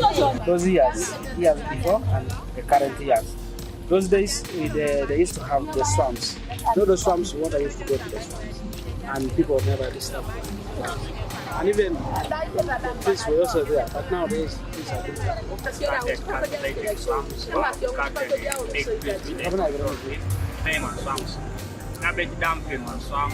Climate change always it changes. When too much rains come, it affects a lot of gardens. Floods attacks. Now as we are talking, it has affected a lot of gardens there. There is no too much rain. It will cause the drought will take a long time. So that's how the climate changes. Itself, it needs to come closer to the community to synthesize the same issue of climate change. Join us for a solidarity march on 16th May and a climate justice symposium. This message is brought to you by Action Aid International Uganda in partnership with Kota, Pelham Uganda, Vijana Corps and MEPRO.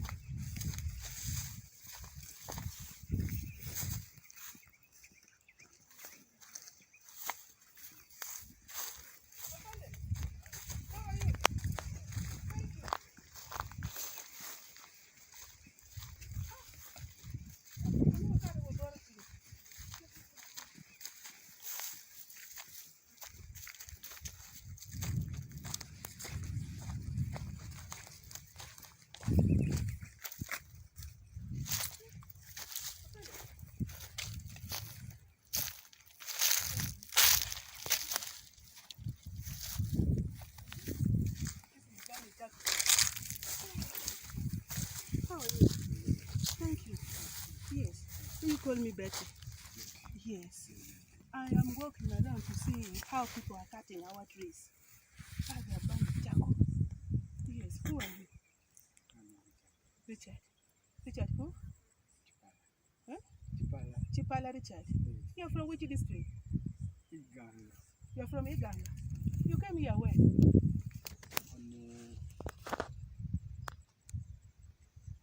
January. January. Of this year, last year? This year. This year.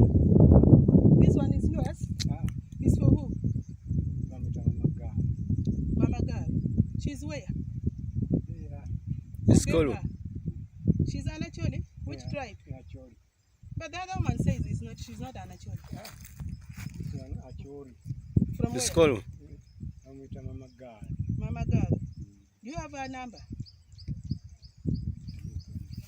You first wait. I first want to understand something. Even that one there for Mama girl. Even this one here is for her. And then which one? Mama girl. This one, the two. What of those one there? Up. That one is the other. I don't know the name. You don't know the passion? The huge issue is this. For us, we don't want you people here. Are you seeing how they're cutting our trees? Is this one really good? Is it good? If it happens to your area, are you going to be happy? No. You will not be happy. You stop it. Even now, I don't want to leave you here. I want you to pack your things and go. Even that is your tent. Eh? You remove the tent now. You will remove by yourself. You pick your things, you move your tent, and you leave immediately. I don't want it. Don't come back here. Tomorrow morning, we are going to come back here with a soldier. If we get here, it's not good. We shall come with the people. We are going to suffer. The community people. We are coming with the community people. We don't want to find you here. Community people are coming here. The community. Are you getting me? I'm getting you. Very right. Pick your what is that, alcohol? Your water. Pick, you go and remove your things. You remove even your tent, you go. You live here. Now see all this. Eh? Our area is coming to desert area. There's no rain. Are you seeing rain? Are you experiencing rain? Is there rain here? There's no rain. Because of cutting what? Tree. Cutting tree. Let's go. Move. I said girl, mama girl. This one, you are the one who did this one. Oh, you are the one who have done it. I'm working with that Yeah. girl, not mama girl. Mama girl. But you are here alone. Okay, we go. Let's go. Tomorrow. You do what? Tomorrow. You want to go tomorrow? We went to No, I don't want to leave you here. You go now. No, I'm not. I'm going to sleep. You sleep where you know.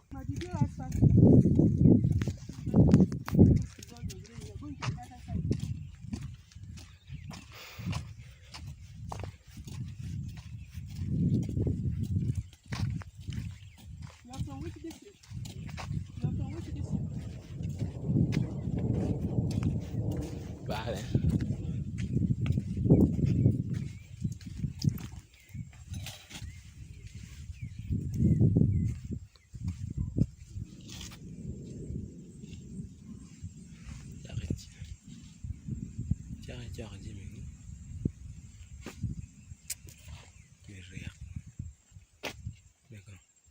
Senior. Kind of getting standard.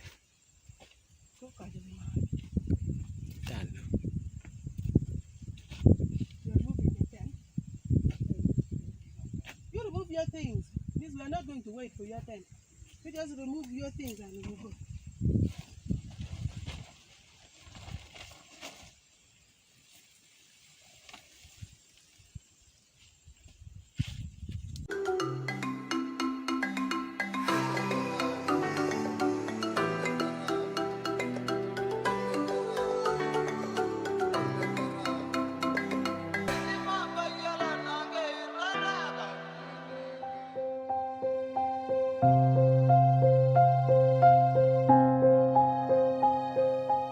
Pakwach receives a prolonged kind of dry season, something about like 6 months. And any tree that someone has planted, it is drying.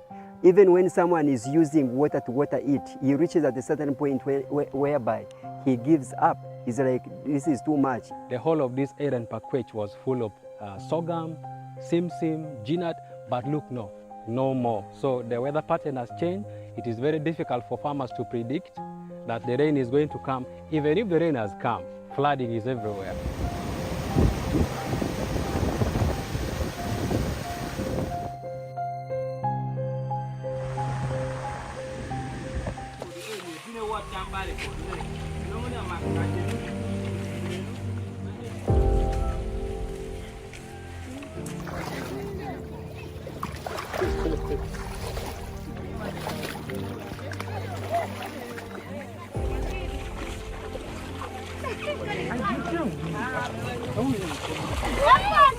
Elu ka pong kelo pe ko matong tong mira shell e toro udipadano e neku champadano a pi maleng madano makuti ko de beru pe suroni padano sheke no ino ko pin mangai mapol makufondane pasu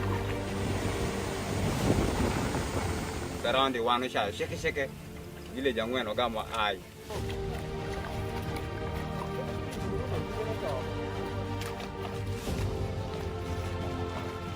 pong awuok kinde misawa para ariyo ma ng'om guru kodo awuok anong'o pi pong ma pi chake nong'e bindie wuo nong'o romo nekwa kodi ot koda wiya weng. Yore makwa kwa kudu tek pi kelwa icha kaya matek ma pi mwa madu de wa madu pi ma dong manong'o shed dong'o mol iwa endong tuo ma okelo iwa tuo ma malaria. Ko bang' sawa nyoke ko bang' nindo obed ka treating malaria. Olo school water managa metoro classroom de gitie a level ma pie ro pong papa ka de wan ko mu be ta in school ni ba ma pie ro pong ete munyot man e ga mene ko awiya mangede school ni aka woni giting school ni ke wode ti ka biru moko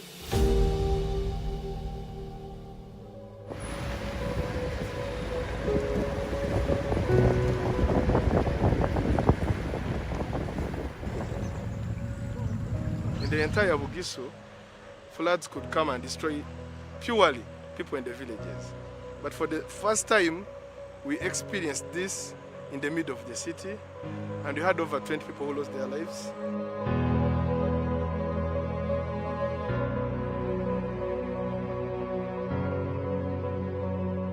Almost we saw like over 5,000 people lost their food crops.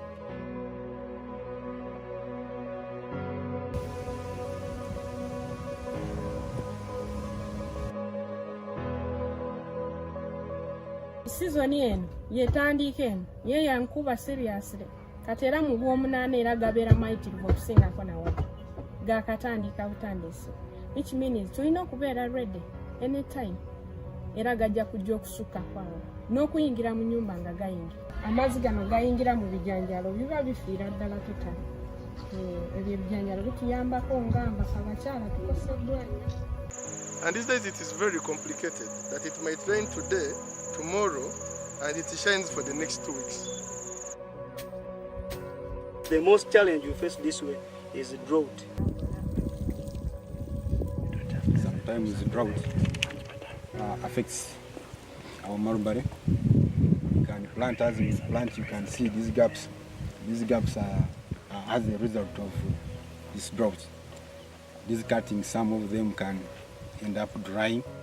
As an expert in tree planting, there are some trees that we have identified that are good even when you plant and maybe 1 month goes on minus being watered, this tree will survive. So there are those trees like maybe I can talk of Tectona grandis, it is a tree with broad leaves, it is nice. Talk of mahogany, these trees were here before, but people cut them down. They are no longer seen. One thing I would call upon is basically to ensure that all different parties, because here we are moving from all different parties, we have the government, it has a role to play. I feel the development partners have really done so much and they have tried to ensure that they support. I feel it's very pertinent for the youth to be engaged and involved. Young people are not an agent of distraction. Young people are very willing to support, but have we taken much cause to ensure that we sensitize them? Because there is no one who is going to be engaged into something without being informed. There is low information dissemination that we need, at least. If there is dissemination, it's very easy for an action to be taken.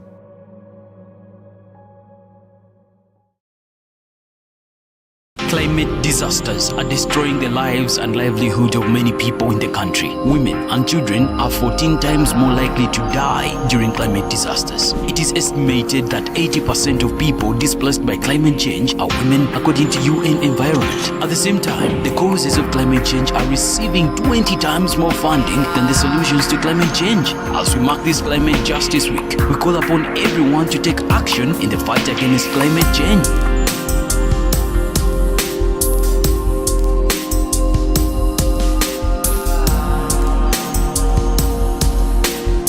Climate justice is being fair. Anything around you, anything above you, anything beneath you. Teso generally in 2007 we had a pool of floods in Teso in general, but Katakwi as a district, over time we have the phenomenon of floods followed by prolonged drought.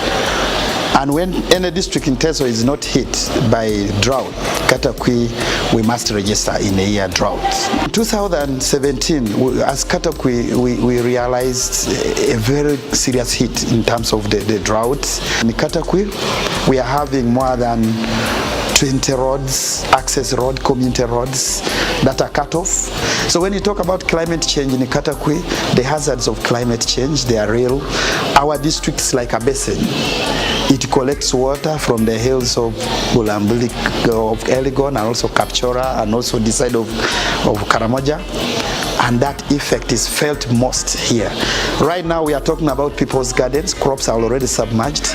People had put Symposium down, groundnuts, sorghum, cassava. They are all now soaked. Watermelon, someone had around 5 acres, but now it's all brown. It's all rotting in Omodo here, just because of the climate hazard that we received, flooding. It's related to the way we are utilizing the natural ecosystem. The earth system is affected so much in terms of the sensitive ecosystem like wetlands. People have encroached because of the population, and also the land pressure. People are utilizing these low-lying areas. Rainfall came last night. This place was covered with water. It brought so many things. One of it, the mosquitoes, and now caused malaria. Even the house, those houses, especially when again over rains. Kopani dope ye chilili chute chilili kwa nairu na kona uni loya ye kona. Find the water also goes and damages the houses. There are these birds that can show that we are going to realize much rainfall, especially these eagles. You know, when they start coming, it shows now the rain season is coming, and that's when they now start knowing that we are going to realize rains. But again, there is this other bird. They call it in local language ekerekeret. When it comes, it gives you that sound.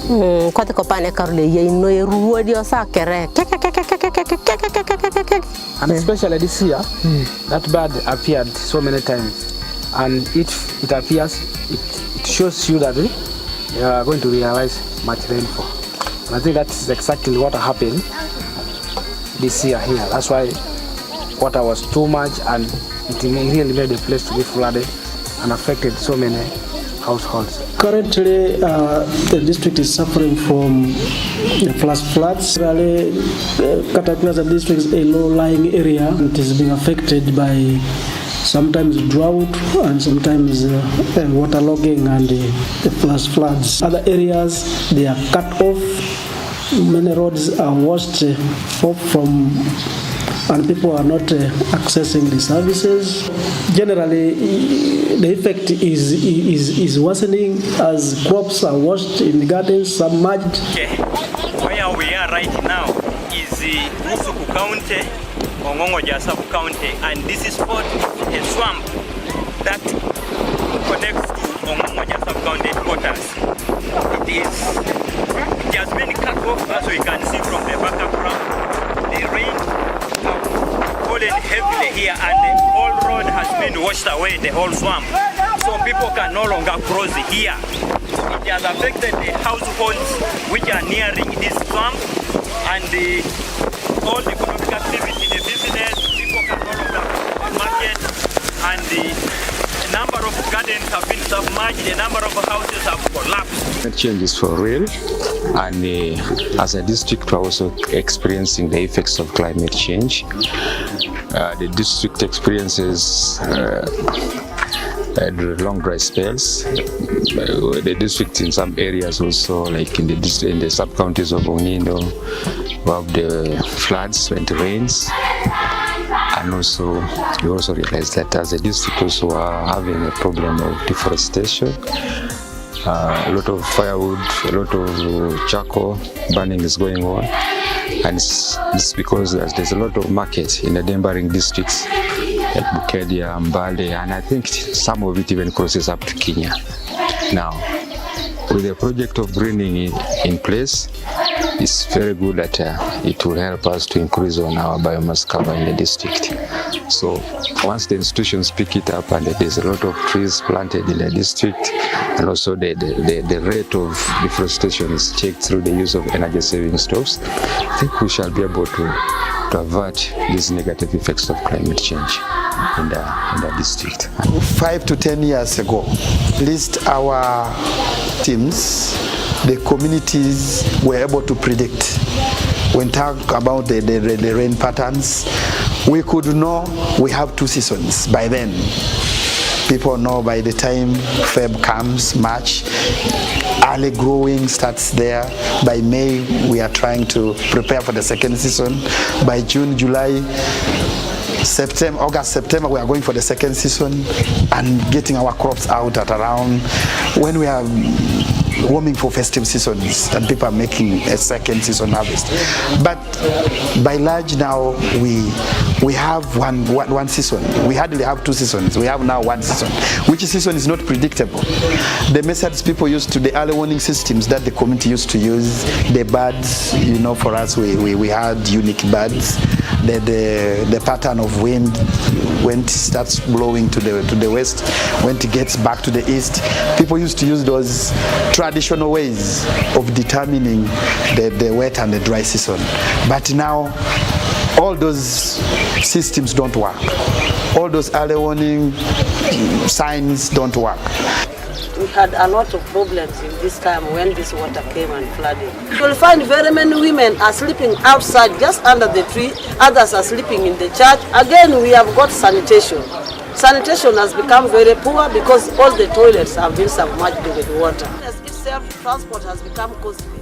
As such, people who are supposed to bring food cannot come because most people fear to pass even in this water to come inside. Women are now powerless, they can't manage, and even they cannot get a way to accommodate their kids, their children.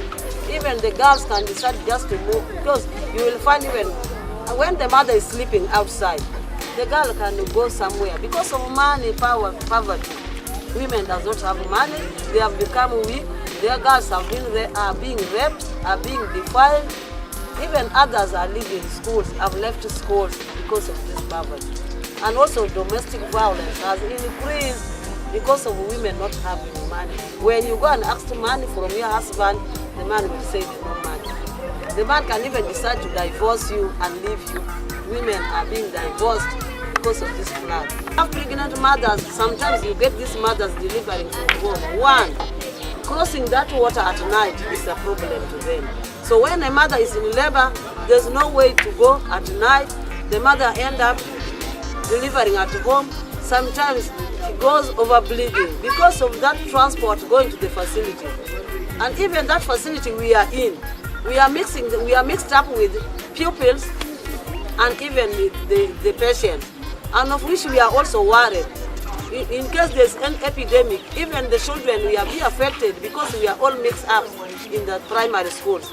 Our facility was near here, you could even foot, you go. But now you are paying transport 4,000 border, of which some people cannot even afford going there. Our community is really in the dilemma of stress, of what to eat, because their crops have been submerged. So in the near future, we expect to have rain, to have now famine in this community. And it's very difficult now to help the community across the other side of the sub-county headquarters. Due to the effects of climate change, rains are unreliable. We have erratic rains that come once in a while. Last year alone, we planted over 18,000 trees. These trees were planted in the community, in schools. We had done a big disservice to the environment. And about climate justice, everything around us, everything we coexist with, everything in our eco-environment needs justice. So we have to give justice to our soils, to our trees, to everything above, within and below the ground. So that's why right now, in response to that, we are planting trees, we are using organic pesticides, we are using organic fertilizers to mitigate all these effects called the climate change you're seeing right now. Climate, why climate is so critical livelihoods of people is that when you look at how our production systems are, it's 95% dependent on rain-fed agriculture. We are 95% dependent on rain-fed agriculture, climate-smart agriculture. And when we talk about climate-smart agriculture, it is a pathway to increasing food security and also livelihoods of people. Climate has affected women. Women have the task, the responsibility of cooking food for the family. Times women use firewood and charcoal basically in our area to perform other tasks of going to the garden and also raising the children.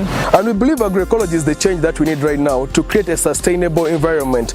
And as we celebrate the Climate Justice Week, I think agroecology is one thing that should be adopted and spread out broadly.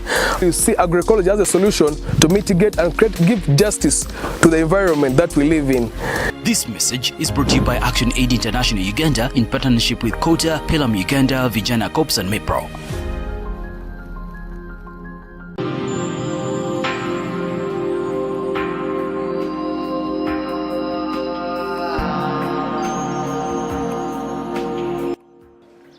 A lot of problems this time when this water came and flooded. You'll find very many women are sleeping outside just under the tree, others are sleeping in the church. Again, we have got sanitation. Sanitation has become very poor because all the toilets have been submerged with water. Itself, transport has become costly. As such, people who are supposed to bring food cannot come because most people fear to pass even in this water to come this side. Women are now powerless, they can't manage, and even they cannot get a way to accommodate their kids, their children. Even the girls can decide just to move because you will find even when the mother is sleeping outside, the girl can go somewhere because of money, poverty. Women does not have money, they have become weak, their girls are being raped, are being defiled. Even others are leaving schools, have left schools because of this poverty. And also domestic violence has increased because of women not having money. When you go and ask money from your husband, the man will say there's no money. The man can even decide to divorce you and leave you. Women are being divorced because of this flood. Pregnant mothers, sometimes you get these mothers delivering from home. One, crossing that water at night is a problem to them. So when a mother is in labor, there's no way to go at night. The mother ends up delivering at home. Sometimes she goes over bleeding because of that transport going to the facility.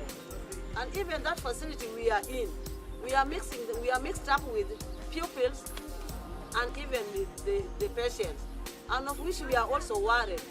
In case there's an epidemic, even the children will be affected because we are all mixed up in the primary schools. Our facility was near here. You could even foot, you go. But now you are paying transport 4,000 border, of which some people cannot even afford going there.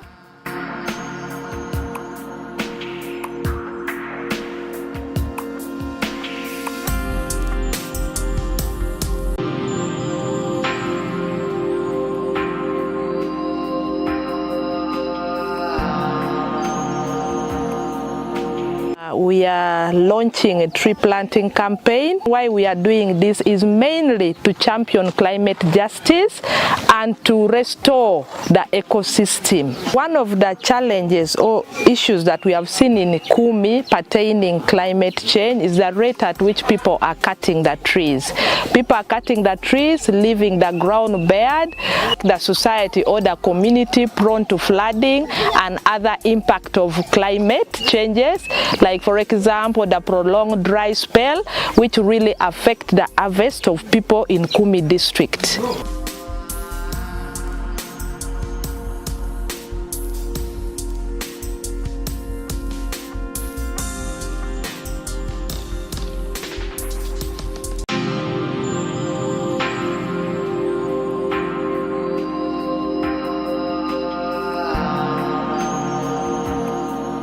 Climate change is for real, and as a district we're also experiencing the effects of climate change. The district experiences long dry spells. The district in some areas also, like in the sub-counties of Ongino, we have the floods when it rains. And also, we also realize that as a district also are having a problem. Thank you.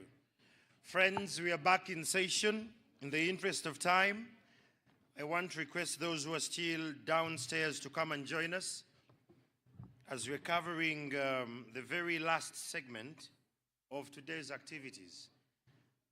I am sure we have had lunch and it's quite been a marathon, but we don't have time.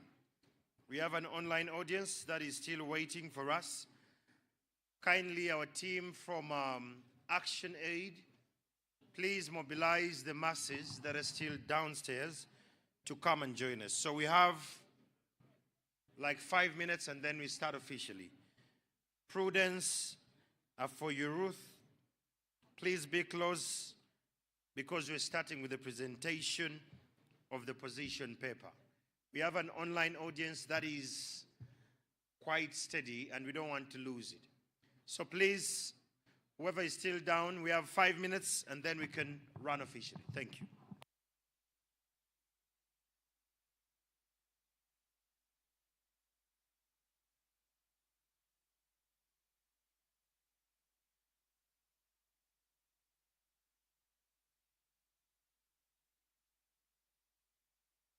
Deforestation, a lot of firewood, a lot of charcoal burning is going on, and it's because there's a lot of market in the neighboring districts like Bukedia, Mbale, and I think some of it even crosses up to Kenya. Now, with the project of greening in place, it's very good that it will help us to increase on our biomass cover in the district.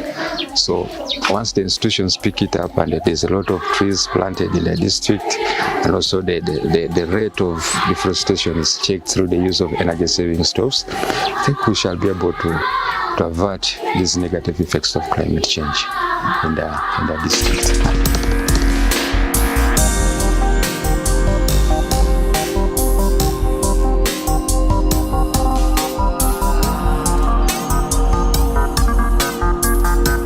Climate disasters are destroying the lives and livelihood of many people in the country. Women and children are 14 times more likely to die during climate disasters. It is estimated that 80% of people displaced by climate change are women, according to UN Environment. At the same time, the causes of climate change are receiving 20 times more funding than the solutions to climate change. As we mark this Climate Justice Week, we call upon everyone to take action in the fight against climate change. Climate change changes where the rain falls. It comes any times, but it comes very hard. A lot of water, flooding areas. The climate change, the difference of long ago and nowadays. Water is coming, a lot of water is coming, and getting people cultivated food where the flood is going to be now happen. Those years before and the current years. Those days they used to have the swamps. You know the swamps, water used to go to the swamps. And people never disturbed them. And even trees were also there, but nowadays trees are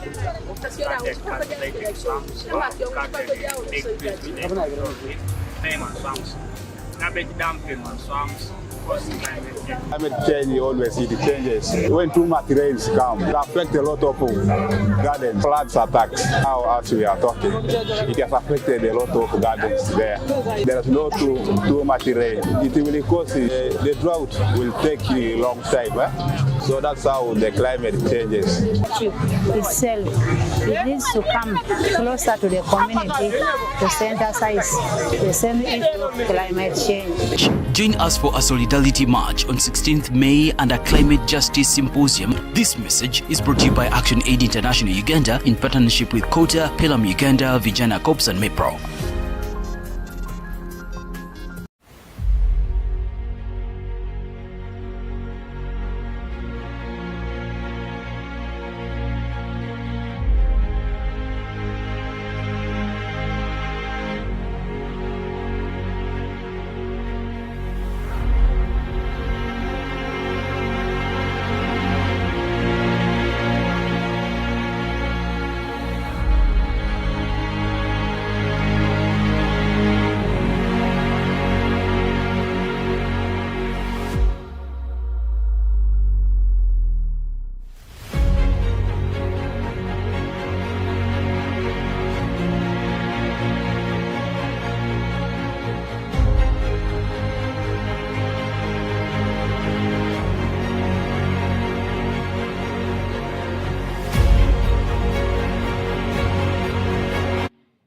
Thank you, Vijana.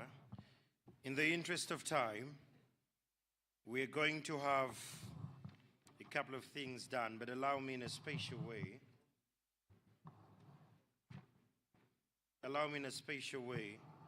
To appreciate Honorable Saka Wilfred, the chairperson, LOC5, Terego District Local Government. Thank you so much for being here. Let's clap for him, ladies and gentlemen.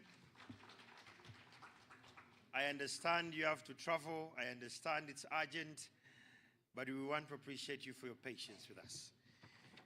And to start with those that are following this conversation online, I know you're quite many than the ones that are here. We won't keep you waiting. We're going to start off with a presentation of the position paper. Why?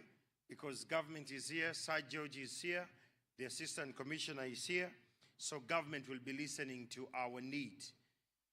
Ladies and gentlemen, let's welcome Prudence Afoyo to come and present to us this position paper. Let's clap for her. We just had lunch.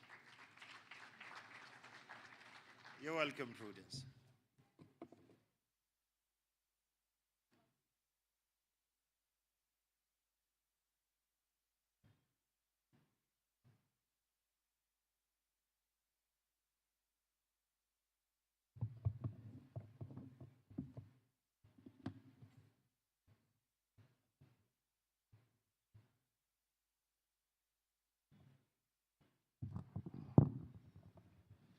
A very good afternoon to you, ladies and gentlemen. Protocol observed. My name is Afoyo Prudence from Pakwach, that is in West Nile. I'm going to be presenting to you the position paper with my colleague Betty from Gulu. We are definitely representing Northern Uganda and West Nile at large.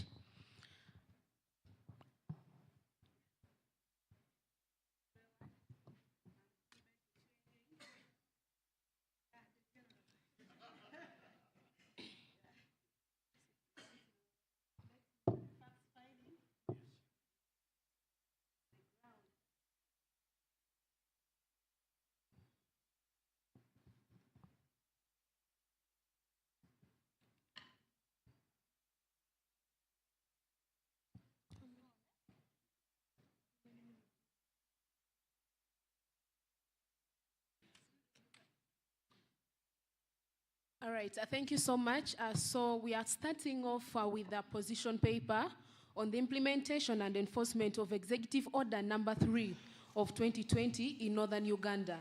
This is tracking progress on duty bearers and private sector's commitment on climate justice in North and West Nile.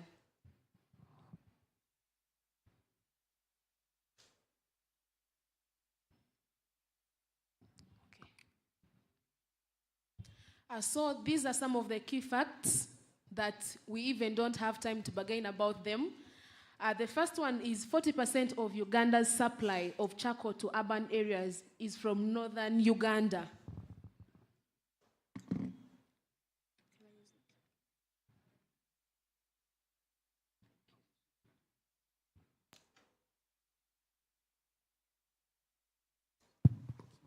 So 40% of Uganda's supply of charcoal to urban areas is from Northern Uganda. There are so many places in Northern Uganda where charcoal burning is carried out. We have Noya district. In Gulu, we have places like Zombo where they're carrying out charcoal burning. Secondly, charcoal burning and business is one of the current lucrative business in Uganda's economy. A sack of charcoal costs from 18,000 to 25,000 Ugandan shillings. Meanwhile, in urban areas, the same sack costs between 80,000 to 120,000. That is one fact you should know. Also, loss of biodiversity and extinction of indigenous tree species. Many health-related challenges arising from the current climate changes crisis. It is also one of the key facts you should know about that. Corruption is a key factor in promoting charcoal business around the country. When you talk about corruption, everybody understands that because corruption is the language that most people speak out there, though we don't encourage it. There is low political will in implementing the Executive Order number 3. Some people are not even aware about the Executive Order number 3, but I believe by the end of this presentation, some of you will be aware of the Executive Order number 3. And poverty has made communities vulnerable and forced to sell land to charcoal dealers. Very many people are broke. They don't have where to get money from. So instead of them not participating in the charcoal burning or charcoal business, they end up selling their land to people who burn charcoal and do the charcoal business. So to take you through our introductory part, in May 2023, the President of the Republic of Uganda, that is His Excellency Yoweri Kaguta Museveni, issued an executive order number 3 based on Article 99, subsection 2 of the 1995 Constitution. The executive order banned the Balalo influx, commercial charcoal production, and trade in northern Uganda. The president made it clear that there will be no charcoal burning in northern Uganda because, as I told you in the key facts, that northern Uganda is one of the places carrying most of the charcoal burning. The executive order came at a time when Action Aid International Uganda was actively engaging young people in climate justice action, including campaigns against commercial charcoal production and trade in northern Uganda, institutional greening, establishment of seedlings to communities through established agroecological centers, and supported climate activists and stakeholders in strategic engagements through solidarity actions in respect to implementation of the executive order, among others. And lastly, these efforts aimed at improving enforcement of environmental laws, enhancing citizen actions, and resourcing for climate justice interventions. Betty, you have anything to say? Yeah, I have something to say. As you have seen up there, in our local community, we still have balalos in large numbers. They are coming back. After our arrest, when we are in prison, they have known, they are now, the youth have become shy. So they are coming with the big trucks, open roofed, but all over is covered. We have them on videos. And also charcoal cutting, the tree cutting for charcoals. It is very rampant. It has increased, in fact. So we are still receiving a lot of cases, and we also go up to their places, and you'll find that the level of how they are cutting our trees is now more than usual. And from there, those one cutting, their security is even very tight with gun. They have a lot of security bodies there. Policemen, when you tell them, they will tell, when you report, they will tell you we are coming, but they will not come. When you take the issues to sub-county level, as as stated at the other time, that corruption, even they will say they don't have clear information that they are the one to be in front or the front line to implement the ban. So as locals, we don't have where to go. Action Aid came in to see that they put hands to the youth, at least to help in identifying the hotspots. So like in Gulu district where I come, almost every sub-county, every parishes has a lot of hotspots, whereby dealing with those people have become very difficult. That's why I like the writing there that act now. So can't we act now as youth, as mothers? We cannot sit and wait. Thank you very much. Thank you so much. As I told you earlier on, ladies and gentlemen, Action Aid was one of the organizations that engaged youth in some of this tracking process. And here are some of the tracking processes that we came across.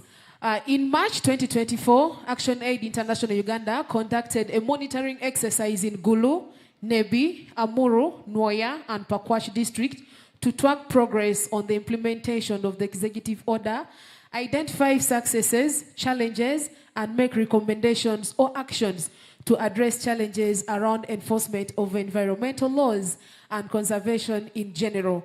Betty and I were among the youth that took part in the tracking process, and there are so many challenges I can tell you we came across. There are so many things that we got to discover that we didn't actually know.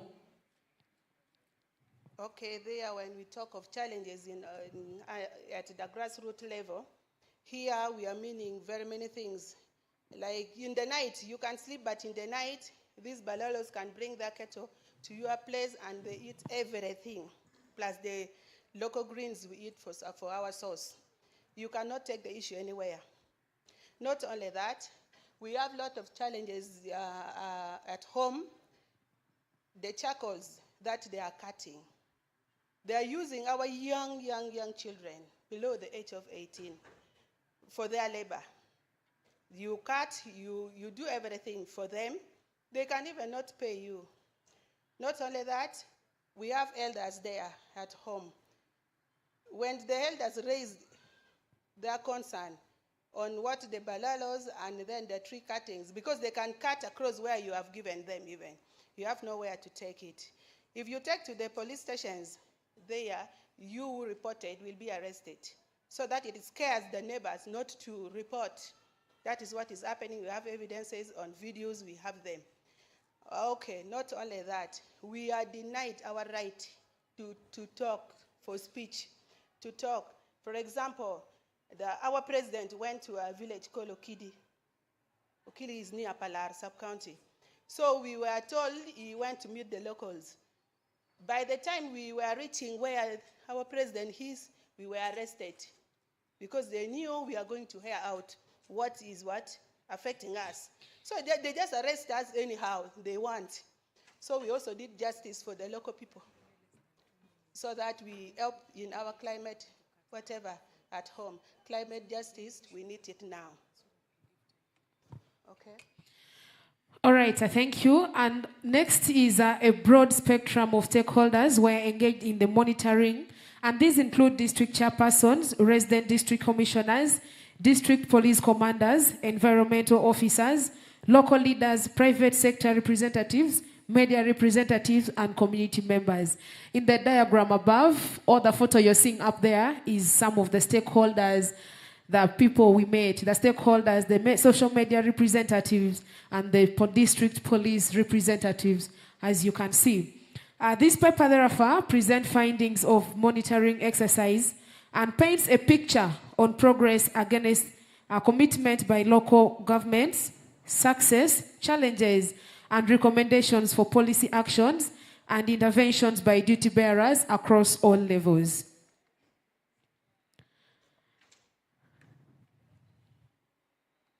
Here are some of the actual progress.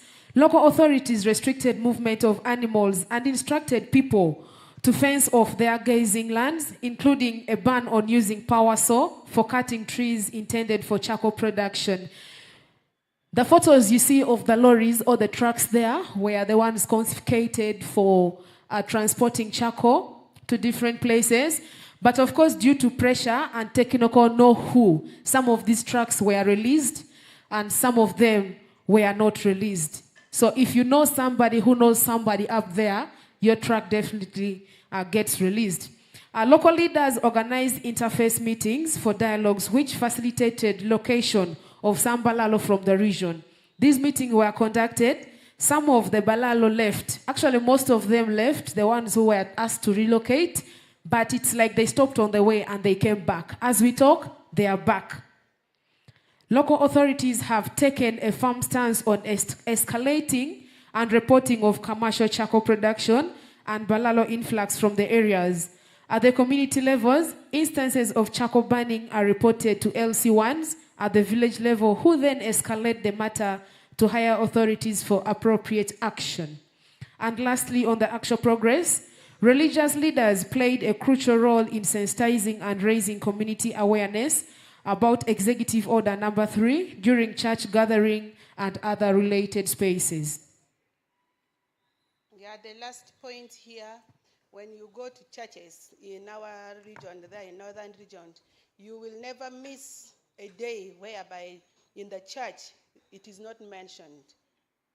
So religious leaders are playing a very good role, whereby we really thank them. But in the villages, due to, as we always tell you that those are generals, we have no voice. But the religious leaders are playing their roles. We are very happy on them, and long live religious leaders in the church. Thank you so much. And these are some of the implementation challenges that we incur when we are out there in the field. Continued charcoal business amidst high level of poverty. People are desperate Our people are in desperate need of money, persist in the charcoal business, and therefore continue selling trees to the charcoal dealers. Who doesn't want money? Of course, everybody wants money, but you should know where your money is coming from. So one of the challenges we are trying to face is desperation for money, unclear roles of local leaders in enforcing the executive order.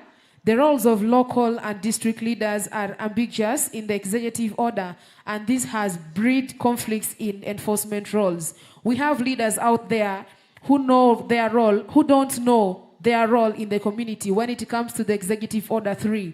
They don't know what they are supposed to do. So it is bringing a lot of conflicts in the enforcement role. High corruption incidents. Corruption is highly prevalent during the enforcement, and this includes bribery for charcoal burning and transportation permits, and extortion by some authorities for personal gain. Now, I'll give you a clear example. In Pakwach, we have one, it is like a border where most of these vehicles pass from. But we have come to realize that some of these stakeholders are the ones dealing in the charcoal business. So they call these police, or they call the officers at the checkpoint. They give in their number plates. Vehicles moving at night, they have their torch. This police officer already has the number plate in his paper. What he does is just torches at the number plate. When it is the number plate that somebody gave him, this vehicle passes freely. But if your number plate is not with them, that is when you get arrested. So corruption is highly a challenge. Intimidation and arrest of activists. Uganda police and armed Balalo have been intimidating and arresting activists and community members who challenged unjust climate injustice. With the activists, when we go out there in the field, we face some of these challenges by the armed Balalo. Of course, you don't know what they have. Whenever you try to approach them, they feel you're the ones coming to disorganize them, plus the arrest of some of the activists. Betty is a very good example. She was just released recently because her case wasn't followed by the people who got her arrested. Lack of implementation support. Implementers lack adequate transport and logistic support, hindering effective enforcement. For example, Gulu doesn't have any single vehicle that facilitates patrols. So we therefore call upon the stakeholders to look into this and let our implementers have some of the support they need. Lastly, on the implementation challenges, non-functional resources committees at all levels, districts, sub-counties, parishes, and at village level with limited resourcing. We really need to work on these resources that are there need to function. We don't need to have vehicles in the district that are not doing anything. To finalize, second last, on the proposed solution and the recommendations, the local governments should generate district-level environmental action plans and fund its implementations, including establishing tree nursery beds for community tree growing. The central government should increase the number of environment police at local governments to enhance their efficiency and effectiveness in monitoring and enforcement of environment laws. Similarly, central government should increase logistic support, especially to police, on enhancing their capability in addressing and responding to environmental crimes. The government must reduce electricity tariffs and taxes on clean energy source to provide alternatives to charcoal production and enhance investments in renewable energy and technologies. Now, few people uses the gas cookers, the stoves, because these items are so expensive. But I believe if the government works hand in hand, of course, with the rest of the stakeholders and the local people, and they reduce the tax that they're imposing on these energy-saving stoves like the gas cookers, I'm sure 80% of the Ugandans would want to buy the gas cooker. That is if they're cheap, because at the moment, you cannot buy a gas cooker of 300,000 and you leave a sack of charcoal at 15,000 or 18,000. So the government should actually work on the tariffs they are imposing on the energy source. The local authorities, I'm talking about the RDCs, police, LC5s, they must strengthen citizen awareness on the impact of climate change and its related drivers, that is human activities. strengthen citizen activism and social movements and campaigns on climate justice. And lastly, on the proposed solution, enhance coordination and collaboration with local governments and other MDs for improved response and interventions on climate justice. Okay. And lastly, the effective implementation and enforcement of Executive Order Number 3 of 2023 and other related legal framework on climate change require a multi-pronged approach and response involving a broad spectrum of stakeholders from the lowest level to the top, and this demands for a determined and focused leadership to provide directions to migrate the impact of climate change. We thank you so much for listening, and we are the environmental activists. We demand for immediate actions from the government and all the stakeholders. Thank you. Okay, thank you very much. For the youth, let me say for the implementations, we are also asking the government and the stakeholders to involve the youth, especially at the grassroots level, because they are the ones who knows the very hot spots. These people are not just located at the roadside. So for us, we wanted the youth to be involved in the implementations. That's that we call upon the giving of the funds, because we have things like gumboots and other things for the youth, so that they also get involved and show where it is exactly. These army people and the police people, they cannot even go where we always go. They cannot reach where we are. We always reach, because they have now transferred from the very original place towards the border of Sudan, Eden really inside. Okay. So thank you very much. Thank you so very much. Let's give them a round of applause. Now that you've talked about local leaders, there is no better person who can speak to us about this like Honorable Saka Wilfred. This one happens to be the chairperson LUC5 of Terego District, local government, and he is going to be speaking to us from the policy to practice, just to understand the divide into Uganda's climate change solutions. Maybe, Honorable, what happens up country may not reach the media here, but as NTV at times we try to get in the communities to understand the magnitude of the matter. But nonetheless, why should I labor when you're here? Let's welcome Honorable Saka to speak to us.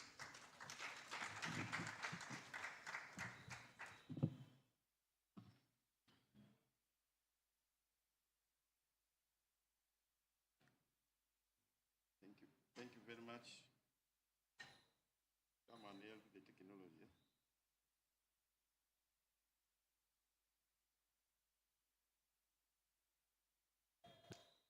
Thank you very much, Andrew, for ushering me in. Before I forget, you send my regards to your father. I will. That must be an elder like me. Yes. We young people are very impatient. When we were eating, this was not the number. Yes. Where have people gone? And this is the beginning of the problem. Yes. Our targets are different from the problem. We need to improve from that. That is total loss of integrity, total loss of ethics. And normally I start from there. As already introduced, my name is Wilfred Saka, not Saka. You know, the Baganda tried to copy us. They thought Saka means Saka. Then we call two Iri, then they think it is Ibiri. Even the Bazungu tried the same. When they came to our place, when you ask somebody, how are you? Ngoni, Mamoke, they thought it was Amoke. Amoke. So, my name is Wilfred Saka. I am the headmaster of all the LC1s in Terego.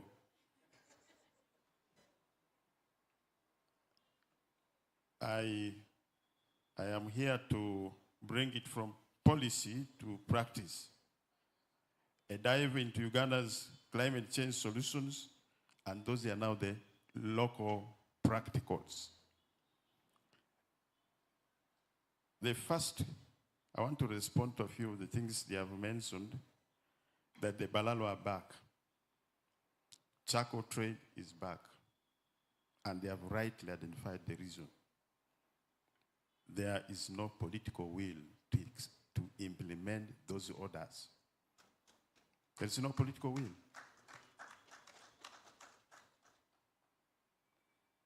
Enforcement of standard operating procedures during COVID was very strict. Didn't we obey the rules? What will be the problem if a tough roadblock checkpoint was established at Pakwach Bridge and another one at Karuma Bridge? What will be impossible? That this charcoal trade could not be stopped. So that typifies that there is a problem. You know, there is a way you can give somebody something when you are facing another direction. Whether it lands in the hands or not is not an issue. So that is the problem. Members, if you don't know where you are going, go back to where you are coming from. As a country, we seem to be getting lost in the fight against climate change.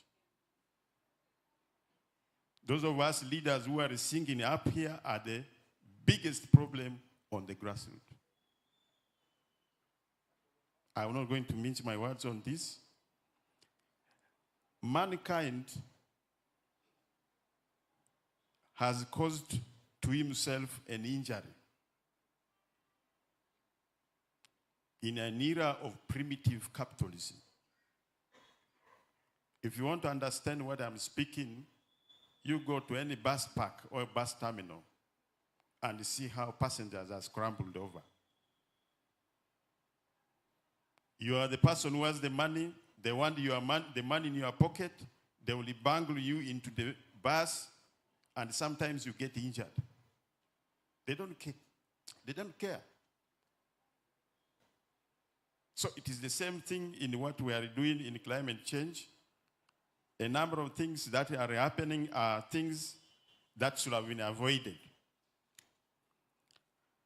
In the villages, especially in Terego, I want to report that we received a city called Arua City. And I'm sure a number of you have also received the cities. Very well donated. Mbale, Lira, Gulu, Masaka, Mbarara, Fort Poto, mention them. There is a problem of service delivery. Now what is happening in my district is fecal sludge management is a problem. Do you know what they do? At night they get their cesspool emptiers, sack the fecal material, just go to any part of the district and pour. They simply pour. So these are things that we think we are making money, but unfortunately we are not making money. All of us, Andrew, you and me, when we were in our cars, we are enjoying. You would sip your mineral water. When it is finished, pick the bottle and throw away. Runoff is ready to pick it and take it to the nearest water body. Cumulatively, what cannot happen? There are a number of these bottles that are now at the base of our major water bodies. If you hear about Lake Victoria over flooding, you and me are responsible. If you hear Obongi Ferry has failed to work, it is you and me who have failed the ferry.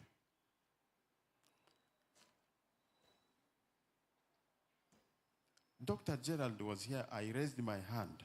I had wanted to pose this question.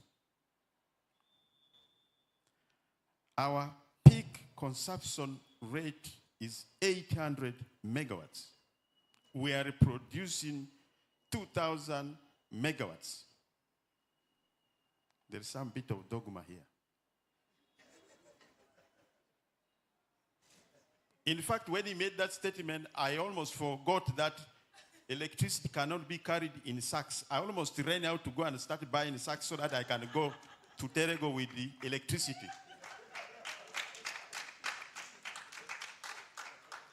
His presentation, I want to be very clear. I'm sure doctors will be able to hear that I am here and expressing my disgust at his presentation. I clearly saw this country is divided into two.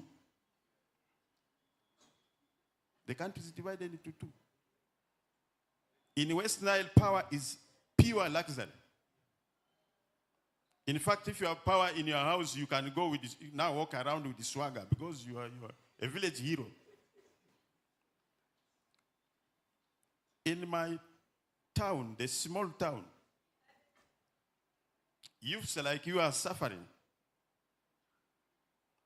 They will want to do welding, there is no power. They are using a generator. And what are these generators emitting? Harmful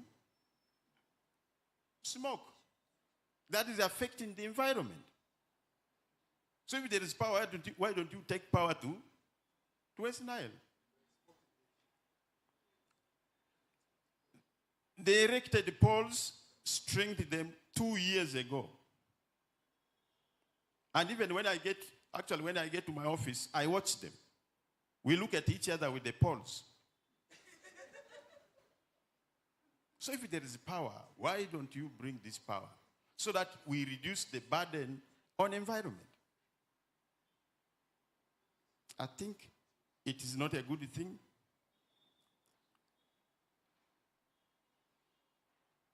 The excuse I started the other day, somebody from Wenreko, our local power service provider, told me was when they saw me, they came to me and said, we are looking for people like you who are open-headed to argue for us. We erected these poles, we stringed them. Now UNURA has stopped us from bringing power onto these two government entities, not knowing which direction they are supposed to go. Then we have a problem of coordination. And I think that needs to be addressed. Also to Ministry of Environment and licensing of companies to prospect minerals. It is a big problem in this country. The ministry has no staff in the districts. They are in Kampala. Sometimes they clear companies without doing environmental impact assessment. The next thing you see is a company has come, it is prospecting for minerals. You don't know the terms and conditions of this mining exercise. If Kampala does not stop this business of doing things alone, members, we are not going to achieve in this. Action Aid, I think next symposium should be between local governments and the central government. And I think there is a war between the two governments, the local and the central government. People have been, actually, I want to believe leaders in the central government have transformed themselves into companies. They are now prospecting minerals in this country themselves. If not, why don't you coordinate with the districts? It is one of our big problems. Members, our attitudes, as I said earlier, are not good for the protection of climate.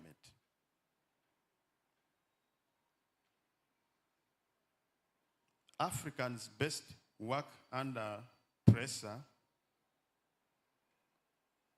penalties, and deadlines. You remove the three things, there will be no work. No work will be moving. It is the same here in Makerere, I'm sure. If they have not pinned the examination timetable, people are not reading. So that is an African. We want to be forced into doing things. We cannot do things on our own. Our attitudes are not good. check your attitude towards environment, check your attitudes towards climate. We have a subculture in this country, I think we copied. This thing is called refs. When a dear one dies, we don't know that it is a problem. I lost my mother last year. May her soul rest in peace.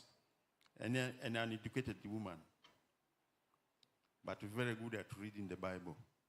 Reads better than myself.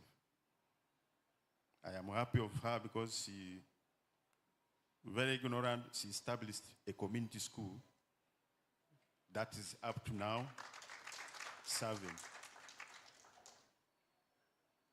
When we were burying my mother, that was the time I got to know the havoc these things called refs can really.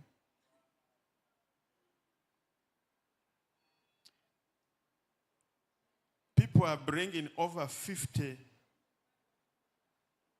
of those reefs. 50. And this is the plastics. Yes, you love her. I even loved her.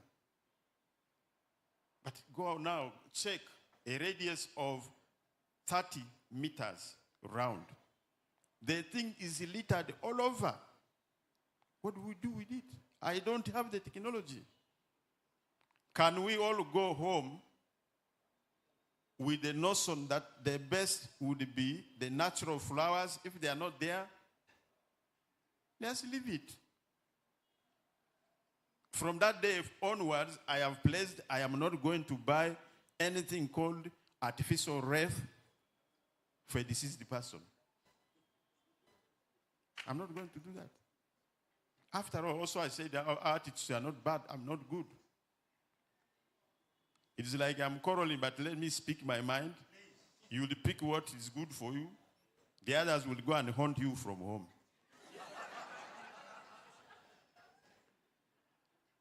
As Ugandans, we love the dead, we don't love the sick.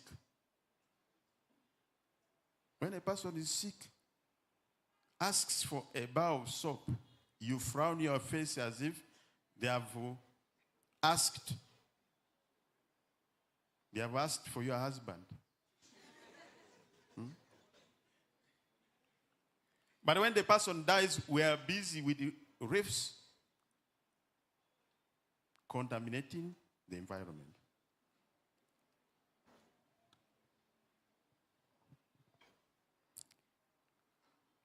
Members, climate change is something that we can fight. My only worry is the attitudes. I talked about it. This important symposium, I kept seeing even people busy on WhatsApp. Some are throughout on WhatsApp, others are on Facebook, here. Am I lying? Am I lying? So our priorities are not right, and I think as a country we need to move away from this. He rightly said it, that's why I said, extend my greetings to you, Mzee. We, as a country, have boxed ourselves into a corner where we want things to come cheaply. And I think we're not going to achieve this easily. But I think it's not yet too late that we can reverse these things. And how can we do this? We can reverse these trends by, first of all, changing our attitudes, starting with we who are in the government, we in charge of policy, formulation, approval, and so on. We must lead the way. The directives, they have fallen flat. In 2017, the Minister for Water and Environment issued a directive and said, Aphezilia africana and Sia Bada trees should never be cut in this country. And those are the most affected tree species as we speak now. Nobody has respected that. So we must change our attitudes, and probably God will listen to us when we have changed a bit. We need more money. We need more money. Those of you who have the opportunity to speak to the international community. The charcoal, much of this charcoal which we are talking about goes to Middle East. It goes to Middle East. What are they using it for? For roasting goat's meat. For relaxing around, to massage the big stomachs. So if you want more charcoal, bring money and we invest in the raw material, which are the trees. We need to go small irrigation scheme. We need to do small scale irrigation schemes. While we are here for serving meals, we have the greens. There is I don't know whether Kampala suffers from dry season. For us in West Nile, we have 2 dry seasons in a year. If we supported groups with small irrigation schemes, they will be able to produce what they call off-season production, raise a lot of money from hotels, and people will start thinking, start forgetting about charcoal. We also need to be strategic in our planning. Why would you build a road to last for only 10 years? What's wrong in your head? Right now you go to Pakwach heading to Nebi, there is a place called Nyaravu. All the dust is now on trees. Simiti, what? All on trees. What is it affecting? It is affecting the environment. It is affecting human beings. And when it rains, the water that comes is contaminated. As a country, we should be doing strategic things. A road of minimum of 30 years would be better. All our roads between 10 and 15 years, we are wasting resources. Gulupabo Atiak Road is gone. It has not lasted.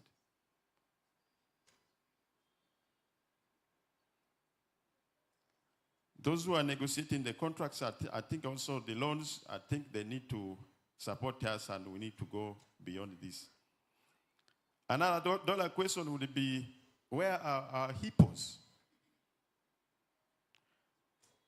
If you used to cross Pakwach Bridge not long ago, hippos would be celebrating on your left. Those of you who have passed there of late, have you seen them? Where have they gone? And I have also known of a market for game meat in Ikafu. Everybody knows about it. But we are pretending that we don't know. It is a black market behind the shops. So, these are areas where we really need to improve. I may not speak more than this. I think I've spoken enough English. And want to say thank you, Action Aid, for providing this platform. Xavier and your team, Sela, you guys are great. We need more of these kinds of symposia. They open our eyes. I have spoken this on my behalf and also on behalf of all the else ones in Terego. Thank you very much.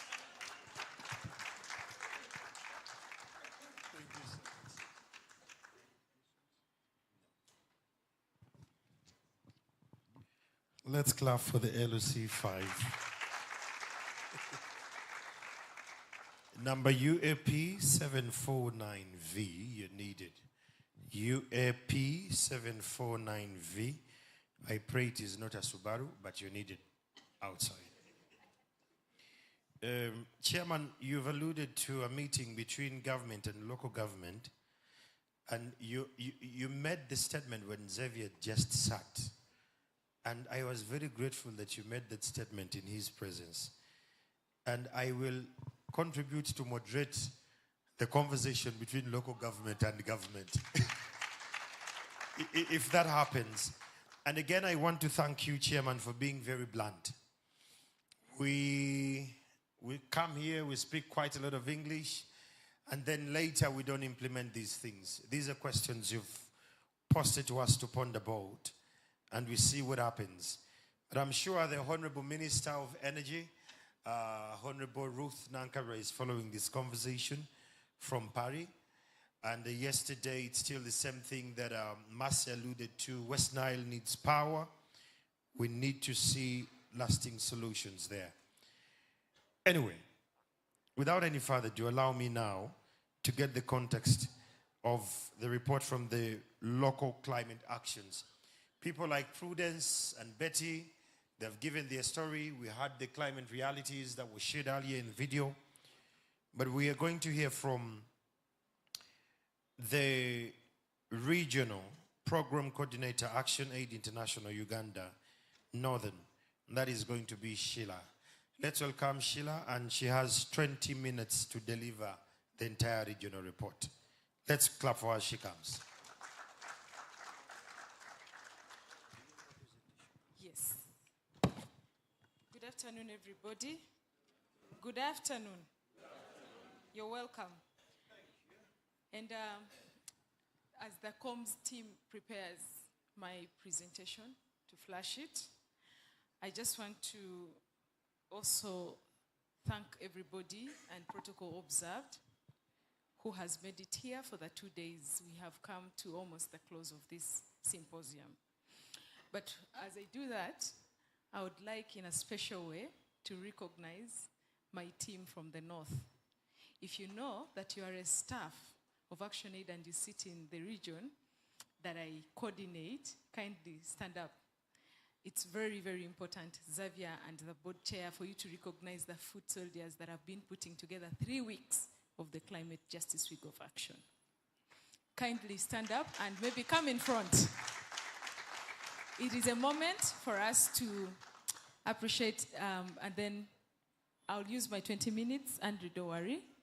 So, I don't know. Yes, Asimwe and the rest of the colleagues, yes.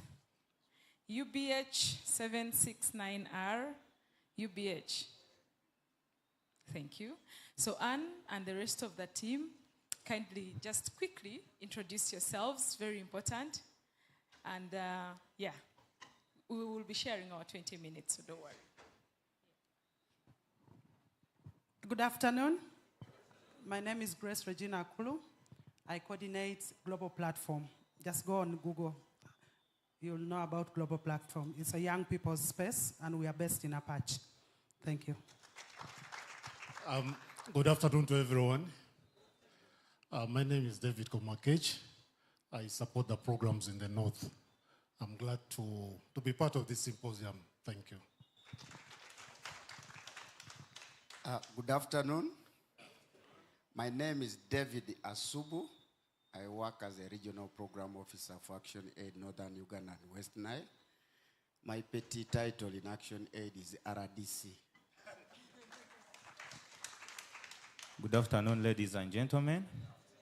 My name is Robert Asimwe. I support the program function, but also the comms focal person, Northern Uganda and West Nile. Thank you. Good afternoon, ladies and gentlemen. Climate change? No. Climate justice? No. Climate justice? No. When do we want it?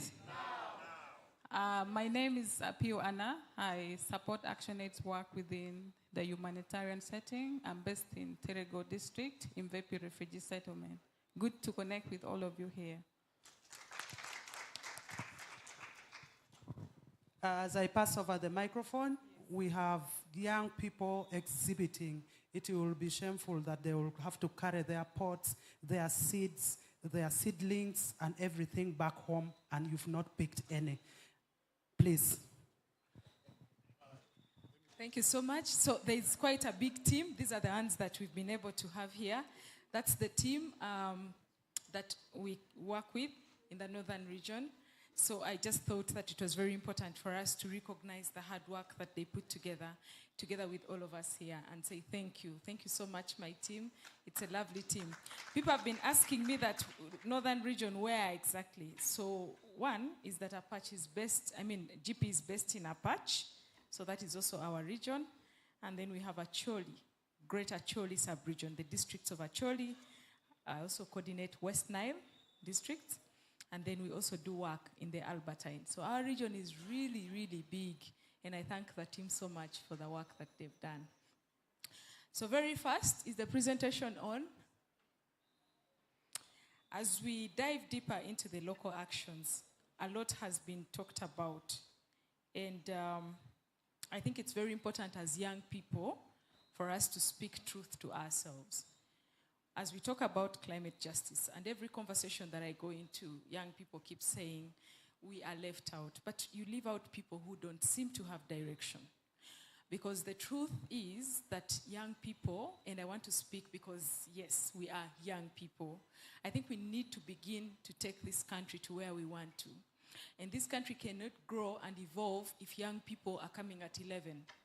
This country cannot grow if young people are not listening to these spaces. So which spaces do we cry for? Young people cannot grow if we cannot be entrusted with leadership. Because leadership comes with responsibility. Leadership comes with accountability. So if we cannot sit here and listen to the conversations, and it's very difficult. And I want to implore most of us who are young people here, and we're in university, it is here that people look out for people who are serious.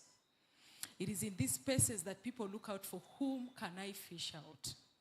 So if you're very unserious and you are only looking at the petty things, when the issues that are very core to our livelihoods are being discussed, and then you come and convince me in a panel that you can do work, are you sure? So I think it is time for us to ask ourselves, what do we want as a young generation? Perhaps is it the reason as to why we are struggling with leadership. Leadership comes with responsibility. And I'm speaking to every young person here that if you want to be relevant in the climate discussions, I am happy that Professor Nduri has left. We were in COP. I and Mercy were there. It takes a lot. Is Denise here? I want to congratulate Denise for the award. Oh my goodness. Kindly clap for her. She won a very big award. What was that award, Denise? Climate Activist of the Year. And she's a young person. Denise, kindly get up and let's clap. If you're not clapping, then you have a problem as a young person. So how many of us want to be like Denise? If we cannot sit here and listen, how many of us want to be young negotiators? If you cannot sit here and listen, we would leave COP, we would leave sometimes that place at around 1 a.m., I and Mercy. It takes patience, but we were learning side by side with Professor Kadu, side by side with the lead negotiators. So I think let's begin to have a honest conversation. We need a talk with young people. Let's get serious. So here, the Climate Justice Week of Action ran from 29th of April till now. So it's about 3 weeks. And this is the climax event where we are coming now to discuss and amplify the voices. Next.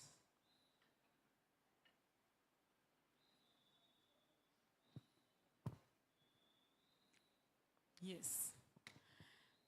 So this is just about the Climate Justice Week of Action, and so many things have been talked about in terms of the partners and so on, and I don't want to dwell there. We now know why. Next. So these are some of the actions that were done at community level. We work through partners, and partner one is COTA, that is Community Transformation Agenda. And they've been able to do a lot of awareness raising, and they've reached out to about 218 refugees and host communities, and then 156 of those received tree seedlings. They were also able to do a lot of trainings around adaptation, mitigation, disaster risk reduction, and climate change adaptation, issues of natural resource management, climate risk assessment. All those trainings were done. Next.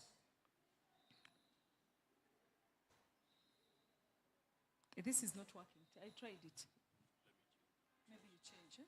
If I try again. Unless you have to press really hard. Oh.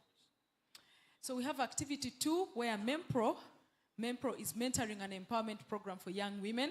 And so they've been able to do a lot of empowerment activities, community-led advocacy on environmental conservation, through tree nurseries and so on. They've also been able to do a very great work with the media to be able to amplify the voices, especially issues around human rights violations, biodiversity loss, and also training young people on different practices, sustainable environment practices, and also most importantly is that engaging young people in online and at local level, national level engagements, radios and TVs, and so on, so that they're able to capture the best practices on agroecology.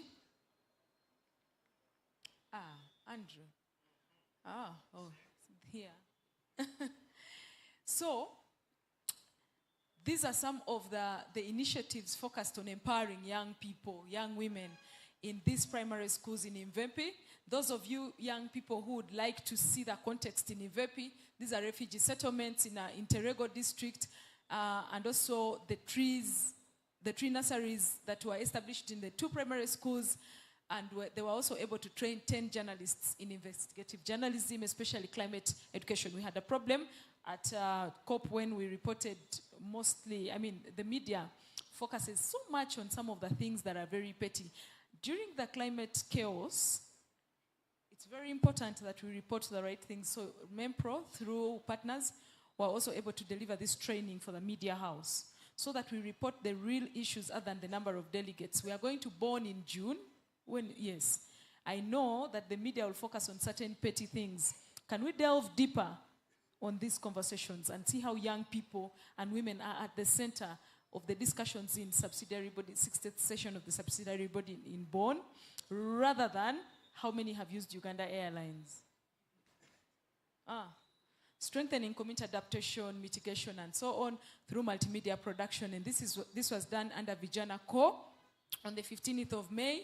So this initiative aimed at strengthening community adaptation and resilience through multimedia production in those districts. And also they held the radio talk shows on agroecology, pitching videos. Some of the videos that we saw here in all this beautiful work has been done by Vijana Co.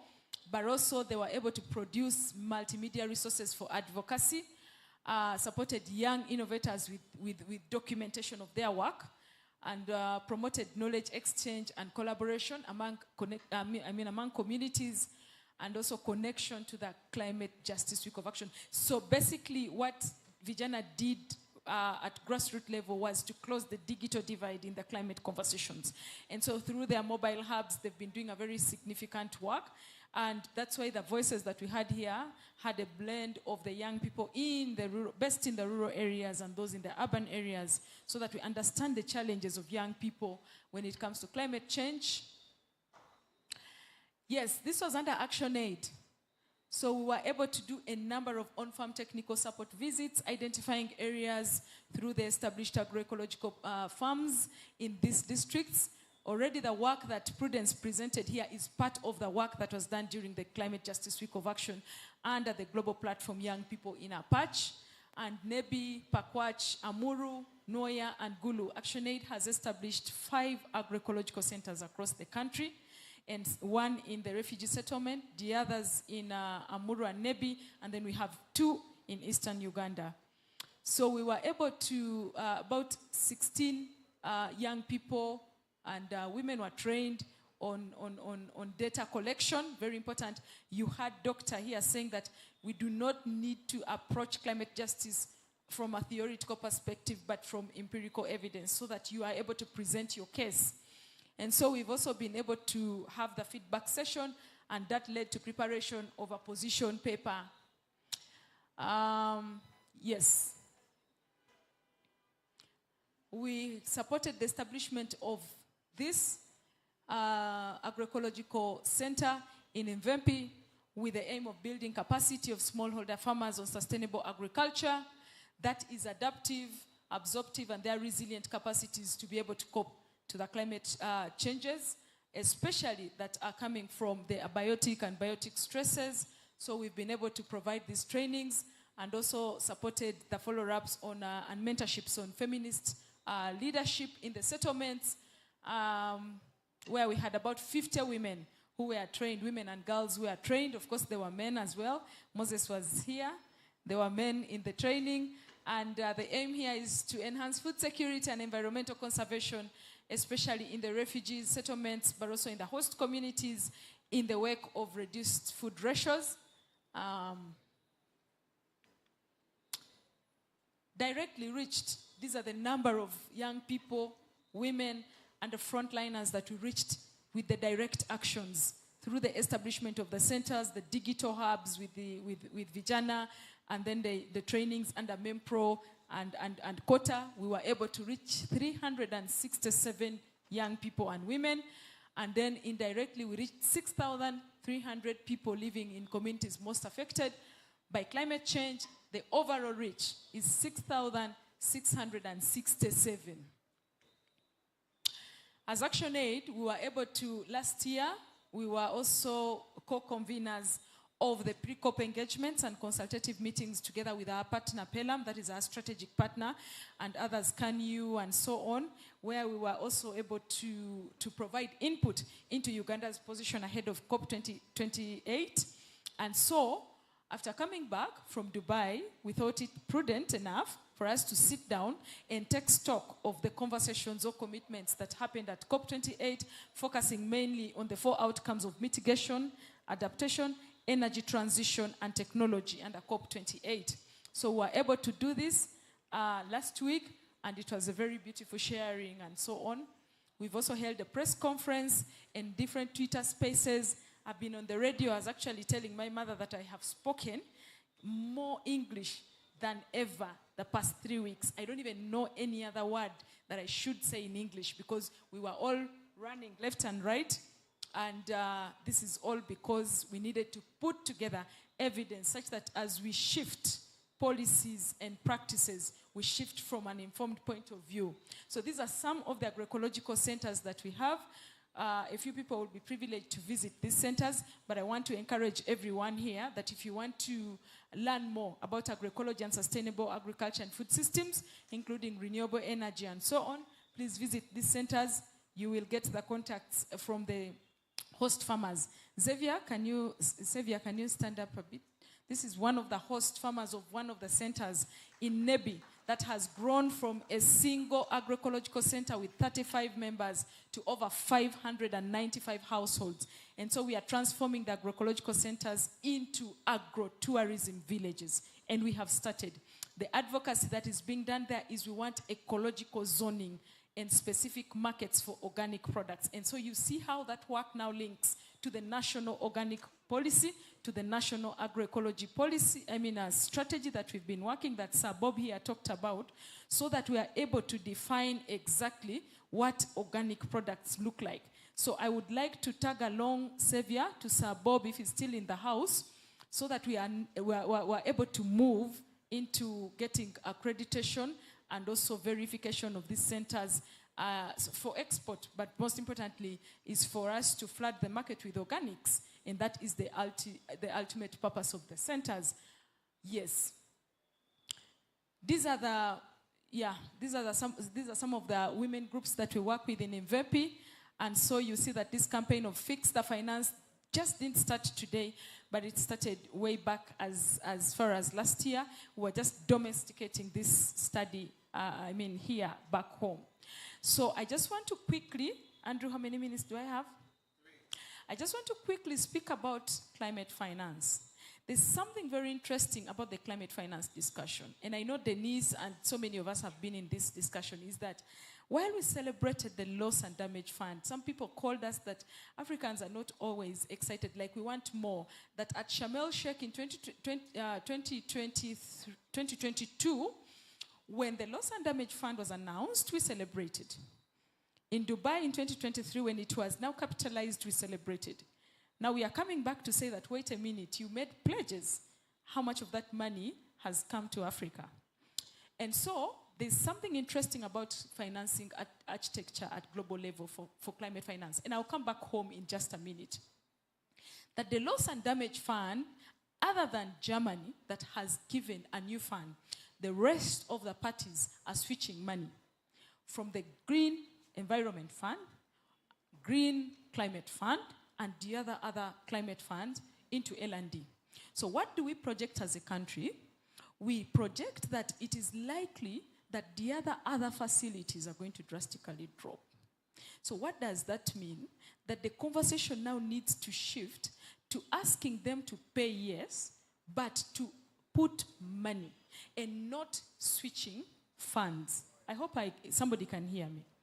It's like they picked money from this pocket and put it here, and they're saying that it's a new fund. This is still your money. But we're saying that this one is a loan, and this is, we're asking for a grant. So if you're picking money from here and putting here, are we sure that we are addressing the climate crisis? Or there's something more to that? Whose agenda? So I think it's important that we critically analyze some of these, especially the climate finance, including the modalities for accessing in country. It's very important that we expected somebody from Ministry of Finance. I don't know if the person from National Planning Authority is here, but specifically Ministry of Finance, because now this is the third draft or the fourth draft of the climate finance strategy for Uganda. Zachary at East African level is also here to pitch ideas, to inform at regional level. But if countries are switching, or if parties are switching finance from one pocket to another, then there's going to be a very big problem. And this is what we need to look at. Then in country, if we're getting revenues from charcoal sales, where do we plow back that money? Because that is under locally raised revenue. I think my cows are still in the house. So where do we plow back that money to address the climate chaos? It's no longer a crisis, it's chaos that we are causing. So we need to understand the architecture, the global architecture of funding climate actions. And therefore, as we call out the pay polluter principle, it's important that we do a deeper analysis in terms of shifting and localizing this finance so that communities, I have refugee-led organizations here. John Jal, kindly stand up. If John Jal, who is the executive director of YSAT, which is a refugee-led organization based in Arua, and they're doing work with young people, I don't know how you're able to access the financing for climate actions. I don't know how complicated. I sit at the Charter for Change working group, technical working group, of the signatories representing ActionAid there. And so John Jal is our deputy chair of the C4C at that level. We've had these conversations, and he has a wealth of knowledge about that. So can young people tag along with John Jal so that we're able to understand, can we do more research on the global and national financing architecture, specifically for climate actions? I thank you all.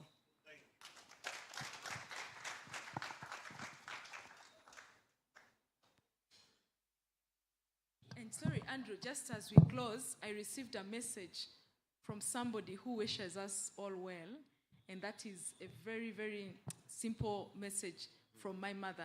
She said, as you people were marching, I saw the country director got wet.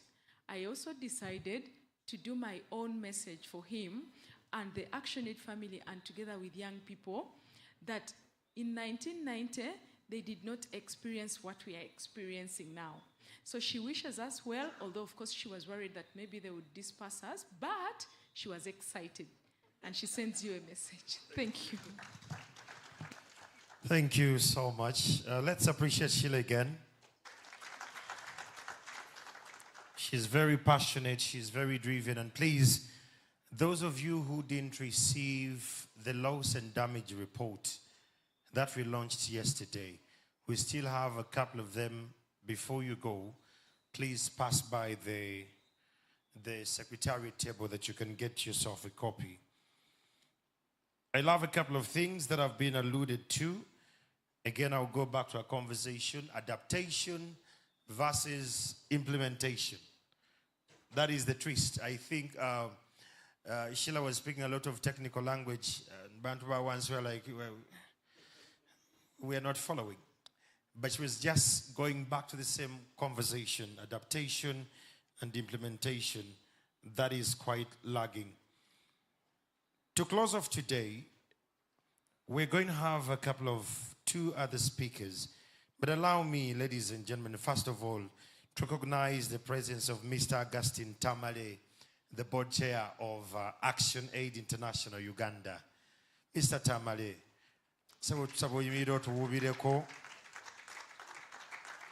That is our board chair, and thank you so much for being patient with us. We started on a very, on a very rough note.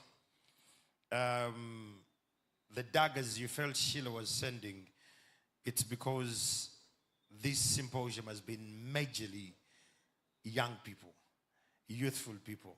So we come as and when we want to, and we were led by 5 hours, but nonetheless we're here.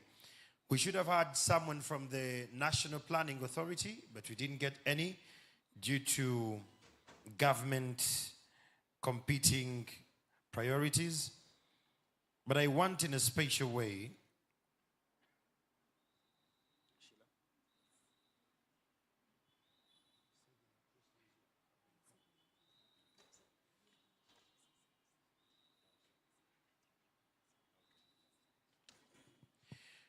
we have been speaking a lot about agroecology, and how many of you here understand agroecology, especially the students in academia? You understand agroecology? By show of hands.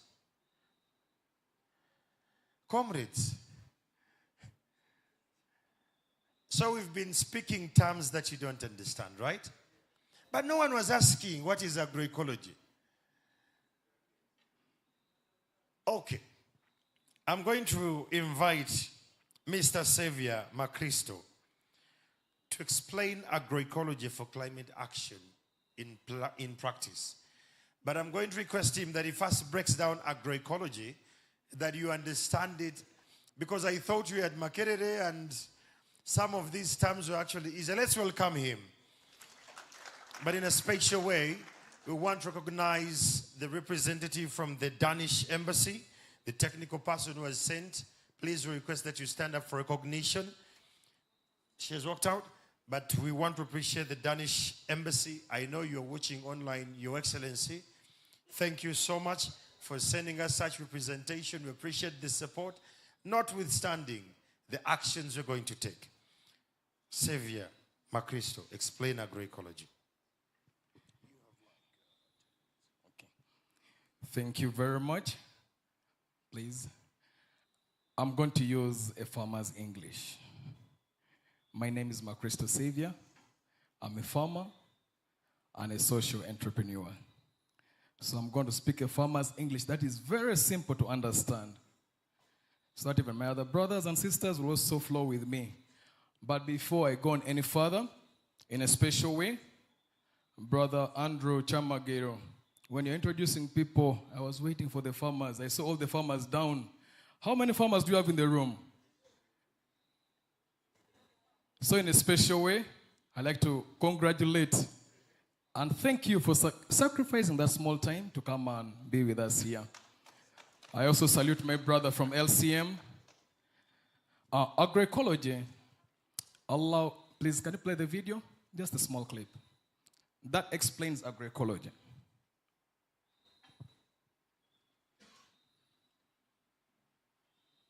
Once in a while. Last year alone we planted over 18,000 trees.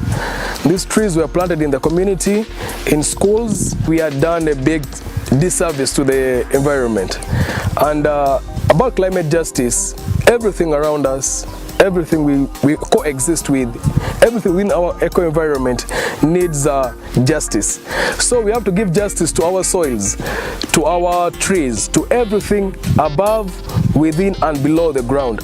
So that's why right now, in response to that, we are planting trees, we are using organic pesticides, we are using organic fertilizers to mitigate all these effects called the climate change you're seeing right now. Climate.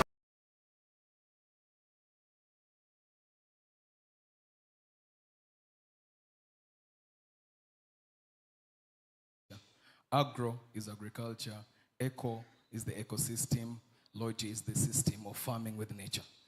You're farming, but you're very responsible for anything below the soil, anything on the soil, and anything above the soil. That is agroecology simplified. I hope now we have understood. Okay. I talk on behalf of L3. L3 is a youth-led group doing agroecology in Nebi district. I support communities come up with resilient and sustainable farming practices. That's my work. So this center was established last year with support from ActionAid, with different entities. We have worked together with technical staff from local government, the municipal council, NGOs, partners, and we have worked together with religious leaders, cultural leaders, and local leaders. L3, I said it's on Tukia Hill. We have a vision of improving rural livelihood and creating sustainable food systems for everyone. We are doing this while promoting agroecological principles and rural entrepreneurship through farmer-to-farmer knowledge sharing. We believe there's too much wealth within the farmers that can be applied to solve problems affecting the environment. Looking at that picture, that is the wisdom we get as farmers when we interact with such people. We sat down with community members, the majority, 95%, are youth, but we had to bring in elders like her. We had to bring in the local actors and the cultural leaders. We identified together a problem that you understand its root cause is very well, is easier to solve. So we understood what are the problems affecting these areas. Greater Nebi, we talk of Pakwach, Nebi, and Zombo. Pakwach is known for Nang Nang. I know you have heard of Nang Nang. And fish. Nebi is known for cotton. And Zombo is known as the food basket of West Nile and northern Uganda. However, this specific area is in a village called Pawangpida in Nebi. But if you know anything about Tukia, even the name alone, it's a hilly place, rocky, unproductive, suffered a lot of effects of deforestation. So that is the place we chose to establish our center, with all the signs of climate change and the very clear effects of climate change. And when we sat down with these people, we found out there are so many problems that are in the communities that are affecting them. Since it's a farming community, we have drought, erratic rains, reduced crop yields due to dependence on GMOs and synthetic pesticides and herbicides, gender-based violence, teenage pregnancies, unemployment among the youth, and lack of land rights, especially among the women. Now we sat down. What could be the cause of this? After all that discussion, we realized there is a new trend of, we called it agricultural colonization, industrial agriculture. We called it agricultural colonization. Because we realized these farmers we are working with, they expect seeds from someone else. They expect fertilizers from someone else. They expect even the pesticides from someone else. And these people come and buy back all this food for their own consumption. We realize there's a problem there. This farmer totally has no sovereignty over the food systems. And once they produce, they sell, they remain without food.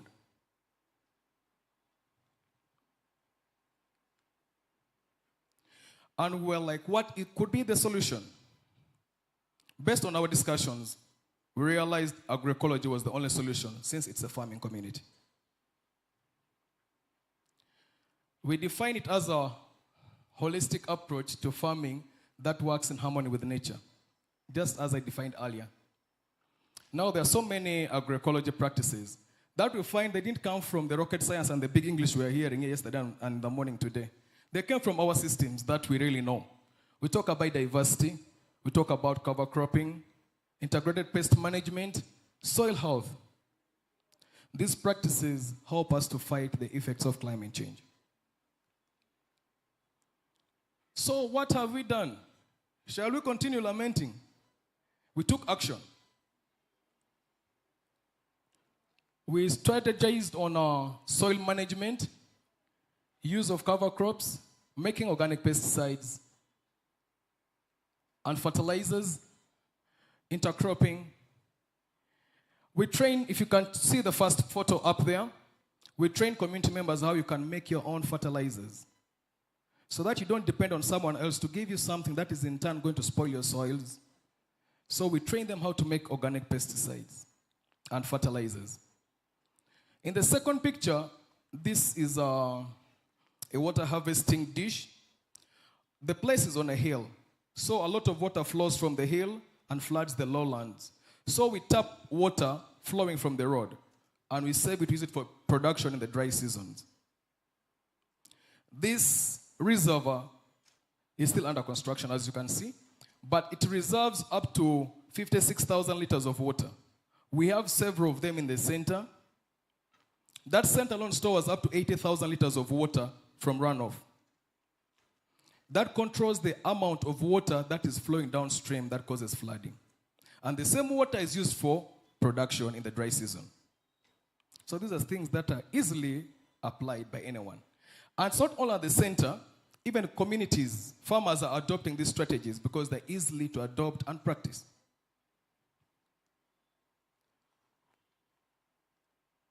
We are working on creating sustainable food systems as per our vision. We are already doing that. We are planting seeds, or seeds that are resistant. We took a study. When you plant these seeds, these people bring you. How are the yields in the first year of production? They say they are good. In the second year, so these seeds the production rate keeps reducing.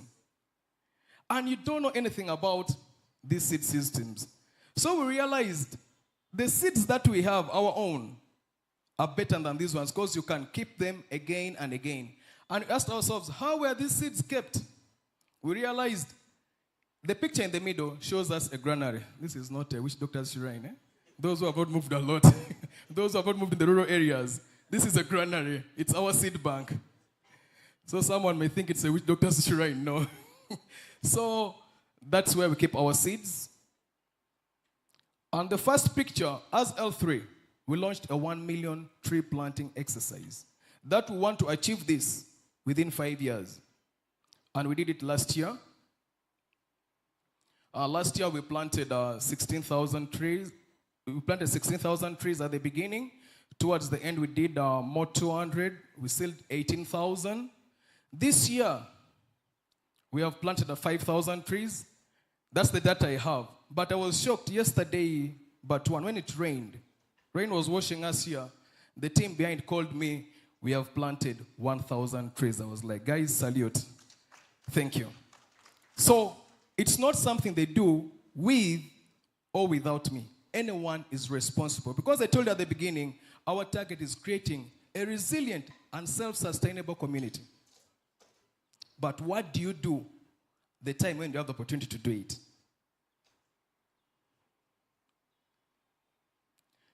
So you can say germinating tree. That is the trickle-down effect. Out of what we have done, what are we seeing? What is germinating out of that? Improved farmer sovereignty over seed systems. Farmers are now sourcing their own native seeds and using that, and they're propagating it. Meaning they have sovereignty over the seed systems. They no longer have to wait for seeds that are coming from someone else that you have no knowledge about. And that degrades our soils. Adoption of agroecology practices. Our impact from the training ActionAid gave to 35 youth has grown to 540 households. At first we were focusing at individuals, but we spread them out to households. So we are working with households. These are over 2,000 farmers. The activities of agroecology have promoted safe space and social inclusion for women farmers and groups that we have created as branch of our L3. We also have the ably different persons. Actually, they head the production of organic pesticides. The economic and living status has been boosted. We sat down and we took all our 35 first trained farmers. We identified into detail how much land does each farmer have. We realized one of us had 10 by 10 meters, I think from that wall to somewhere here, square. 10 by 10 meters. And we put a design. How can this farmer with 10 by 10 meters also benefit? We designed a model. If you saw the previous video at the beginning, that is part of the 10 by 10 meter model. A farmer using that model, you cannot earn less than 3.5 to 5 million shillings annually. It's one thing we are trying over for the next 3 years. But in our first year of production, half of our year, we established that in June. But by this year, before I came here, we had already recorded 1.5 million shillings from that place. So we are sure by June this year, we are going to have more from there. We are doing a study for 3 years. We want to create something that really is sustainable and works for the community. So these are the seed banks that we have. We have had knowledge sharing, water conservation, and we have spread out. We started in one village in Pida, in Central Division. Right now, we are working in all the 3 divisions of Nebi municipality and 3 other neighboring sub-counties. So I have a question here. What can we do? This question is to all of us. In Alur, we have a saying, meaning you feel it within your nerves. So this question, the one you feel touches your nerves best, that's where you should act better.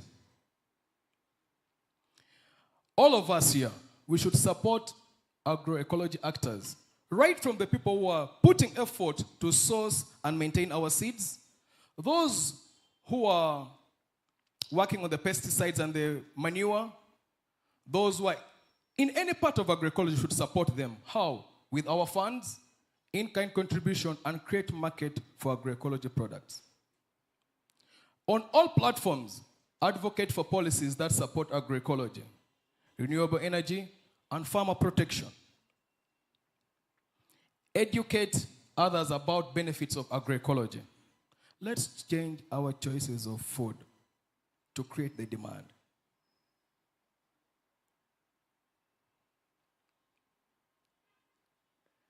Before I go to this slide, last year, ActionAid gave us an opportunity to go to the Vijana Assembly in Arusha. I was so humbled by my Kenyan brothers. They were supposed to move a motion on AI. They dropped the motion. During our lunch break, where's Asimwe? I think he has gone out. During our lunch break, those people came to me and they told me, can you draft something on agroecology and you present instead of AI? AI is not practical in East Africa. Draft a policy on agroecology and we shall back you up. When I drafted the policy, I shared with the stakeholders. They turned us down. But when they gave us the opportunity to talk about environmental sustainability, I brought in agroecology. And I'm so happy that everyone supported that. So on every platform you have the potential and you have the capability. And before I end, please, I want to thank ActionAid in a special way. You have been so supportive. And as L3, we don't take that for granted. Mentoring and empowering program for young women, MEMPRO. We are so proud of you. Agroecology and Governance Network, behind the scene, you're doing a great job. Pelham Uganda, you have been supportive. We do appreciate. Kota gave us an opportunity to go and train their communities in Mvepi. We do appreciate all those opportunities. And as L3, we are determined to do that. Nebi Municipal Council, please. I'm so humbled, represented by our production officer. By the way, last year, L3 efforts were the best in the entire municipality in showing how we can create sustainable food systems, and we're the best in implementation of that program in the entire municipality and in the entire district. He can attest to that. And then maybe district local government, our forestry officer is in the house here. We so appreciate all the support the district has given us. And I don't think there's any youth group that has planted more than 18,000 trees in Nebi district. So we are just coming. We have not done a lot, we're yet coming. And then in a special way, please, allow me to request you to stand up. Please, let's rise up. All of us, please, let's rise up. I see people now in the other mood. Please stretch. Just 2 seconds. Okay, thank you. Before you sit down, let's clap our hands. I have a team I work with. They work voluntarily. I don't pay them any money because we are not paid, but they work voluntarily. Let's clap our hands and thank Team L3. Those women, they are awesome. Thank you. You may have your seats. As I summarize, please feel free to contact us on those. And you can follow us on Xspace at Agroecology. You can send us an email. You can give us a call anytime. But as L3, we say one thing. The reason for our living is to protect mend broken vessels like our food systems, culture, above all. Let's restore our brains. We restore our brains to coexist with all creatures. Thank you.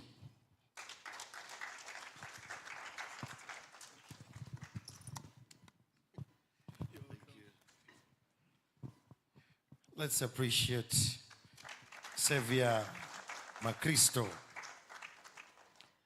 Agroecology was best introduced to me by Pelham, Uganda. And this was 4 years ago. We had a talk show. And we had to speak about worms that eat the cassava on the inside, yet it looks healthy on the outside. That way, it reminded me of what the professor said yesterday. What was the word? Usi what? Otieno? The professor said, Usi what? The look on the outside. You remember that? That's how I learned. And it's very crucial that you interest yourself with these kind of conversations.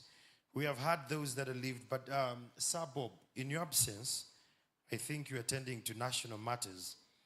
Sheila, in her presentation here, requested that all those farming points, they need to go through the process of getting certified as agroecological training centers.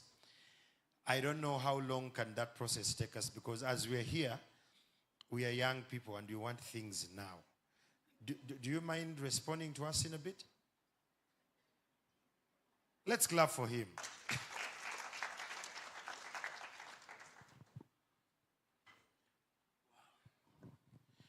Clap hands for Andrew. I think he's one of the best MCs. Yeah, I've been with him. I attest to that. I'm not so used to standing here. I'm like a reverend. So, okay, thank you so much. There was some person I was attending to, sorry. When we are here, we are even working. Before I address that, I just wanted to find out something from Xavier. You said you were working on the policy, agroecology policy. Was it an organizational policy? Because as one of the people who work on policies in this country, especially on our side, that side, there is a process. Unless it is an organizational policy, but if it is a government policy, I don't think you have the mandate to work on it alone, because it goes through the normal process of government approval. Even if it is an ordinance, you go through the local government. By law, you'll still go through the sub-counties.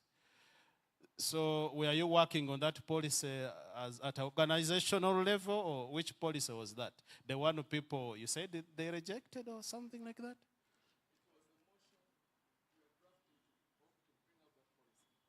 Ah.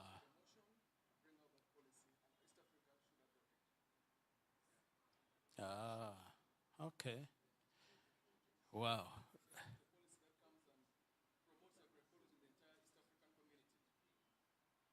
Wow. Thank you so much. At a later time, we shall need, Xavier, I think you can sit. He did a very great presentation.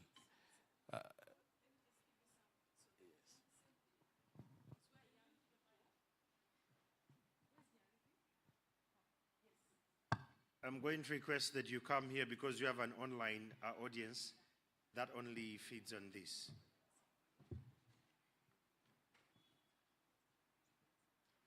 It's okay, please. We only want to move together. The Bible says two people cannot move together unless they agree. I'm a good Christian, by the way. Whatever I have is from here. Only that when we are here, we do these things, but when you find me crying in one of the corners of my house, you may think this man is what? But I know the secret of that side. Yes. Thank you. So the Vijana Assembly represents the regional engagement for young people, but anything that is discussed there starts locally from the regions and then translates into the National Youth Parliament. And after the National Youth Parliament is now when Uganda, with the entire East African region, gathers in Arusha for the Vijana Assembly. And the policies, the recommendations, the suggestions, the commitments that are made are forwarded to the ESC, but the ones that are made at the National Youth Parliament are forwarded to the Speaker of Parliament, and the ones that are from the regions go to the regional governments like the local government and any other forums that are there. So it is a down-up process. Starting in the regions, getting to the National Youth Parliament that happens in August, then the Vijana Assembly comes after the National Youth Parliament. So that's the structure. And it is led, crafted, drafted by young people, but supported by organizations like ActionAid and others, and the Parliament of Uganda. Thank you so much. Thank you for chasing my ignorance. I now understand. The LOC chairperson who was here, LOC 5, is,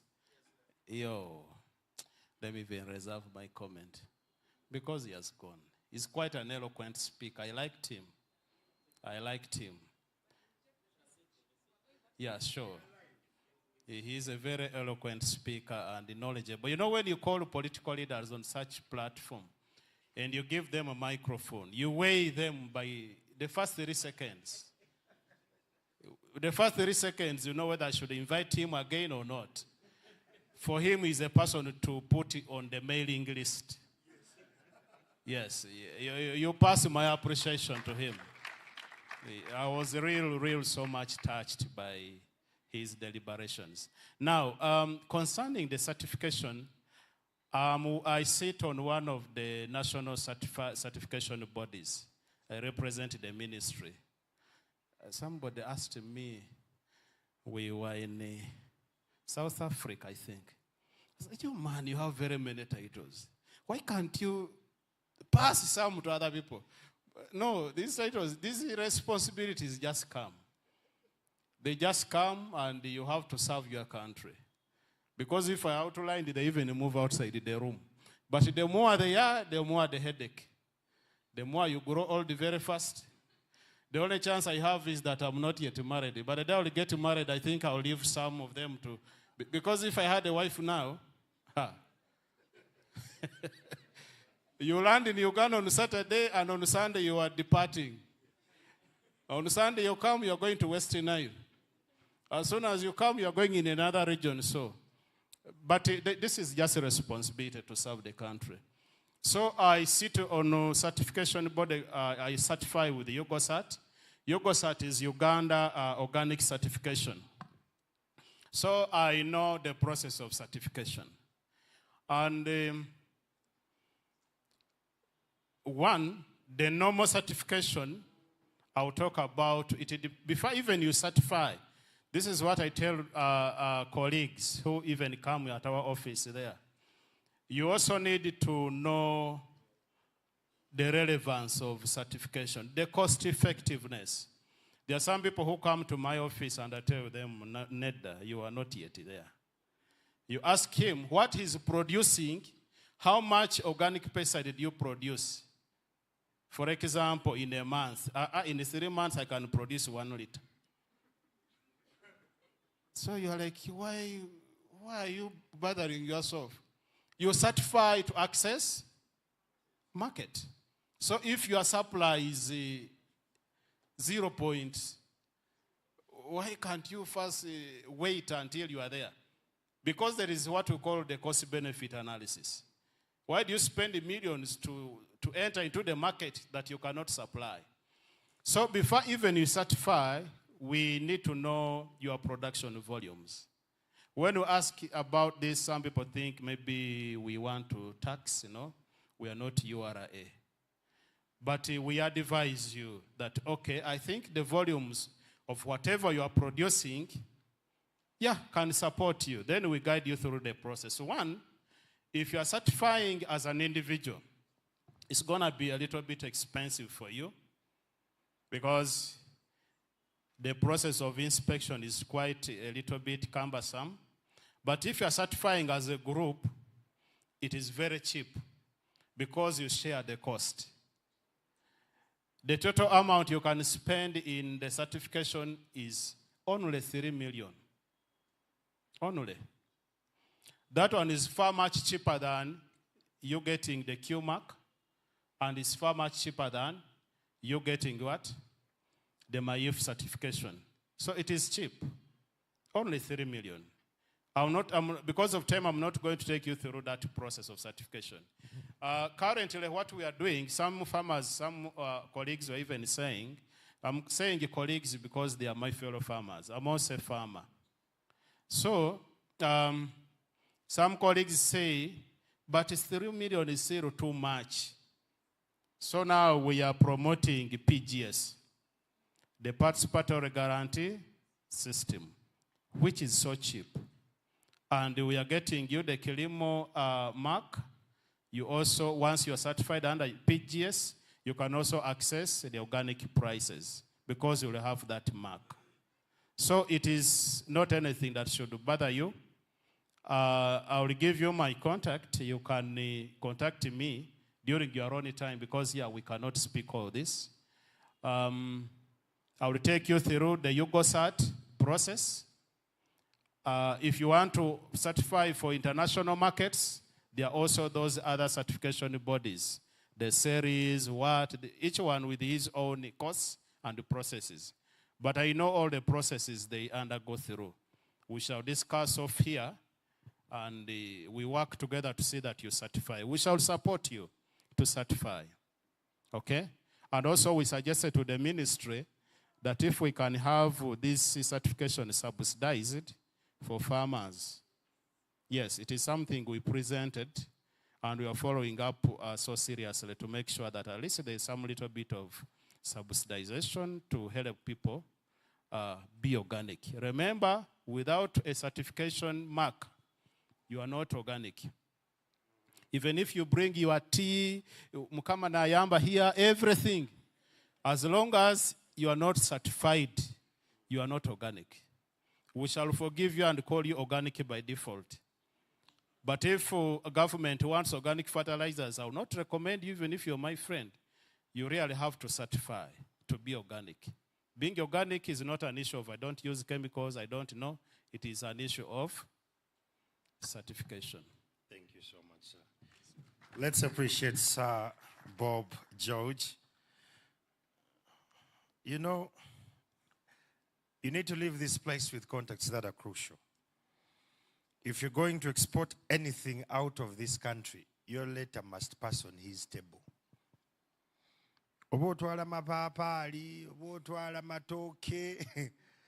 Your letter must pass on his So please, you may not be into the export business now, but get his contacts before you leave. I told you this symposium is not just for data, knowledge, but equally connecting with people. So we have heard from government, implementing partners, and other support partners want to hear lived experiences. Ladies and gentlemen, let's welcome Bika to come and share with us her story with the climate justice and the resilience on the ground to come and share her story. Let's welcome her. The rest of the speakers, we're going to be extremely very brief because we are way beyond time and we have a couple of people who are traveling up country today. You're welcome. Thank you, ladies and gentlemen in this room. I'm called Biika Doreen, a refugee from Congo, based in Mvepi Refugee Settlement. Thank you so much. I felt like I should not come and talk because in our tribe, once your mother or your father have spoken, you are not supposed to stand up and say anything. But I'm very glad that I'm here today. As I've said that I'm a Congolese, you may not get satisfied with my English, but I know you will, I will speak little, but you will understand more. In a special way, I would like to appreciate the government of Uganda for welcoming us in this country of Uganda. And I'm appreciating Action Aid together with the quota for putting us refugees as the priority. I'm very glad because of their effort they have put in the settlement. We are the refugee based in Mvepi. Most of the people who reached in Mvepi, they know how Mvepi looks like. Mvepi is a very rocky area. It's a very hill area. When it comes to climate change effects, we are really affected. When it comes to the drought, Mvepi heat is too much. You can't even stay in Mvepi when you are like from Kampala. When it comes to the floods, Mvepi people can really suffer. And the most vulnerable affected people who are really affected by the climate impact are the women and children. Women are mostly affected by the climate impact in Mvepi. And remember that in the settlement, the larger number are the women and the children. This climate impact brought a lot of problem in Mvepi. We really suffered food insecurity. Remember that UNHCR was addressing the gathering here, said that the land given to refugees is only 30 by 30 meters. When we reached to Mvepi, me personally, I was scared. I said, I wish I knew. Being a single mother, a lot of trauma, I wish I knew I remained there and I died. The land is rocky. The size of the land is not even enough. Even if your family size is 10, you will be there. You must construct, you must dig this small land. We started to raise the issue of land, but OPM cannot even address. Besides the issue of land, food insecurity came in. On top of food insecurity, World Food Program said my pocket has reduced. Food prioritization came in. They put refugees in 3 different levels. Category 1 are getting 60%. Category 2, they are getting 30%. A person to get only 3 kgs of maize for a month. You must grind it. You scoop some part for grinding. We faced a lot of challenge. We started to cry. We suffered, especially women. GBV cases came in. We had nowhere to run to. But in my surprise, as I was dreaming, Bible reader, you can read the book of Ezekiel 37. God even sent Ezekiel to go and speak to the rotten bone to become again human. That is where Action Aid, they had to send quota. They went to our community. Assessment was done. And assessment was done among the youths, especially lady women. We came for that assessment. We thought they were lying us, because if we were crying, OPM would only say that nothing we can do. UNHCR are telling us no more fundings. But when Action Aid came in, they said, we have come to let you people know about the climate change, that you are also the root cause of the climate change. And then we started, as refugees, some of us, we started to say, it means that Uganda, they are not going to allow us to live in their country anymore. But they said, no, we shall also contribute together to climate justice. Then they came in. They formed a group of youth, group of 35. After forming group, they established the agroecological center in Mvepi, which is there in Zone 1. And me, I'm in Zone 4. They also told us that we need women to come up. You come up to leadership. That is where I took initiative. As I'm talking now, I'm the RWC of my zone. And the RWC 2 and also 1 in the same time. Because of having a zone with a village.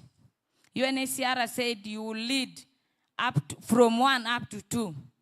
Now, that is the opportunity also I got from Action Aid. We competed with so many men, but I defeated them. Reason why I defeated them, Action Aid and Quota, they said that if a woman made an alarm, many people will run to see what is happening. That is the reason why I stood. I said, fellow women, let us come and give me votes. Then I went through. From there, we started a kitchening garden from the knowledge we acquire in the training of agroecology. That kitchening garden has really answered the noise of food insecurity in my village.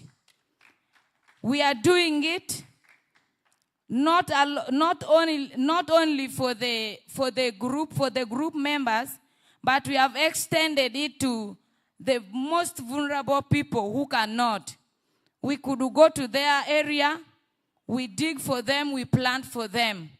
This is what we are doing, and it has really brought change even in our income generation, because we are selling some part of the things we are getting from our kitchening garden. And this is the reason why I'm saying that they came and rescued us. And they have changed our mindset that we are the refugee, we cannot do anything. We shall still remain refugees. They said, being refugee does not mean that you must not invest. We are now having our investment. We are having so many things we are doing. We are able to plant many trees given by Action Aid through Quota. Gathering this organization called Quota and Action Aid, what they have done in Mvepi is really, really grateful. We are planting more trees. And me being a leader, I'm still advocating for more support, for more tree seedlings, because we shall not plant only in the settlement. We want to go outside the settlement to the nearest host community to show the women that women can do things which other men are saying that we are the ones to do. And I'm calling upon the youths, especially ladies, let us take role in leadership. Because when we are in leadership, anything we shall direct our people, it will be done. I'm leading that zone. It is the very peaceful zone in Mvepi. And even this small kitchening garden, we used to cry for more land. But out of the skill we have gained, we are able to use this small 30 by 30. We are also rearing animals and we are growing crops in this small land. Now there is nothing small in this land, in this world, if you are to put it into practical. We are getting, and a lot of things we are getting out of it. We have moved door to door. We are doing door-to-door awareness on climate justice. And I'm calling upon the youths, let us run this race together, especially women, to restore our ecosystem. And also I'm requesting the government of Uganda, plus other stakeholders, that let us support especially community-based organizations. They are really doing great things on ground. And these are the people who are based. They are staying together with us. They have understood our mentality as being refugees. They have learned how to approach us.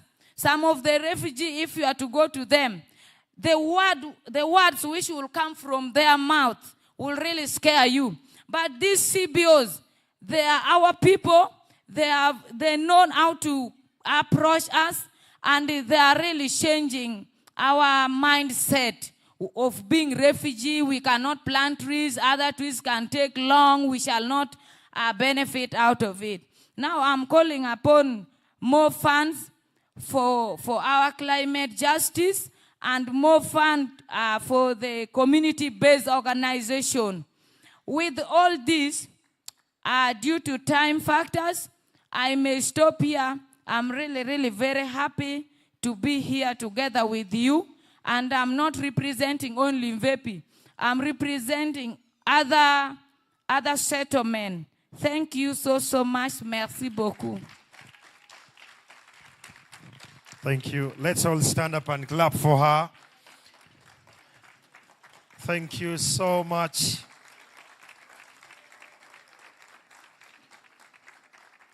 And I really want to appreciate Action Aid for empowering her.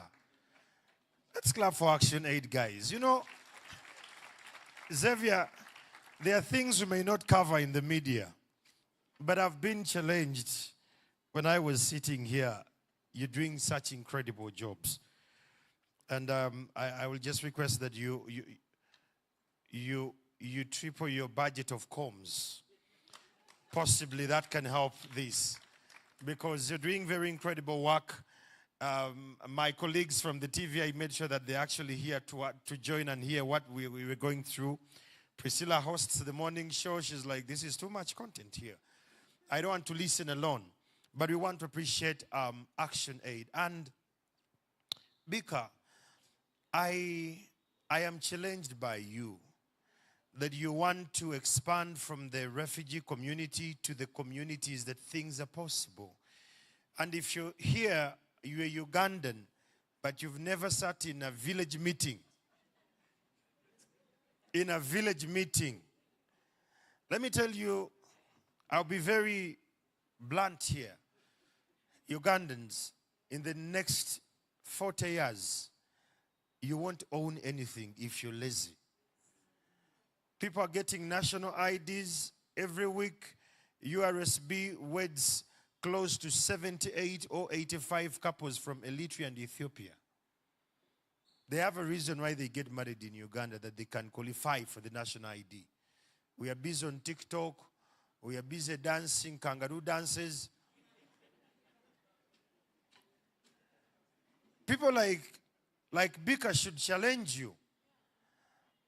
They have come here. We have she started with a statement that the land they give us is very small and it's rocky. But we are making it work. You people eat mango and you just throw it out. The following day you have a tree. We don't care. But thank you so much, Bika. And stories like that, they give us more resilience as a country and as a region. And I really don't want you to look at yourself as a refugee. You are an East African. That's what I look at.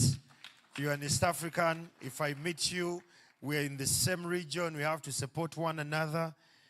And thanks for being a leader. Ladies and gentlemen, from Pakwach, let's hear from Dennis Bithum. This one is from Pakwach. He gave me today one of the big fish in the region called Angara. Who has tasted Angara here? Who has tasted Angara? I first tasted Angara last year at the Pelham Food Expo, Indigenous Food Expo. Dennis, you have 5 minutes in the interest of time. For the interest of time, my name is Bitum Dennis. I studied from Makerere University here in 2005. 2009. Makerere, oye! That is by profession. I'm a social worker. I did development studies. But by gift, by birth, I'm an artist. That's why I always carry these products with me. And I come from Pakwach, which is a town of artists. If you move around Pakwach, you bought stools, you bought handicrafts.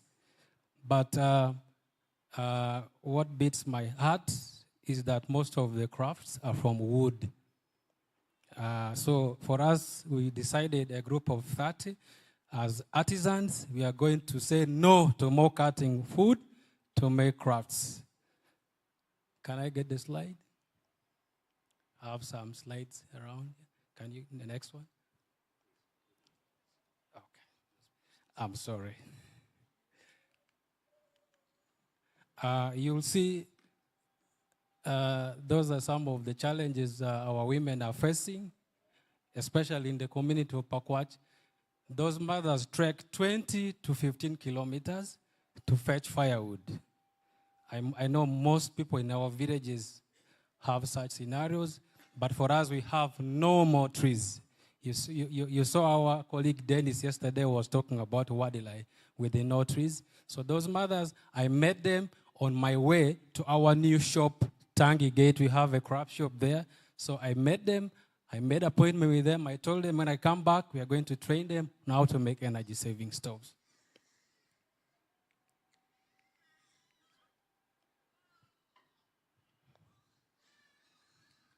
Sorry. Could help me? Okay, thank you. These are some of the things, as I told you, our land is bare. Those are some of the materials we have identified in our community. We have until soils, so we are promoting the production of locally available material like until and clay. In Pakwach, we are blessed to have that, the clay, the until soil, for making the energy-saving stoves.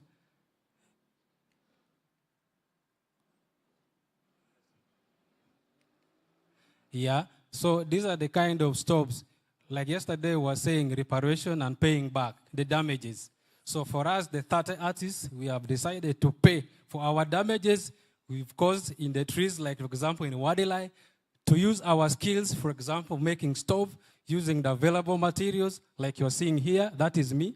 That is in one of the villages. So that stove uses firewood and charcoal at the same time. Our goal is to use as little as more firewood, and also use charcoal and biomass briquettes, and avoid indoor pollution. Thank you. Next, that is a kitchen stove we made last month for one of our household clients. the group members made. You can see the other stove is the one which is metallic. This one is not yet in use. So that is what we're able to produce. So we really want to encourage our colleagues, other youth groups can adopt that. It can also be a source of income, by the way.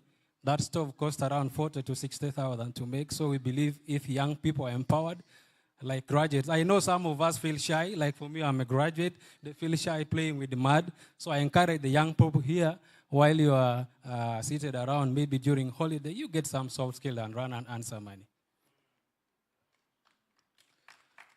We work with women. 70% of our members are women because we believe women are the ones facing a lot of challenges. You saw the other women, they were fetching firewood. From firewood, they have to go to the kitchen.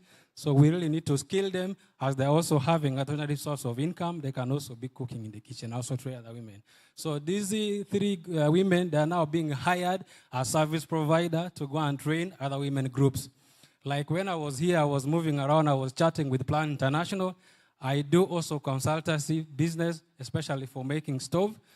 Next week on Monday, up to 15 days, I'll be doing training in 5 sub-counties, making energy-saving stove with this. So I'll be able to get around 4.5 million. So from social work to energy-saving stove production. So you can do it. Next. Yeah. Why are we doing those other stoves?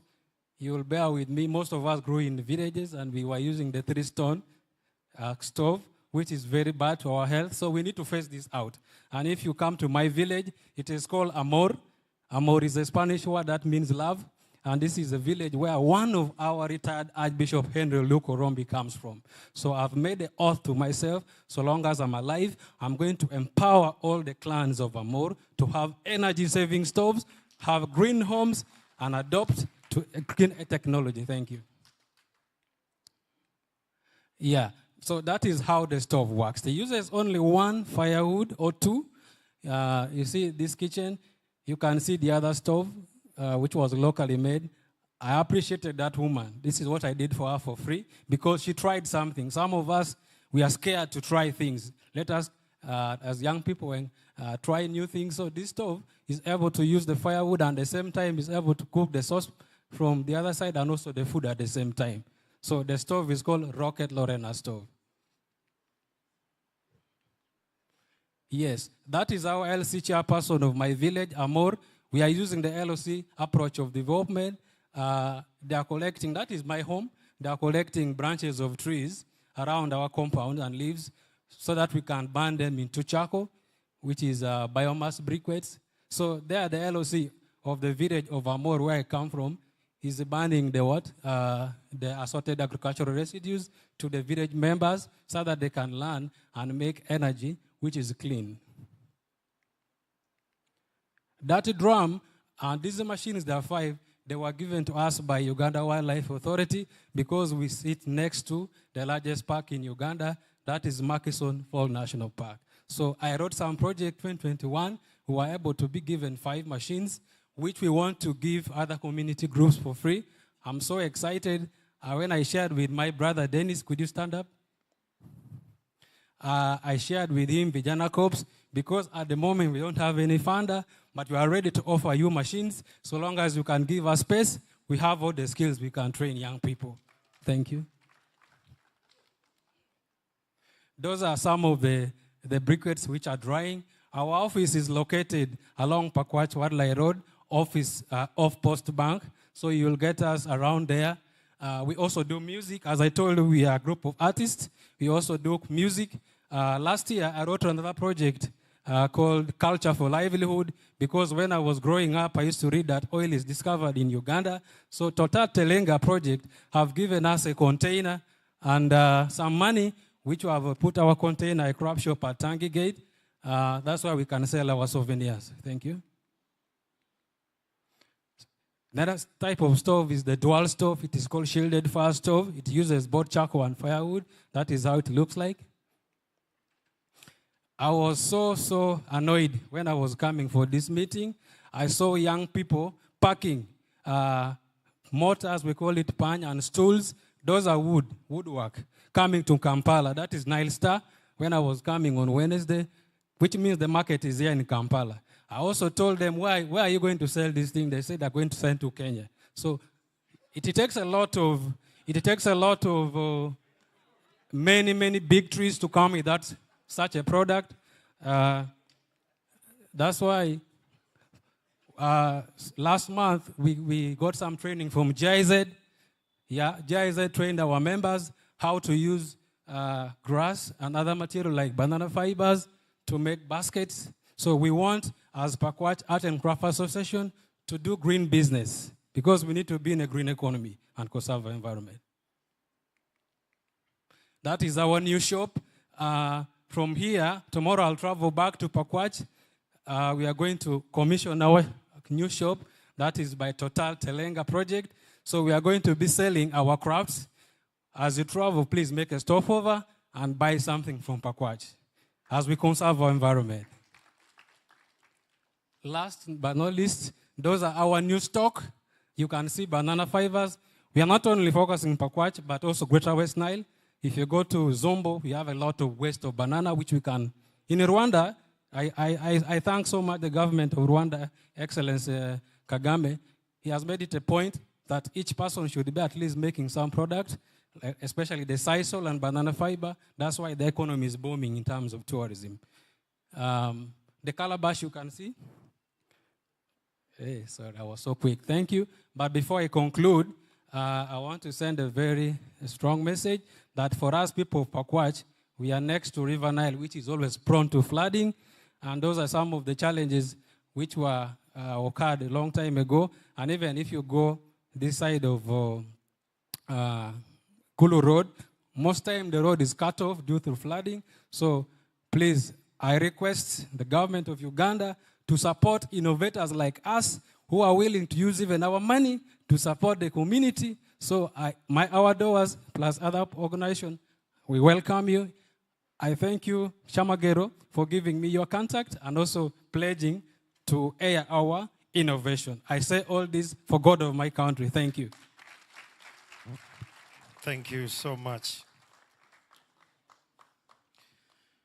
Just turn to your neighbor, ask your neighbor, what business do you own? Just turn to your neighbor. I just want to make this a little. What business do you own? Come to think about it. We are in Kampala, we are tweeting. We are misusing data. But a gentleman from Pakwach is doing a very incredible job. And you and Zakristo, usually I travel when I have meetings in Purungu at the Grain Council. Now this time around when I'm on that road, I will always tell my driver to stop so that we can have a conversation. And we have more of these conversations. I travel a lot around this country, not because I want, because I'm working. I must have a national outlook of everything that I do. This gentleman is working with women. And if you realized in the pictorials he shared, there are no youthful women. Did you notice that? They are old women. Where are the young women? They are somewhere twerking. So I think this is a wake-up call. I don't think Dennis started this with a capital of maybe like million shillings or so, but he believed in the journey. And whenever there is an exhibition, I've seen him. Agroecology, I've seen him. Last time they made me test something I could not explain when I went back home. But he's passionate about it. So you yourself, they are launching something. This weekend, they are launching a new product. So he's tapping into the oil agenda of this country. What are you tapping into when it gets to the oil agenda? These are questions we should ask ourselves about. It's not just about us speaking very good English and being at Makerere. Makerere, oi! Makerere, oi! That one we are very capable. But we need to do far more than that. Sindio, allow me to welcome Miss Immaculate Mukasa to speak on behalf of our implementing partners, and that is MEPRO. Let's clap for her. These have done incredibly great. They have empowered the women from the grassroots, and they believed in this agenda today. You're welcome. We clap for her the very last time. Thank you very much, and good evening, everybody. It's not that easy to speak to a congregation this time of the day, but I will try. My name is Immaculate Mukasa, and I'm the team leader at the Mentoring and Empowerment Program for Young Women, MEPRO. With me in the room, we have the team from MEPRO. We also have MEPRO girls. Can we have the MEPRO girls stand up? Yes. We have some who are advocating within the University of Makerere University Business School in Nebi. We have some girls who are working in the communities in Terego and also in Nebi. We have here young women who are advocating at Makerere University here, UCU and Chambogo University. And I'm sure they filled that second row from morning, 8:30 a.m. They are still here. Thank you very much. I believe you will learn something today, MEPRO girls. And they are passionate. We chose specific people who are passionate about climate justice. They not only do the work in the universities, but they also do the work in the sub-counties and the villages they come from. Some are from Kabale, there's somebody from Wachiso, there's somebody from Moyo, and I can see somebody from Nakawa Division. Thank you very much. You talked about being national. We used to hear stories of the impact of climate justice growing up. But as you grow up, things become a reality. I went to one of the schools in Magoro. Magoro is in Katakwi district. When I entered the classroom that morning, I found all the benches full of candle wax. And the question was, why do we have candle wax in a primary school that does not necessarily have a lab, but it was like a classroom? And the answer they gave me is that we had to do the UNEB examination in the night on candle because it rained in the morning and there is no way they would deliver the papers to the students.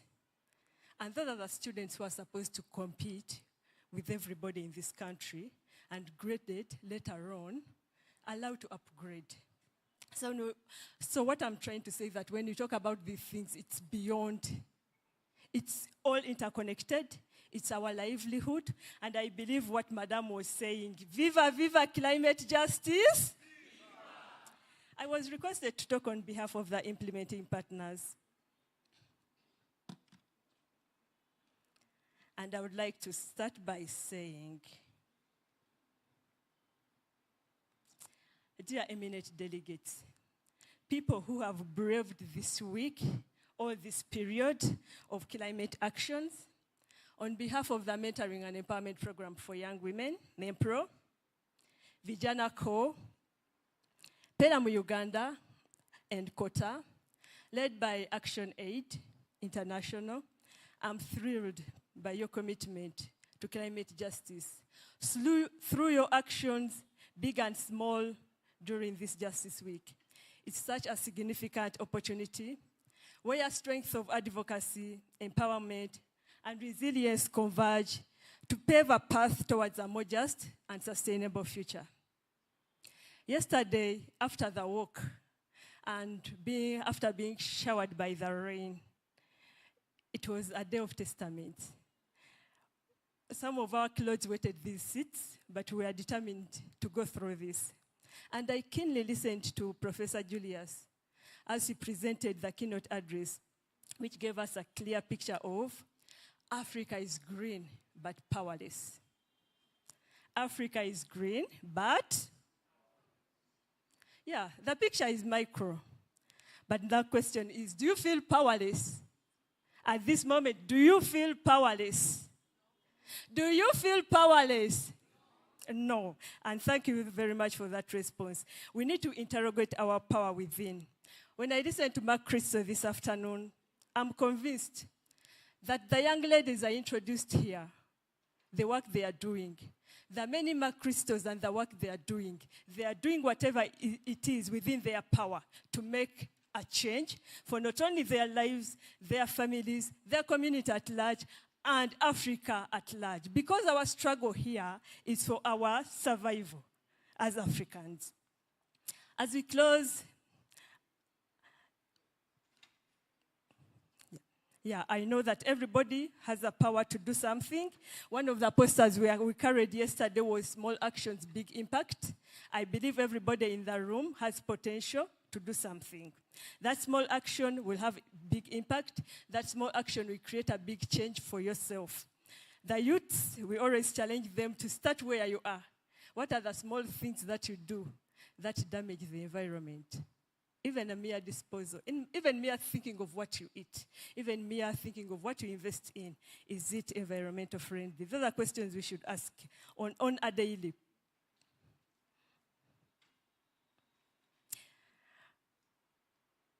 I know macro is not independent of micro. There's a crucial link between individual actions and societal change. As implementing partners, we have witnessed the incredible work being done by all the rights holders, some of whom I've just presented here. We appreciate that.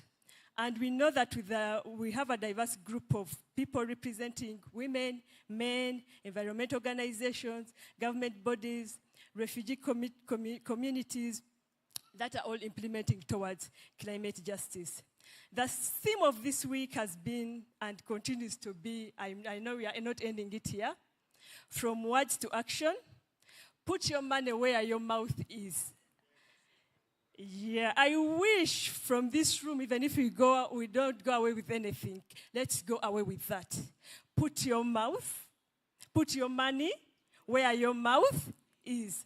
There is a powerful word reminding us that climate justice isn't just a conversation. It's a call to collective action and everyday action. The real intersection of feminism, like the madam from Action Aid Kenya was talking about, the intersection of feminism, climate justice, and gender equality demands it.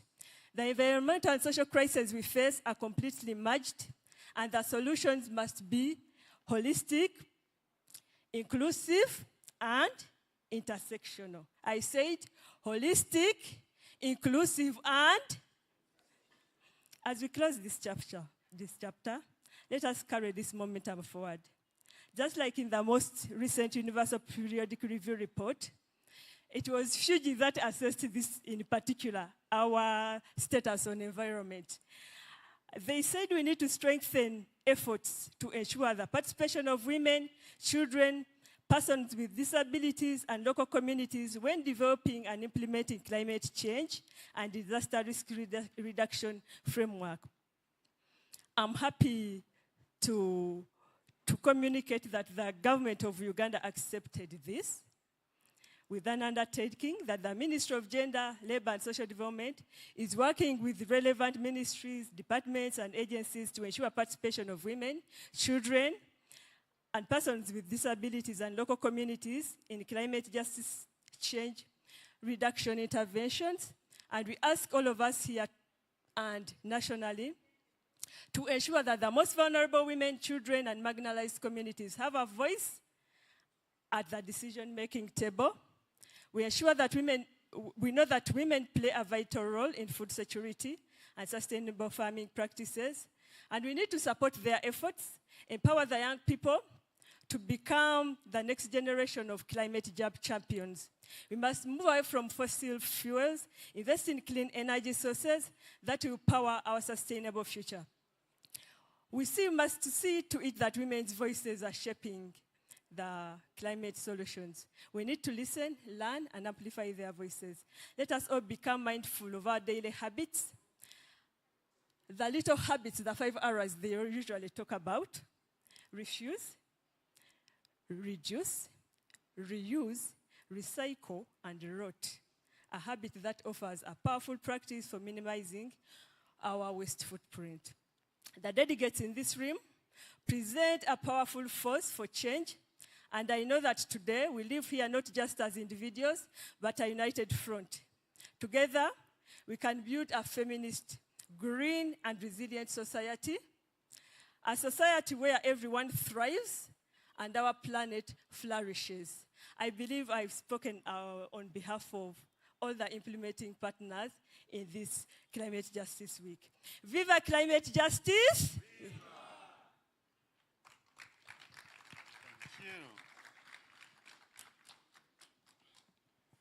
Thank you so much. Ladies and gentlemen, we're coming to the end of today. There is a makerere woy, makerere woy, makerere woy, ra, cha. I won't go there. Abarara. Okay. There is a card that has been misplaced. It's for an assistant lecturer, Narwanga Damari. Please, if you know her, I have her material card here, and I'll leave it with the people here. And please, before you leave again, there's some tree seedlings out there. Pass by and get some trees. Plant some trees when you go back home. They're out there. Or you can reach them out at Alfree, Talk Plus, or Can You. So pass by their stall. At this juncture, again, I want to remind you there is a Dying at the Nature's Death. It's a book about climate change by Yesu Musinguzi. He's equally out there. Make sure you get a book before you leave. Allow me to invite Mr. Xavier to welcome our board chair who will let her close today. Let's welcome Xavier.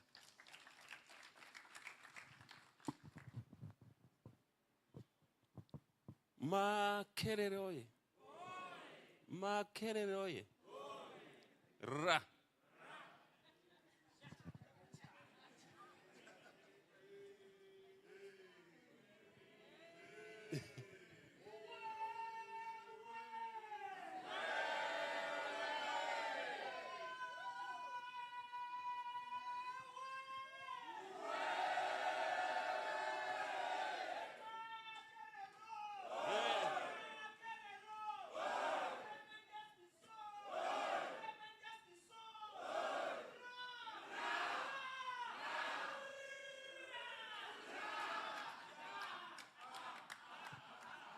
Okay.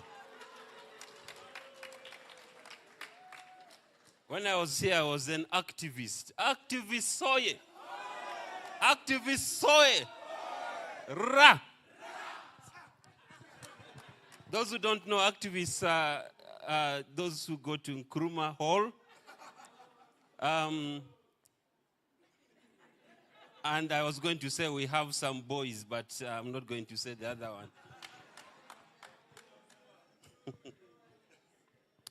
Glad to be here. Ladies and gentlemen, thank you so much for this opportunity to interact with you over the last 2 days. I hope you've had a great moment in these 2 days.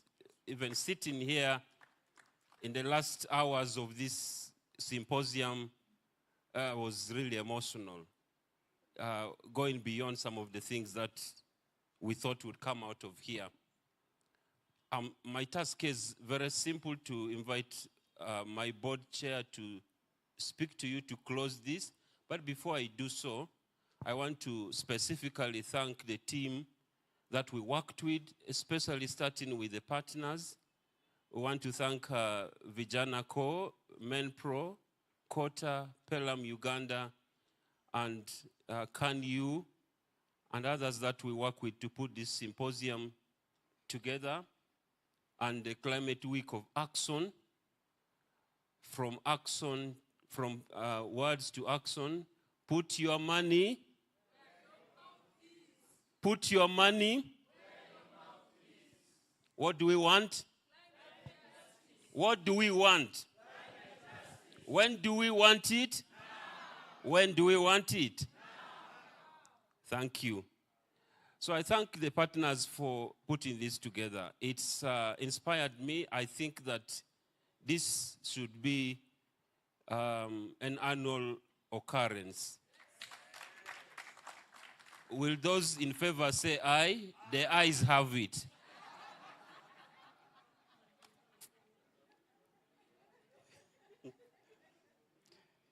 That's how decisions are made in a parliament, I know.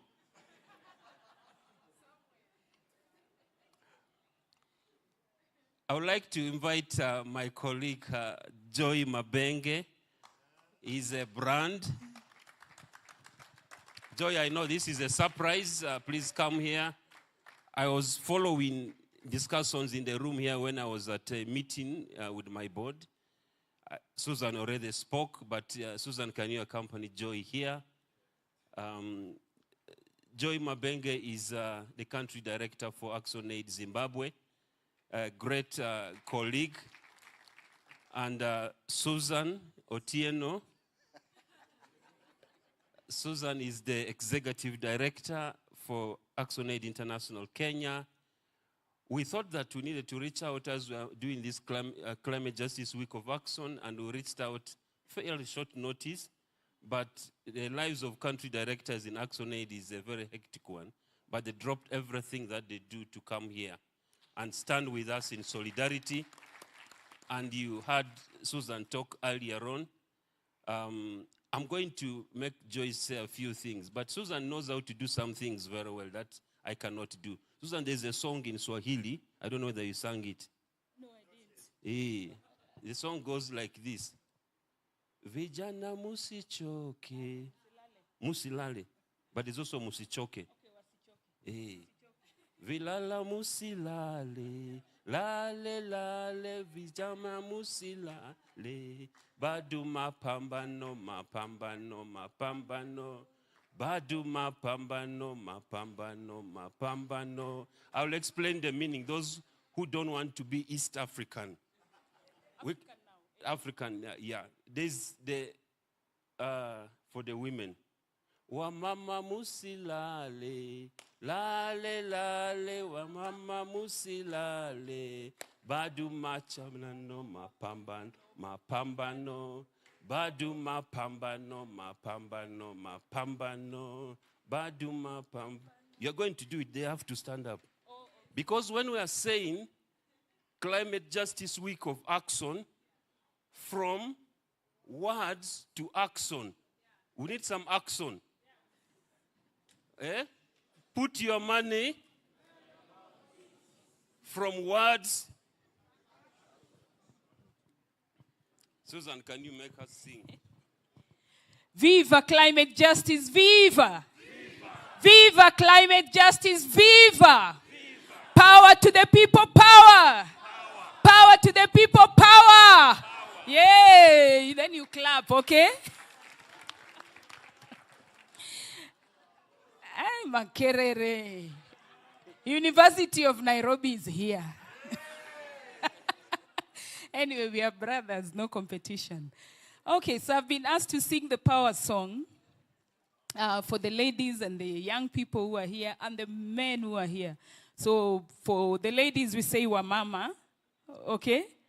So if I say Wamama Musilale, I'm only telling the women not to give up, not to slacken. The struggle continues. A luta continua. Yeah, okay. You better control the sugar that I'm taking behind there. I bought some groundnuts over here. Then the young people, we call them vijana. And wazee, people like these two men here. Wazee mpo. You say tupo. Wazee mpo. Okay. Are there wazees? Vijana mpo. Tupo, if you're there, it's tupo. Vijana mpo. Akina mama mpo. Aye, please. Some energy, you know, driving in is it Akamba? Which bus did we use? Easy Coach. Anyway, so the song goes like this. Wa mama msilale, lale lale, wa mama msilale, bado mapambano, mapambano, mapambano, bado mapambano. Vijana msilale, Lale lale vijana msilale, bado mapambano mapambano mapambano, bado mapamba. Uganda msilale, lale lale Uganda msilale, bado mapambano mapambano mapambano, bado mapambano. Wazee msilale, lale lale wazee msilale, bado mapambano mapambano mapambano, bado mapambano. Thank you. You can take your seats. Thank you, Susan. Joe, you want to say a few words briefly so that I can invite the board chair.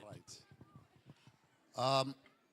Thank you so much, Xavier. So I come from Southern Africa, and we also have our common slogans, and I will do it in a minute. If I say Amandla, you say Awetu. Awetu. So Amandla means the power. Awetu means is ours. Okay? Amandla. Amandla. Amandla. Amandla. Amandla. So I'm an activist, and I love the microphone, but I'm going to respect my brother here and speak for only 1 minute. Comrades and friends, when we say Amandla, the power, and you say is with us, when negotiators go to negotiate, they negotiate because you exist. They do not negotiate for themselves. It's very rare, Ntate, to be in a space where it's a convening that brings together government officials, that brings together activists, that brings together those that are at the core face of the climate crisis, that brings together journalists, that brings together everyone who matters, those that think on our behalf, the academia, the professors, to be in one room and be in a space where we say, comrades and friends, ladies and gentlemen, the climate crisis is real. Climate change is real.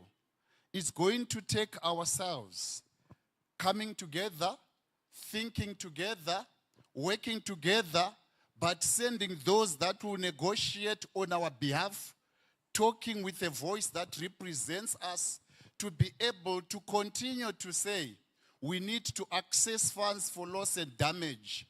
We need to continue to recreate our communities when floods befall us. We need the global north to play their part as we play our part in terms of fixing the climate crisis.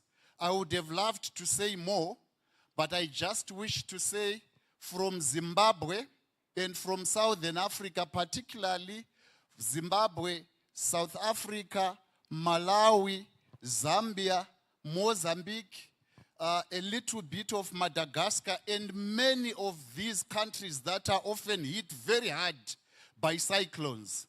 We bring you solidarity from our region, and we say, as we fight this crisis, we are in this together, and it is only solidarity by the people, for the people, that's going to bind us, and we are going to fight this together and continue to fight. We wish to invite some of you to our own region as we continue to exchange, as we continue to build on people power to resist, to push back against the climate crisis, and continue to demand that those that stand responsible must play their part as we struggle and fight against climate crisis. Amandla!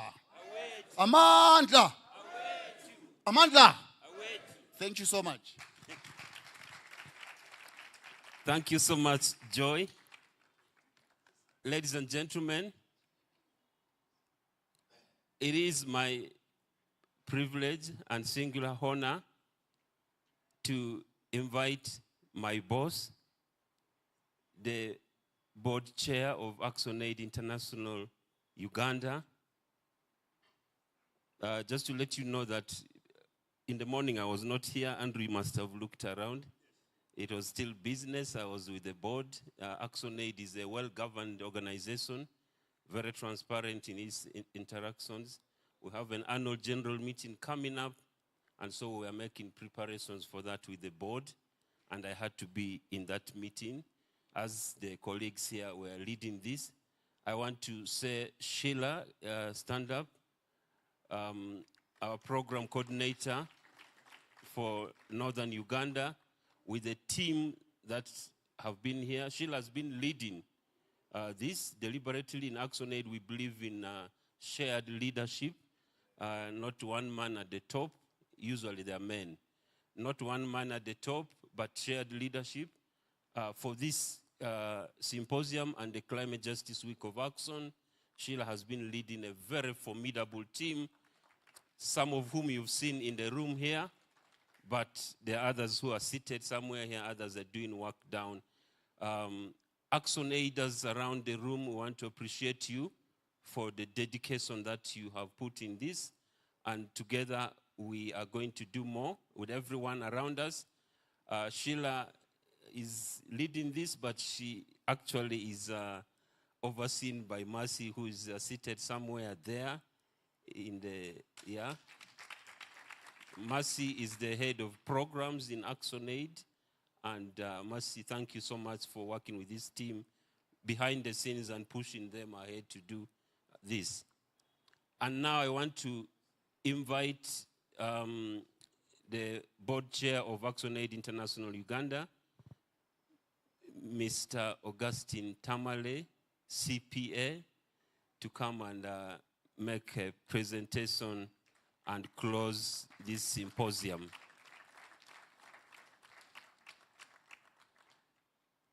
I don't want to really talk too much about my boss because I don't know whether I'll lose my job or not. But this is the board chair, but he's a very simple man. ActionAid does some very interesting thing. Andrew, you are talking about some things. I think you are, we're going to target you in terms of community immersions program. ActionAid, we work in communities such as represented in these images here.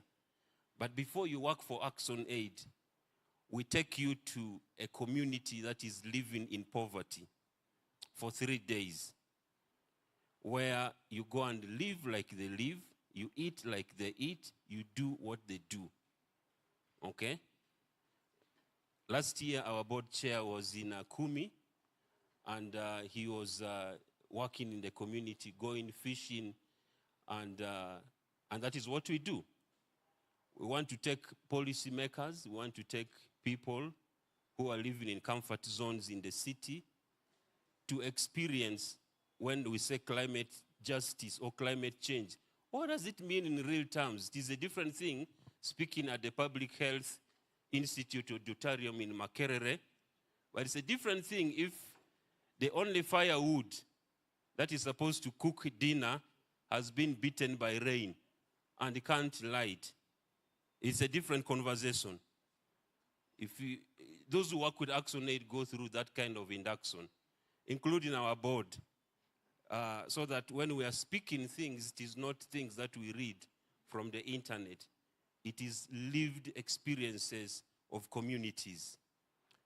Chair, I apologize for talking about you deeper than I should have, but you're welcome. Right. Good evening, ladies and gentlemen. It's an honor for me to be here and close this wonderful meeting of ours. And it's a challenge to associate with ActionAid. I had to go for that immersion.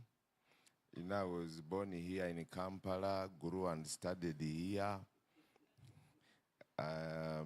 When I go up country, I stay in hotels, but I found myself sleeping in a hut, and the door was insecure. So I wasn't sure whether there are wild animals around. it was just a strange experience. It's very difficult to spread a mosquito net when you're on the ground. I realized you need a lot of tactics, bring a bag, a shoe, and try to anchor the mosquito net. So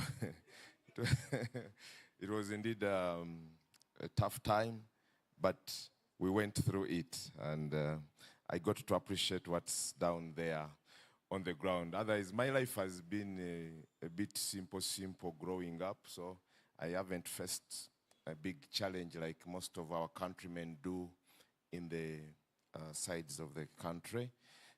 I've worked here before for 2.5 years, 2016 to June 2018 as a university bursar. So when I had the ways building up, usually when they would build up, I would drive out of the main building so that they don't surround my vehicle. Either I would not have released the money for sports or what. So when I hear way building, I say, hey, am I supposed to drive out? But now, I thank you for turning up. I had an experience one time when I went for a funeral at night. I arrived at night. So I tried to pitch a tent. I didn't know I was pitching it in the drainage channel.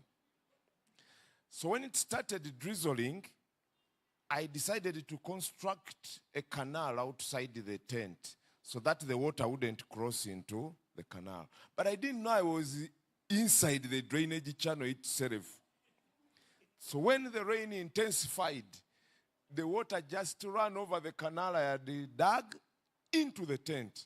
Then we had to run out and went into the house and stood the whole night. The following morning, when we went to remove the tent and go away, I realized we were in a drainage channel. So because we were trying to construct during the darkness, that's why we put in the drainage channel. So there are certain things we do as a country, and it appears like we don't have light, we are in a drainage channel. We cannot use short-term solutions to solve the climate problems that we have. We need to go for long-lasting solutions like the previous speakers have mentioned here. Those are the ones that we need. What do we use to cook? What do we use for making our crafts? That is the real solution. What is the source of our fuel? If we can't address those things, then we will have trouble in this country. And some things we speak out of ignorance. I realized the first time I came to work here, use of charcoal was not allowed here at the university. So when I arrived, we had to use gas. And I thought in my mind gas was more expensive than charcoal. But I realized that the amount of gas I would use in a month was the same cost as for the charcoal. So since then, I have moved on. Even after leaving Makerere University as Basa, I don't want now charcoal. Because the cost is the same. You buy that 12-kilogram cylinder, it's almost similar to the sack. If in your home you use a full sack of charcoal in a month, it's that cylinder you will use also in a month. Then I also realized one thing, that the house helps put on things and the things boil forever. When we handled the matters ourselves, I thought actually that we need 2 cylinders every month. When we handled the cooking ourselves, because we were home during the lockdown, I realized 2 cylinders, or let me say 1.5 cylinders are the ones that work in a month in my home. So we got to discover, because in the lockdown we were all seated there at home. And that has changed a lot for the fuel consumption now in my home. Now, we need to understand these matters and implement them to solve the issues that we have in this nation. The landing sites in Sese or Kalangala are flooded. But if we've occupied the wetlands, where the water can be controlled and released slowly to those other water bodies, then what do we expect? We've occupied where the water should be, so it will go in the lake and flood. If we are dumping the water bottles and they reduce the depth of the lakes and rivers, then we have created the problems by ourselves. So we need to sober up, have actions, not just words. We are very good at writing papers, but let us put into action so that we solve the problems. You realize that when we used to have functions, these traditional weddings, the kwanjulas, you would sit and take maybe a bottle or two of water. Nowadays, you have to pump in a lot because we have changed the temperature of this country. It's as if we are now also in a desert. It's our own problem. Let's change our behavior and have a lasting solution for humanity. Of course, we are battling floods, cyclones, and so many other things. And the people who suffer most are not the ones involved in causing the problem. The people who cause are enjoying elsewhere in air-conditioned situations.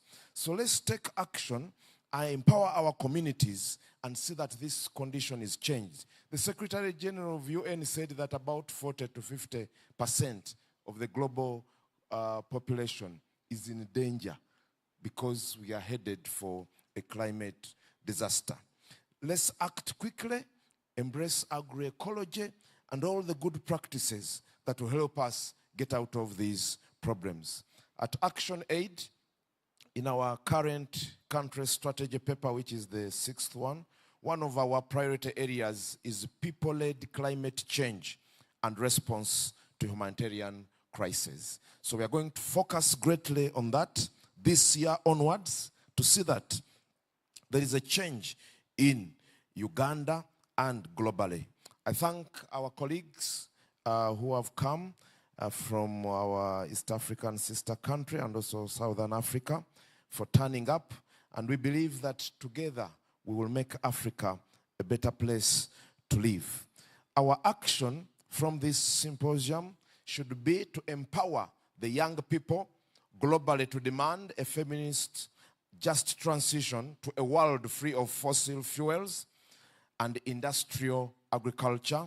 We must ensure women and young people and indigenous groups who are leaders in agroecology and renewable innovations are included, empowered, and heard, and we must urgently act to support them.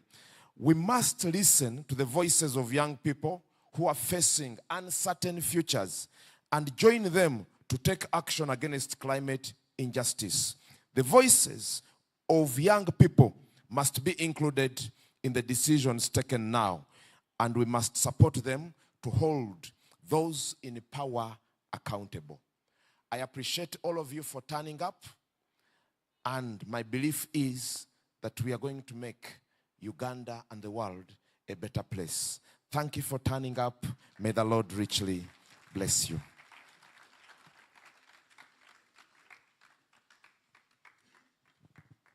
Let's give a round of applause again to Chairman.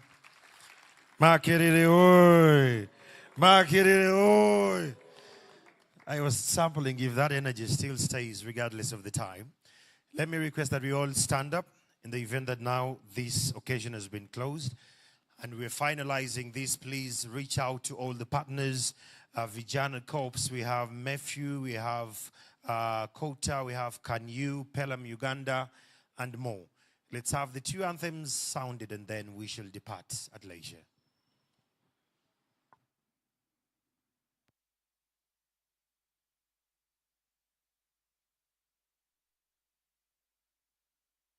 Have the East African anthem, one stanza, and the Ugandan anthem, one stanza, please.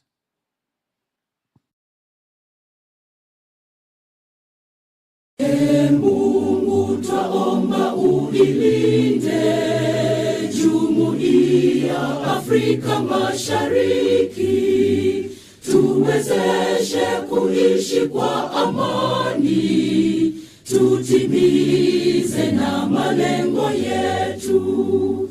Jumuiya yetu sote tuilinde, tuajibike, tuima Yesu ni nguzo yetu, idumu jumuiya yetu.